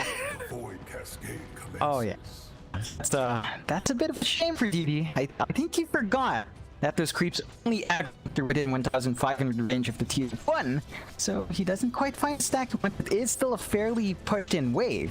Still make use of that here. I definitely didn't want to die like that though. He lost that salve as well. Set's going to be feeling a lot better about himself in this lane now, knowing that DD's already died once. However, he almost loses his courier, may still lose it and does. Cool sprays out from DD. But Setsu, he does get his bottle up. I don't think he's going to be too upset about losing the courier as long as he has that bottle there. Yeah, it affords him a lot more regen in the lane along with that stick, so he is going to be able to trade DD just a bit better. And again, early kill cost DD just a bit in terms of controlling that lane. It does kind of force the other lanes to stay pretty stagnant as well. Like, you're not seeing any rotations out or to try to salvage that mid lane, which means that you are keeping any movements out in check. Like, Flywind's still having a decent time up top. You're seeing God King keep farming up on par with the Night Stalker, so you're still getting that space on the Terrorblade at the very least. That is true. King is having a good old time. Flywind won't really be able to apply too much pressure, it seems, until that nighttime hits. But trying his best with the Stroke of Fate, but God King just gonna pop that meta and secure some very, very safe farm on that Terrorblade now. So it's the bot lane as well. OP God up against Monet on that Morphling. Felix will be there as the position for Puck. There will also be the Pos 5 Vengeful Spirit there from Super. Dire's middle tower isn't going to last It's been a bit slower for Monet. The last hit's not quite piling in as fast as it would for God, but we've seen this multiple times. SAG just makes that opposing safe lane a lot harder for the end game, and Monet is not taking that fast pace, but it's a complete shutout. He's still at least catching OP God's form here. DD. Hit that illusion room mid. No. Setsu is going to race him for it every single time. He's just going to play around with Setsu's heart, and Setsu, luckily for him, had the Resonant Pulse going, so that shield blocking out all that tier 1 damage. With that Soul Ring now coming out on this Bristleback, it could make it a little harder for Setsu to maintain himself in this mid lane. He's even bringing out a few clarities in a sal for himself to really get himself set up, and bounty being played now onto Red Panda. Yeah, just trying to set the pace here for RNG, give them some motivation to find some kills. Still, it's been fairly static lanes on both sides. Like, you do see maybe September dropping by mid for a couple of minutes, but not really amounting to too much. It will just secure runes, and looks like RNG has secured that bot set rune. They have. Temba gonna take one, and we'll see. There is an attempt there for Felix to get the other, but was not successful.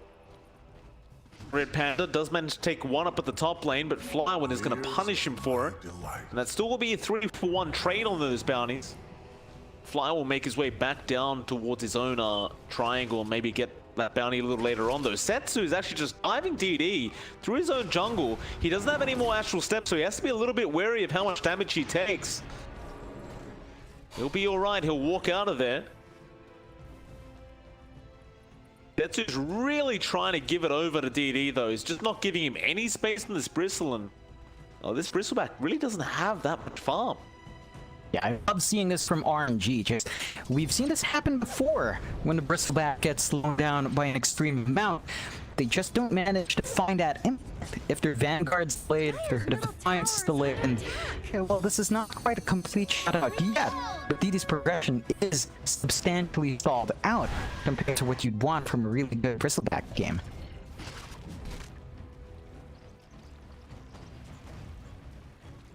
What the game plan was here from this mid Bristle? What was the idea behind it?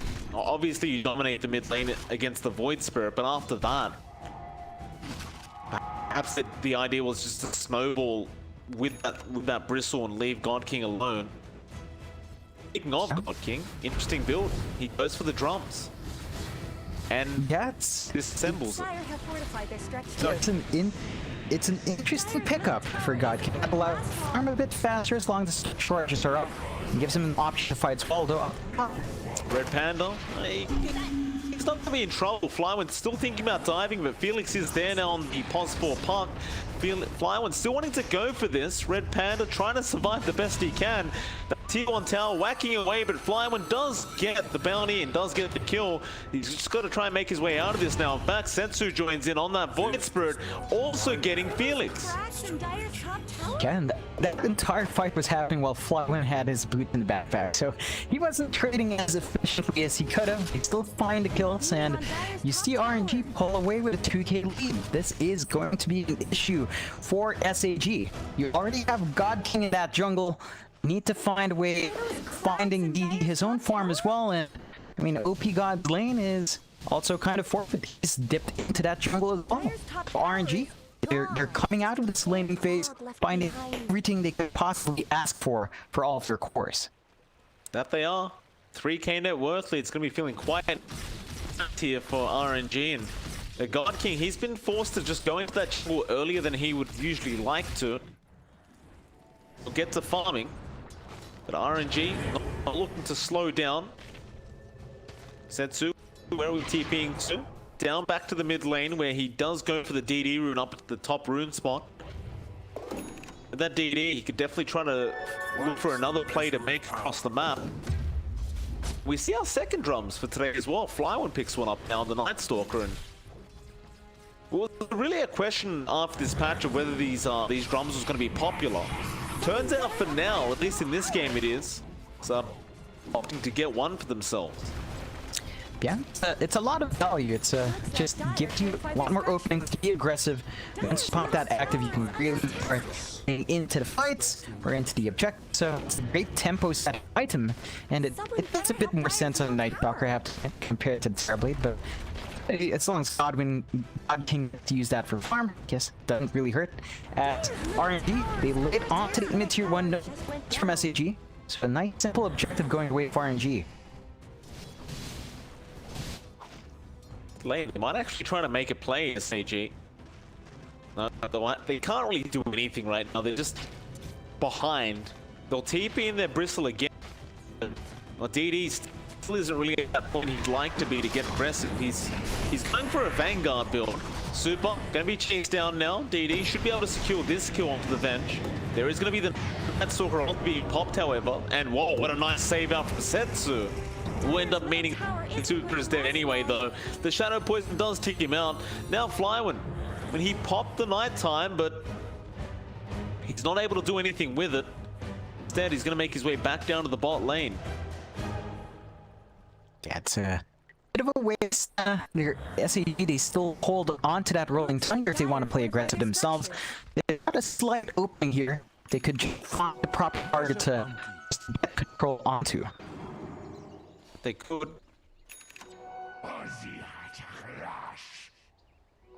But now it just seems as though they just need to pick up some levels and farm. Like Felix is still sitting at level 5 on that. Look at Benane, he's at level 8 already on this morphling. He's going straight into the spirit as well. It's just really great how RNG bought so much space here for their own cause. And Setsu with this much farm on the Void Spirit is almost guaranteed to have a really good game. Like right now, anyone on the map just dies to him. Yeah, I'd say he's already having a fantastic game. 2-0, just taking complete control from the mid. Already found that tier 1 is small. He's constantly forcing like 3 heroes in his lane. Red Panda and Felix just have to hang around here to try to find something from these creeps. It means they're really not helping out on the other side. So OP God just left by himself. Again, God King is just left in that jungle. So they're not finding too many openings, SAG, although they do pump up bot now. They've got 3 heroes down here. But they do. Can they apply the pressure to get that tier 1 tower? Not easy. You don't really have a push style lineup here from SAG to get this kind of tower down, but they do spun out Flywind down at that bot lane. He'll pop the Crickling here and now just go straight after that Pango. The Rolling Thunder is going to come out, and now they should have plenty of control here onto Flywind, but do they have the damage output? Felix has the Sonic, rather has the ulti on the puck, but can't quite get it off because of the silence, and now OP God gonna go down. And they keep going. There's that Dream Core coming out now from Felix with the swamp in from Super onto that Bristleback. DD falling very, very low and probably will also die. He goes back in after the vent, trying to get the last Quill Spray off, but it is not good enough. He will also go down. And they also drag him into that fight, so he does find some of that AoE gold as well from helping out, and this is a really early aggressive move from Monet. It does pay off, and this is buying space for God King. It continues to give their Terrorblade free farm. Question just how much more they need, even Flywind starting to lay onto him, but DD will ensure that God King gets to just run away for free. What is Yasha up now on that Terrorblade? Going into that man build again. Fairly standard stuff for the TB. Much more standard than his usual builds. Like usually we'd see him go straight into the Sergeant Yasha first. Then again, those items were kind of nerfed in this recent patch anyway, so he may not feel it necessary. Yeah. It's a lot trickier for him to go for those aggressive builds, mainly because he can't afford to play too far forward here. I mean, he's joining in for the push. That has a little bit of that DD left. And you know that RNG probably won't try to commit. The fort is there though, and there is a smoke from RNG in the back. Not much good's happening. It's gonna take him a while to get there. They have the Orca up on Setsu, and that's the real reason why they're smoked up. Tower has fallen. Yeah, it's within range of that sentry, but they are going to jump in. Silence is there on the Pangolier, and he's definitely gone. OP God dies. Now we'll see the Bristol still going. Dream call out from Felix. They are going to be able to get one. Setsu dodging out the Dream Caller himself. So 1-for-1 trade, but it's a call for a support, and it definitely favors RNG again. Yeah, they find a better end of that, and you do still get that spot from TG's end, so they got a bonus tower for themselves, but they already lost their top one, so kind of just a delayed trade for them. And RNG, they get some space out for Monet. He is very close to that Blinken Sphere on the Morphling, and once that hook, you should be free to fight early. Just jumps in mid again. DD going to be in trouble. No, they'll go after the Shadow Demon instead, and Red Panda is going to die. They didn't quite get the Bristle back they wanted. And DD with that Vanguard just proving to be a little bit too tanky right now. but they still maintain such control of this game. And you look at God King, he's in the mid lane, not really farming right now, which is very unusual for him. But he clearly feels very uncomfortable up against this draft that RNG's running. Flying, even reminding him just in that last second that they're always watching. Dire's bottom tower needs some help. RNG, I mean, if they can keep this up, the series looks to be theirs. Yeah, they have applied a lot of good pressure so far. And this is a playstyle we can see SAG pulling out. Just having God King so active early on, sacrificing that farm. It is costing him, and is fairly low. Probably doesn't want to cop hits from September. Swapped up, Flywind slowing him down. Monet is coming in as well for that added damage. He's still looking very tanky, however. Can they actually take him down? They can, but there's a 3-man Dream Coil there. No follow-up to it though. They just threw it out just to make sure they couldn't chase any further. And it's the cost of these small trades. Like DD's supposed to be that tanky frontliner, and just not able to contend with the full brunt of RNG once they do that focus on. So RNG continuously building up 4K advantage now. Lincoln's here up and running. Monet going straight for the shotgun. E-Blade is going to be active at her early end. And that should coincide with the timing of God King's Manta, or at least the Manta should be up first. So there's some dodge capability there. You have to wonder if the Morphin can't find a proper target. It's a really easy pickup. Well, they're surrounding. Silent's going to be out onto DD. Felix getting spotted out as well. They do throw in the stun, and he's going to die. And again, DD's just kind of left ignored here on that Bristleback, but they don't really care for it. If they keep getting everyone around the Bristleback, then the Bristleback can't do his job anyway. Yeah, it's really detracting from what SCG wants to get done with this draft. And oh my, gonna be out. Flywind scouting out. Does get Red Panda there on that Shadow Demon, and Flywind on this Night Stalker doing just so much work. Now they'll go after DD. Do they have damage output? Probably not quite yet. But they are forcing Felix to TP back in. Crippling Fear gonna be there, and they have plenty of damage to burst him down. OP, he's also been scouted out from Flywind. Can't quite finish him off, but with a 6k net worth lead and that tier 2 tower under attack now, they are more than happy. Oh yeah, they're going to be able to secure that objective. SAG, they've run out of options to really defend. And at least they can... Got God King down at the bot lane, but doesn't have any help. God King, he's actually going to get a tier 2 tower trade. Denied their top tower. Yeah, they find the deny top as well, so it's a favorable trade for SAG. It is paying off. Like God King is forcing out his movements, and he is #1 in terms of net worth on the map. It's just coming out of a severe cost in this course. You do see SAG smoke up though. They want to keep trying to apply that pressure. They're going to try on to Flywind. Flywind, it is nighttime, which makes it very hard for them to make this chase, but perhaps with Dream Coil it may be enough. Flywind does get caught out. Silence there as well. He'll just immediately break the coil. OP God gonna check Rolling Thunder, does connect once. Now God King will pop his drums and try to make the chase here onto Flywind. And eventually he should die. He did slowly have some help coming in, but they don't commit. Cooper just sits back on the Venge, and Monet thinks better of it. He still has an Ethereal Blade to farm up on that Morphling, so probably best he doesn't get involved, but he's going to try onto God King. What are heroes around? And Reflection, Monet, have you gone too far? You may have. That Spirit Vessel's making it hard for him to Strength Morph, but he does. September, Inkswell out from the Grimstrike will stun him up, and now another stun coming out from Monet. Swap in, God King falling very, very low. He has no target, and he will go down. Now Setsu will also go down, rather get OP God, and Flywind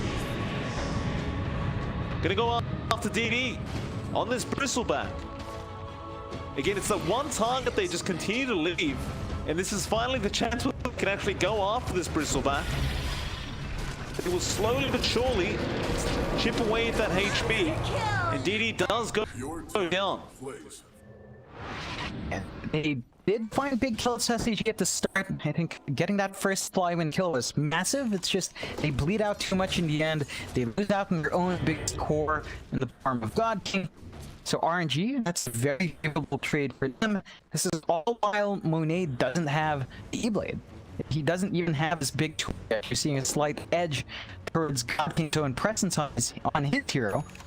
You have to factor in burst items up. These fights, they're going to go a lot cleaner for RNG if you're not careful. Setsu's got a BKB up now to do it. Like, it becomes that much harder, and he just jumps in straight onto OP Gon. Won't have quite enough damage yet with that Orchid, so he will be able to swash away. Now the Rolling Thunder back into Setsu to simulate. It's going to be enough to dissuade from chasing. At least I guess OP Gon survives through that. Yeah, it's a decent tier to save. It just bails itself out. Rather unfortunate that you didn't have an additional charge in that step. Would have been a guaranteed kill if he did have that. Nonetheless, they come up once more, they smoke up, they continue to play of an RNG Zen. Setsu gets a haste rune as well. DD, they sprint up that top lane. They're gonna run into more than just that. OP Gon just around. In fact, no, they go for a swap onto God King. They found the TB. Oh no. That's usually the one guy you can never catch out, and now in that mid lane, looks like they also find the Shadow Demon, so Red Panda will also end up dying. And Setsu is 9-0 right now on this Void Spirit, just having a game of his life here up against SAG. They clear out the tier 2, and they're actually going to start chipping away in that tier 3. Huh? Straight to the high ground. Why not? I mean, if the objective is to not allow God King to farm, this is the way you do it. You just take everything off the map. They've got an AK advantage, and I mean, this Bristleback AD, he's a non-factor. He's even bought the Voodoo Mask. Oof. It just doesn't help. I think they're too far behind to really do too much. I mean, this gives him a lot more tankiness in front. Like, the lifesteal on Cold Spray is nice. That is like a talent for him. That's a level 20 talent item for the Bristleback. So in that sense, it's valid. It's just he's not tanky enough to really maximize that, and that is a bit of a risk. Still, SH woke up. They want to try to make something here. Well, clearly a bit of despotism of those set to dissimulate. He'll be fine to just astral step out. Now, Dream Coil there, but it only caught out Super, and the crippling fear is going to make it harder, but they're just trying to disengage. RNG, they just want to back out. Seemingly very uninterested in fighting this Terrorblade from that metamorphosis. It's a nice pull-out. I mean, you still have a lot of damage that does fly out of God King when he does pop that meta, so you cut your losses. You don't have a shotgun just yet today. You're really just waiting out for that item to be up first before they start committing once more. Still, there's not enough time for OP to finish up his blink on the Pangolier. So you're getting more mobility in this turn. Should allow SAG to try to engage on their own terms a bit better here. That's mid lane. Get Red Panda on the Shadow Demon. God King? That's not the place to farm. Your Shadow Demon just died there. God King.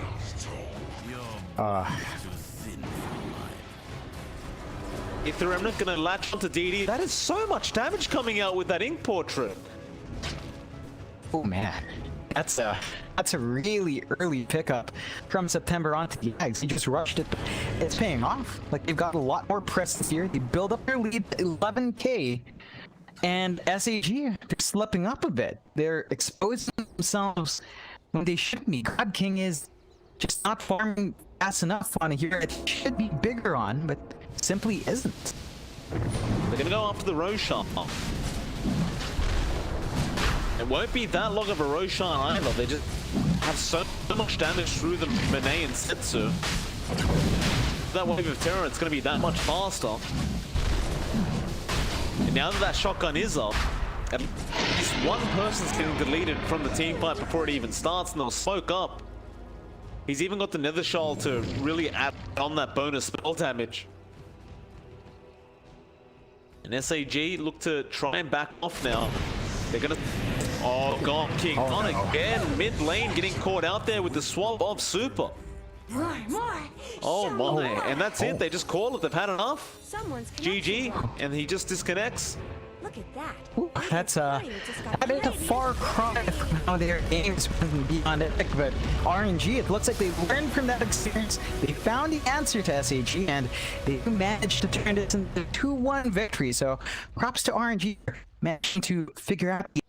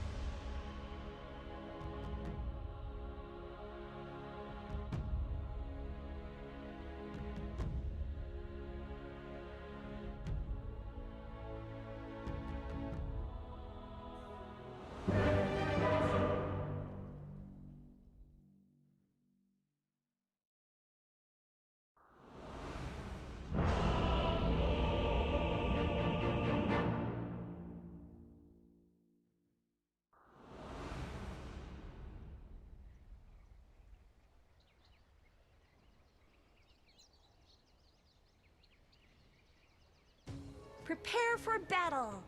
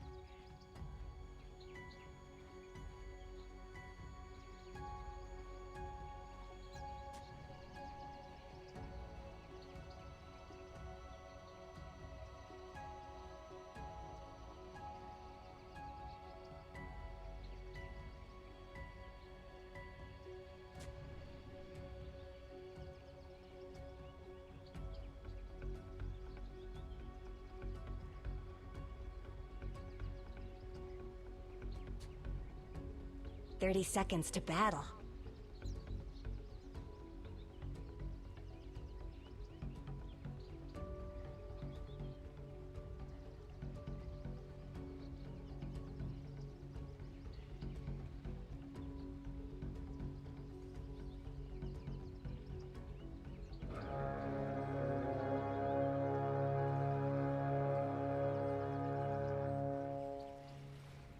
This ain't no snowball fight.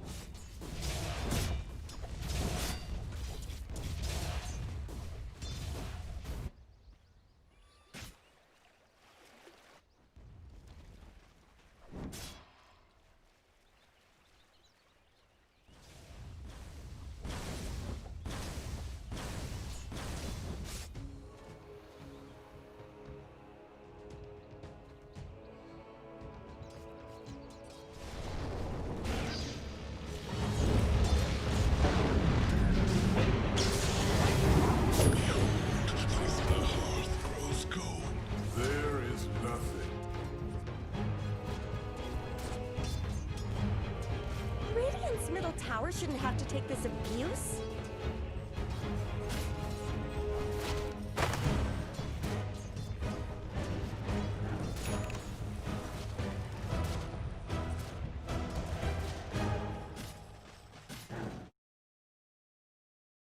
In number, fueled by them to see the horizon, turn us to thousands, and we'll grow in number, fueled by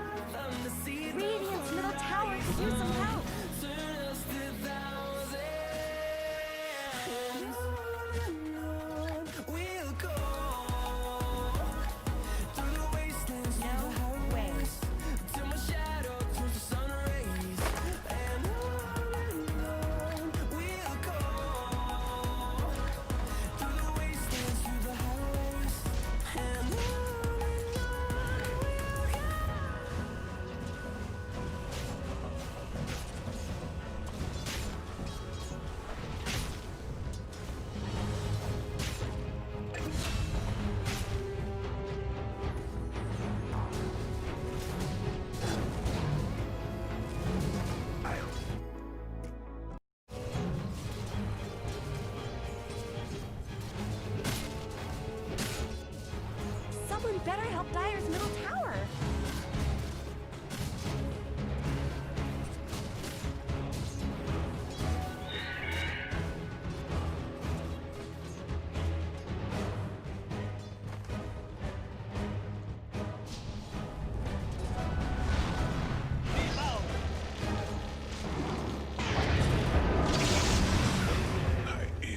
You were just taking up space. Radiant have fortified their structures.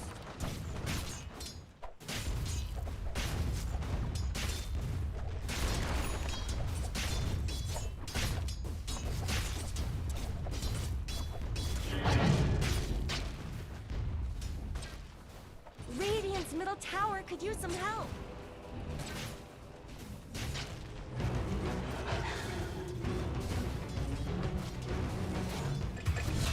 Radiant's middle tower shouldn't have to take this abuse.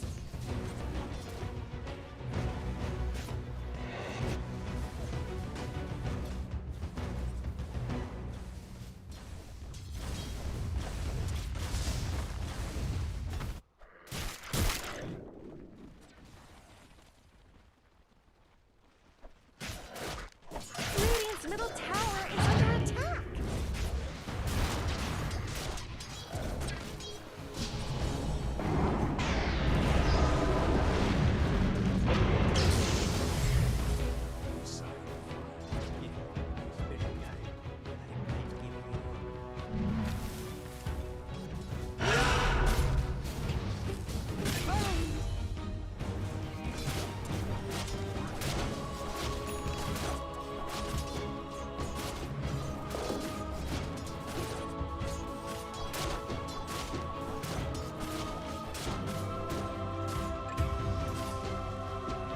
Your final gasp serves as bellows to the world in this life.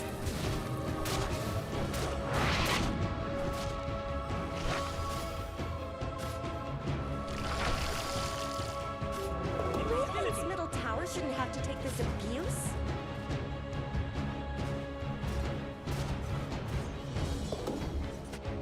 Radiant's middle tower could use some help.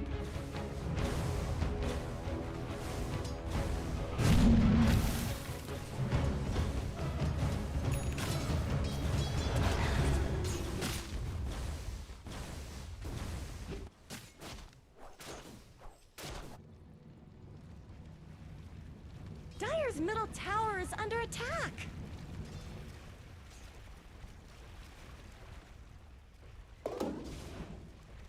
Someone better help Dire's middle tower.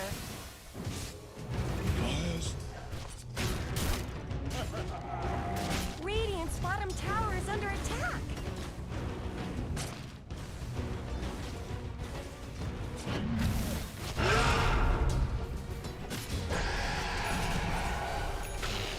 Killing spree. Radiant's middle tower is under attack.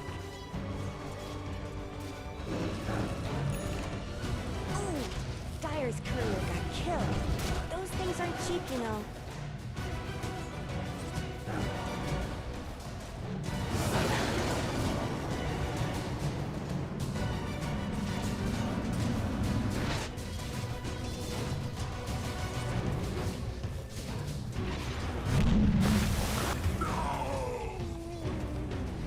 Burns, doesn't it?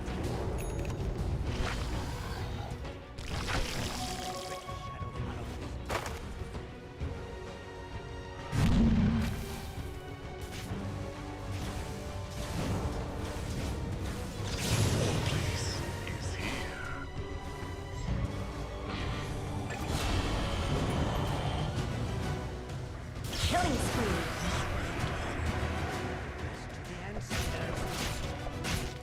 Killing spree. Not much good's happening to Radiant's bottom tower.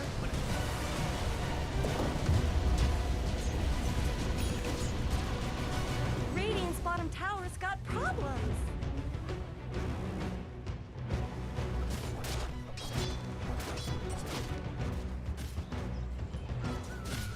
My path leads to riches.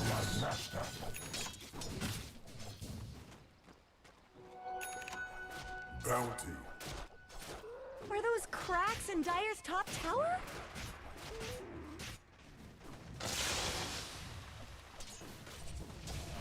Radiant's bottom tower is under attack.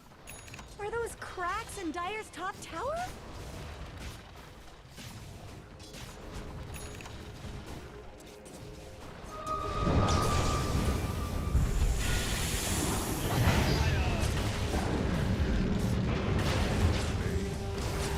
Double kill! Radiant's middle tower is under attack.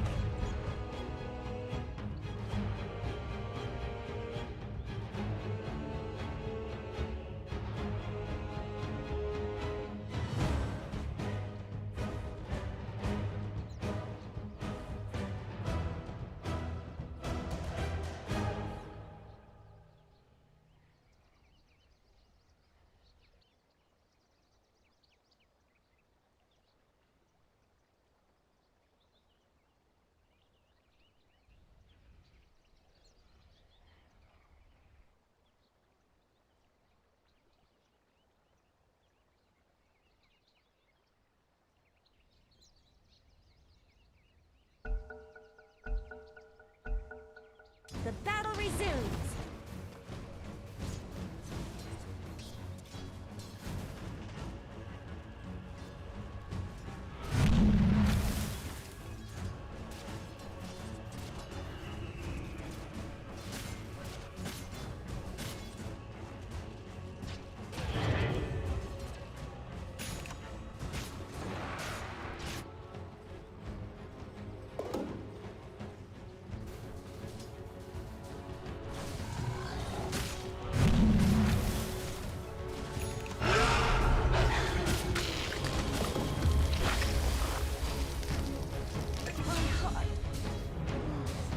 I made my kill.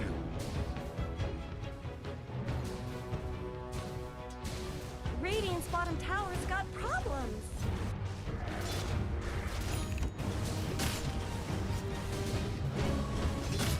Not much good's happening to Radiant's bottom tower.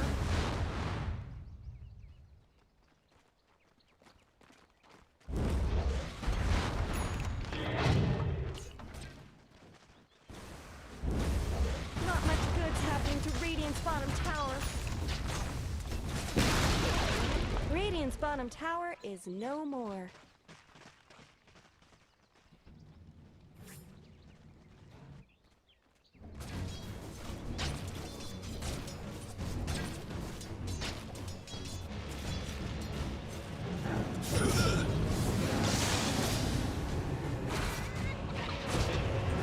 Radiant's bottom tower is under attack.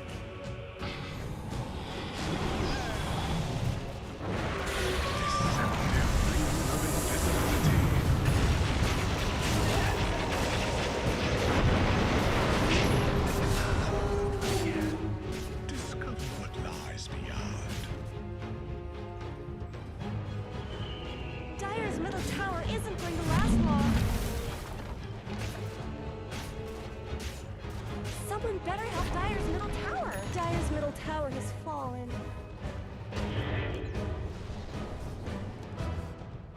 Dire's top tower is under attack.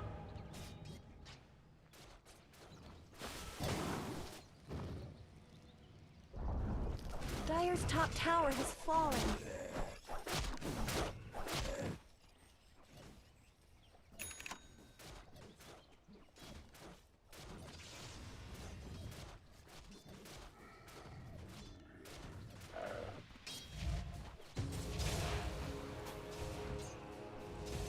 They're beating on Dire's top tower.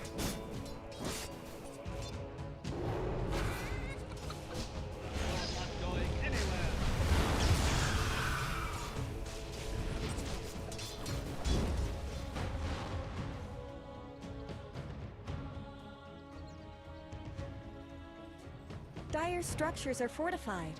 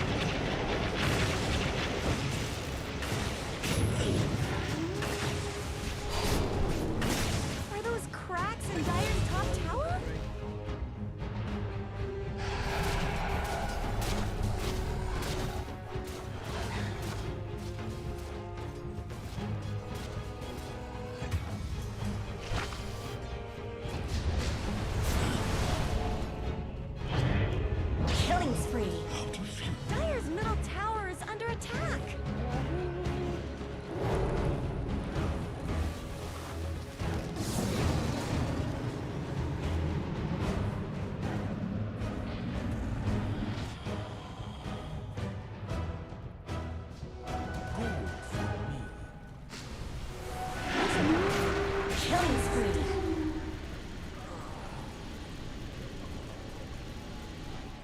The snow.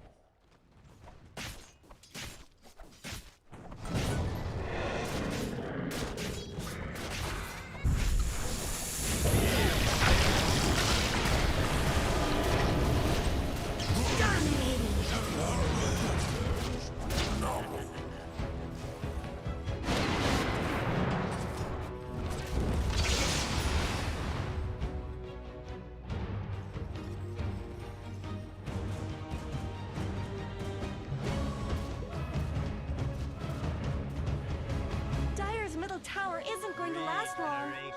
Radiant's bottom tower's got problems.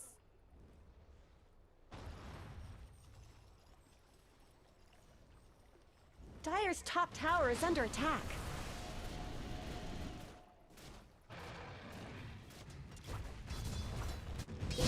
They're bleeding on Dire's top tower.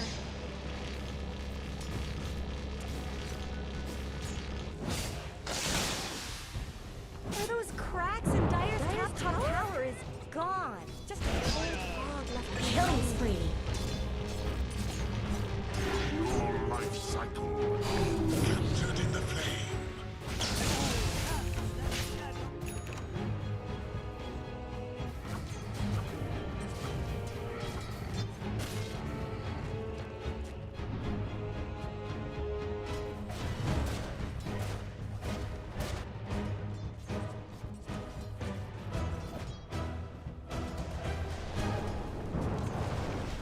Chained in searing heat.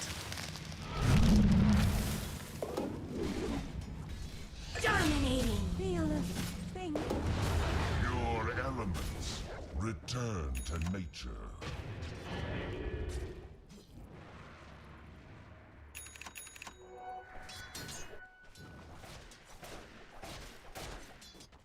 Dire's bottom tower needs some help.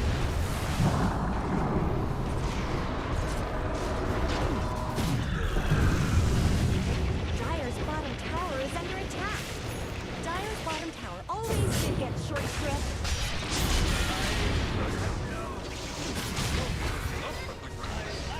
Mega kill! Own it! Dire's bottom tower is under attack. Radiant's top tower deserves just as much help as bottom.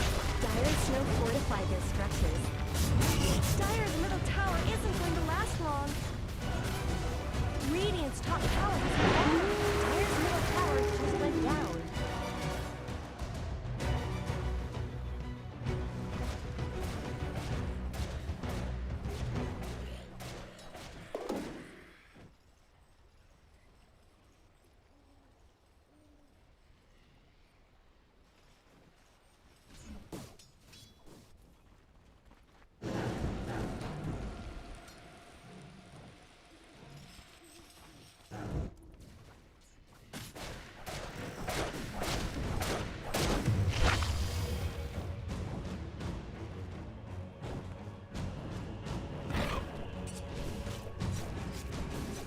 Dire's bottom tower needs some help.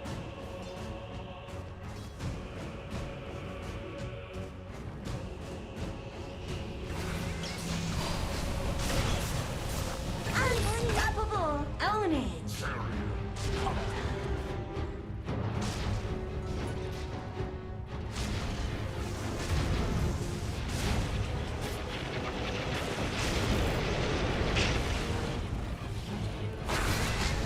Double kill!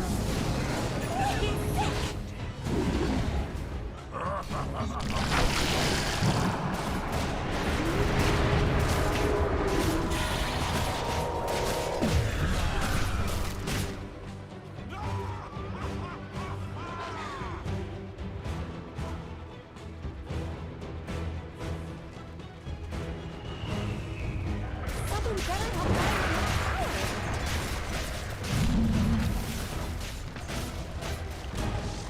Dire's middle tower has fallen.